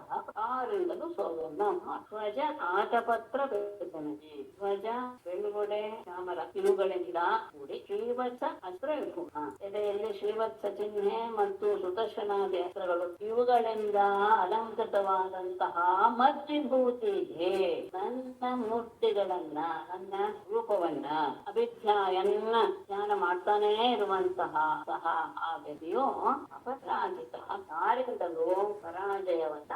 ಈ ರೀತಿಯಾದ ನನ್ನನ್ನು ಏನು ಧ್ವಜ ಬೇಕು ಆತಪತ್ರ ಮತ್ತು ಚಾಮರದಿಂದ ಕೂಡಿ ಆತನ ಎದೆಯಲ್ಲಿ ವಿವತ್ಸ ಚಿಹ್ನೆ ಮತ್ತು ಸುದರ್ಶನ ಚಕ್ರ ಅವನ ಕೈಯಲ್ಲಿ ಇದಿಷ್ಟು ಶೋಭಿಸ್ತಾ ಇರುವಂತಹ ಆತನ ಪರಮಾತ್ಮನ ಅವತಾರ ಮೂರ್ತಿಗಳನ್ನ ಧ್ಯಾನ ಮಾಡ್ತಾ ಇರುವಂತಹ ವ್ಯಕ್ತಿಗೆ ಯಾರಿಂದಲೂ ಸೋಲು ಅನ್ನೋದು ಹೇಳಿ ಉಪಾಸಕಸ್ಯ ಮಾಮೇವ ಯೋಗಧಾರಣಯ ಮುನೇಃ ಸಿದ್ಧಯಃ ಪೂರ್ವಕಥಿತಾಃ ವತಿಷ್ಠಂತಿ ಅಶೇಷತಃ.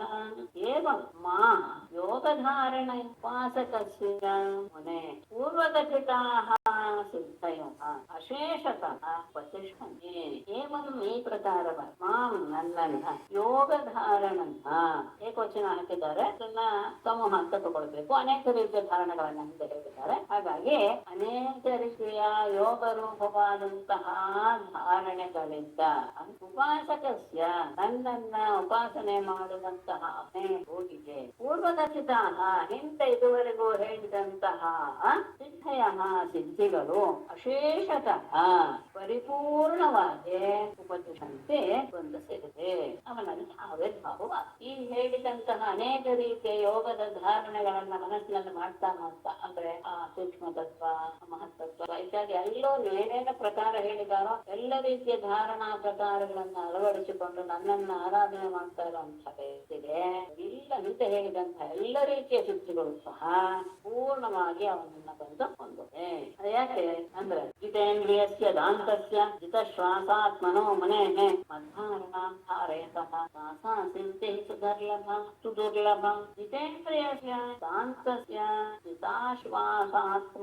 ಜಿತಶ್ವಾಸಾತ್ಮನಃ ಮಧ್ಯಾಹ್ನ ಧಾರತಃ ಸುದುರ್ಲಭ ಸಿದ್ಧಿಃ ಜಿತೇಂದ್ರಿಯಸ್ಯ ಇಂದ್ರಿಯಗಳ ಹತೋಟಿಯನ್ನು ಹೊಂದಿರುವ ದಾಂತಸ್ಯ ಶಾಂತನಾದ ಅಂದ್ರೆ ಯಾವ ರೀತಿಯಲ್ಲಿಯೂ ತನ್ನ ಮನಸ್ಸನ್ನ ಹೊರಗೆ ಹೋಗದೇ ಇರುವ ಹಾಗೆ ನೋಡುವ ಚಿತಾಶ್ವಾಸಾತ್ಮನ ಪ್ರಾಣಾಯಾಮದಲ್ಲಿ ತನ್ನನ್ನ ಸಿದ್ಧಿಗೊಳಿಸಿಕೊಂಡಿರುವಂತಹ ಸಿದ್ಧನಾಗಿರುವಂತಹ ಅಷ್ಟೇ ಅಲ್ಲ ಮದ್ಧಾರಣ ಧಾರಯತಃ ಯಾವಾಗಲೂ ಮನಸ್ಸಿನಲ್ಲಿ ನನ್ನನ್ನೇ ನನ್ನನ್ನೇ ನೆಲೆಗೊಳಿಸಿಕೊಂಡಿರುವಂತಹ ಮುನಿಗೆ ಸುದುರ್ಲಭ ಸಿದ್ಧಿಗೆ ಸಹ ದುರ್ಲಭವಾದಂತಹ ಸಿದ್ಧಿ ಎನ್ನುವುದು ಯಾವುದು ಅಂದ್ರೆ ಯಾವುದು ಜಿತೇಂದ್ರಿಯನಾಗಿ ಪ್ರಾಣಾಯಾಮದಲ್ಲಿ ಸಿದ್ಧನಾದಂತಹ ಶಾಂತನಾದ ವ್ಯಕ್ತಿ ಸದಾ ನನ್ನನ್ನ ಮನಸ್ಸಿನಲ್ಲಿ ಆರಾಧನೆ ಮಾಡ್ತಾ ಇರುವಂತಹ ನನ್ನನ್ನ ಮನಸ್ಸಿನಲ್ಲಿ ನೆಲೆಗೊಳಿಸಿಕೊಂಡು ಬಿಟ್ಟಿರುವಂತಹ ಆ ಮುನಿಗೆ ಯಾವ ಸಿದ್ಧಿ ತಾನೇ ದುರ್ಲಭ,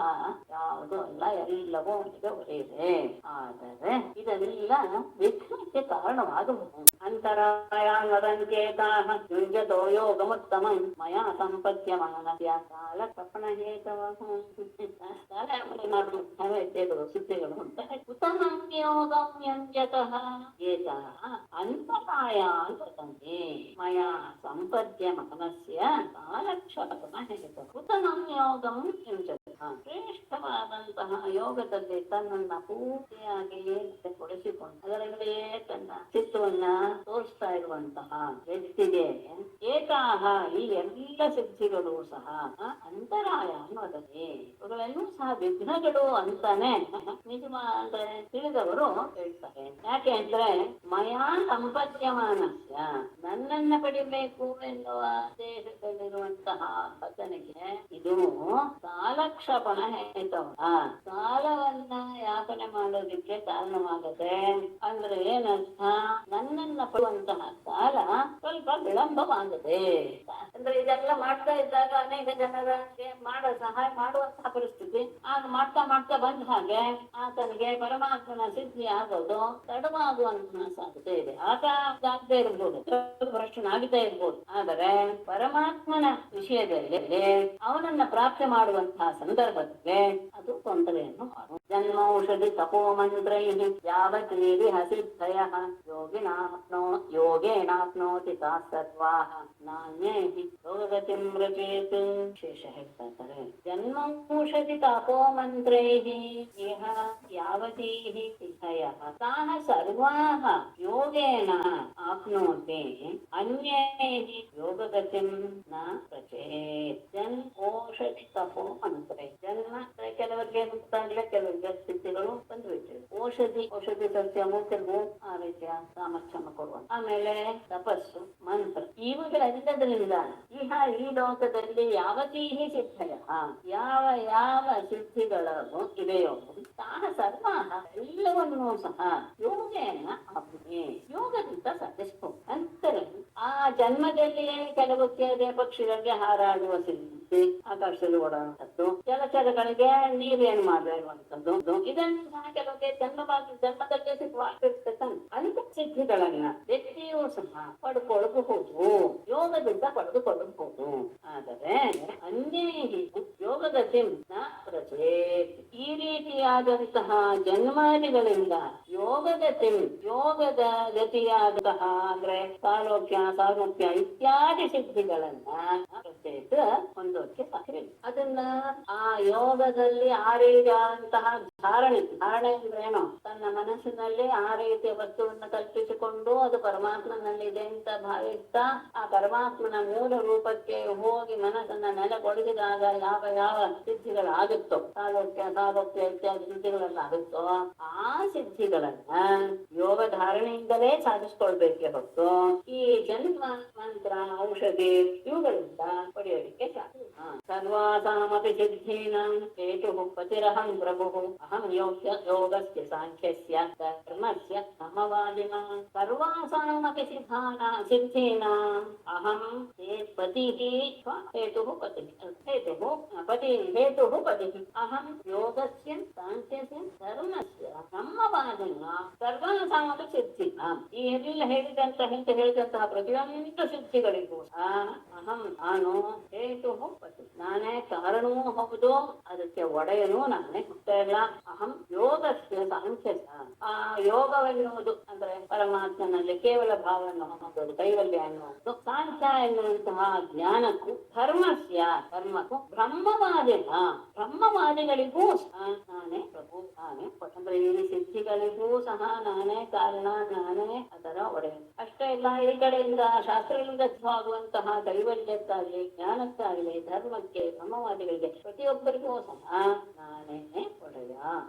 ಅಹಂ ಆತ್ಮಾಂತರೋ ಬಾಹ್ಯ ಅನಾವೃತ ಸರ್ವದೇಹಿನಾಂ ಯಥಾ ಭೂತಾನಿ ಭೂತೇಷು ಬಹಿರಂತಃ ಸ್ವಯಂ ತಥಾ. ಅಹಂ ಸರ್ವದೇಹಿನಾಂ ಆಂತರಃ ಬಾಹ್ಯಃ ಅನಾವೃತ ಭೂತಾನಿ ತೇಷು ಬಹಿಃ ಅಂತಃ ಸ್ವಯಂ ತಥಾ. ಅಹಂ ನಾನು ಸರ್ವದೇಹಿನಾಂ ಎಲ್ಲ ದೇಹವನ್ನು ಧರಿಸಿರುವ ಜೀವಿಗಳಿಗೆ ಅಂತರ್ಯಾಮಿಯಾಗಿಯೂ ಇದ್ದೇನೆ. ಆತ್ಮ ಅಂತರ ಎರಡಿದೆ. ಅಹಂ ಆತ್ಮ ಅಂತರ ಸರ್ವದೇಹಿನ ಆತ್ಮ, ಎಲ್ಲರ ಆತ್ಮವೂ ನಾನೇ. ಆಂತರಃ ಅಂತರ್ಯಾಮಿಯಾಗಿಯೂ ಇದ್ದೇನೆ.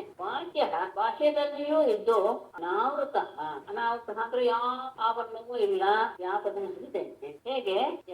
ಹೇಗೆ ಭೂತಾನಿ ಆಕಾಶಾದಿ ಪಂಚಭೂತಗಳು ಭೂತೇಶು ಎಲ್ಲ ಪ್ರಾಣಿಗಳಲ್ಲಿಯೂ ಬದಿಗಿ ಅಂತಃ ಒಳಗೋದ್ರೆ ಸ್ವಲ್ಪ ಹೇಗೆ ವ್ಯಾಪಿಸ್ಕೊಂಡಿದ್ಯೋ ಸ್ವಯಂ ಹಾಗೆ ನಾನು ಸಹ ಎಲ್ಲವೂ ಸಹ ನಾನು ವ್ಯಾಪಿಸಿದ್ದೇನೆ. ಹಾಗಾಗಿ ಪ್ರತಿಯೊಂದಕ್ಕೂ ಯಾರ ಕಾರಣ, ಕಾರ್ಯಗಳಿಗೂ ನಾನೇ ಕಾರಣ. ಆಮೇಲೆ ಯೋಗಾದಯ ಶಾಸ್ತ್ರದಿಂದ ಆ ಇದಕ್ಕೂ ಸಹ ನಾನೇ ಕಾರಣ, ಎಲ್ಲರಿಗೂ ಸಹ ಒಡೆಯ. ಹೇಗೆ ಎಲ್ಲ ಜೀವಿಗಳಲ್ಲಿಯೂ ನಾನು ಆತ್ಮಸ್ವರೂಪನಾಗಿದ್ದೇನೆ, ಅಂತರ್ಯಾಮಿಯಾಗಿದ್ದೀನಿ. ಅಷ್ಟೇ ಅಲ್ಲ, ಹೊರಗೂ ಇದ್ದೇನೆ. ಯಾಕೆಂದ್ರೆ ನನಗೆ ಆವರಣ ಅನ್ನೋದೇ ಇಲ್ಲ, ವ್ಯಾಪಕನಾಗಿದೆ ಸರ್ವವ್ಯಾಪ. ಹೇಗೆ ಪಂಚಭೂತಗಳು ಹೊರಗೆದ್ದುಕೊಂಡು ಜೀವಿಗಳಲ್ಲಿಯೂ ಇವೆ, ಜೀವಿಗಳನ್ನು ಬಿಟ್ಟು ಹೊರಗೂ ಇವೆಯೋ ಹಾಗೆ ನಾನು ಸಹ ಸಮಸವನ್ನು ವ್ಯಾಪಿಸುತ್ತಿದ್ದೇನೆ. ಅಹಮಾತ್ಮಾಂತರೋ ಬಾಹ್ಯೋ ಅನಾವೃತ ಸರ್ವದೇಹಿನ ಯಥಾ ಭೂತಾನಿ ಭೂತೇಷು ಅಂತಃ ಸ್ವಯಂ ತಥಾ. ಶ್ರೀಮದ್ಭಾಗವತೆ ಮಹಾಪುರಾಣೇ ಏಕಾದಶ ಸ್ಕಂಧೆ ಭಗವದುದ್ಧವ ಸಂವಾದೆ ಪಂಚದಶೋऽಧ್ಯಾಯಃ. ಉದ್ಧವೋವಾಚ ತ್ವಂ ಬ್ರಹ್ಮ ಪರಮಂ ಸಾಕ್ಷಾತ್ ಅನಾದ್ಯಂತಂ ಅಪಾವೃತಂ ಸರ್ವೇಷಾಮಪಿ ಪ್ರಾಣಸ್ಥಿತ್ಯಪ್ಯಯೋದ್ಭವಃ. ನಾರಾಯಣಂ ನಮಸ್ಕೃತ್ಯ ನರಂ ಚೈವ ನರೋತ್ತಮಂ ದೇವೀಂ ಸರಸ್ವತೀಂ ವ್ಯಾಸಂ ತಥೋ ಜಯಮುದೀರಯೇತ್. ಸರ್ವೇ ಭವಂತು ಸುಖಿನಃ, ಸರ್ವೇ ಸಂತು ನಿರಾಮಯಾಃ, ಸರ್ವೇ ಭದ್ರಾಣಿ ಪಶ್ಯन्तು, ಮಾ ಕಶ್ಚಿತ್ ದುಃಖಭಾಗ್ ಭವೇತ್.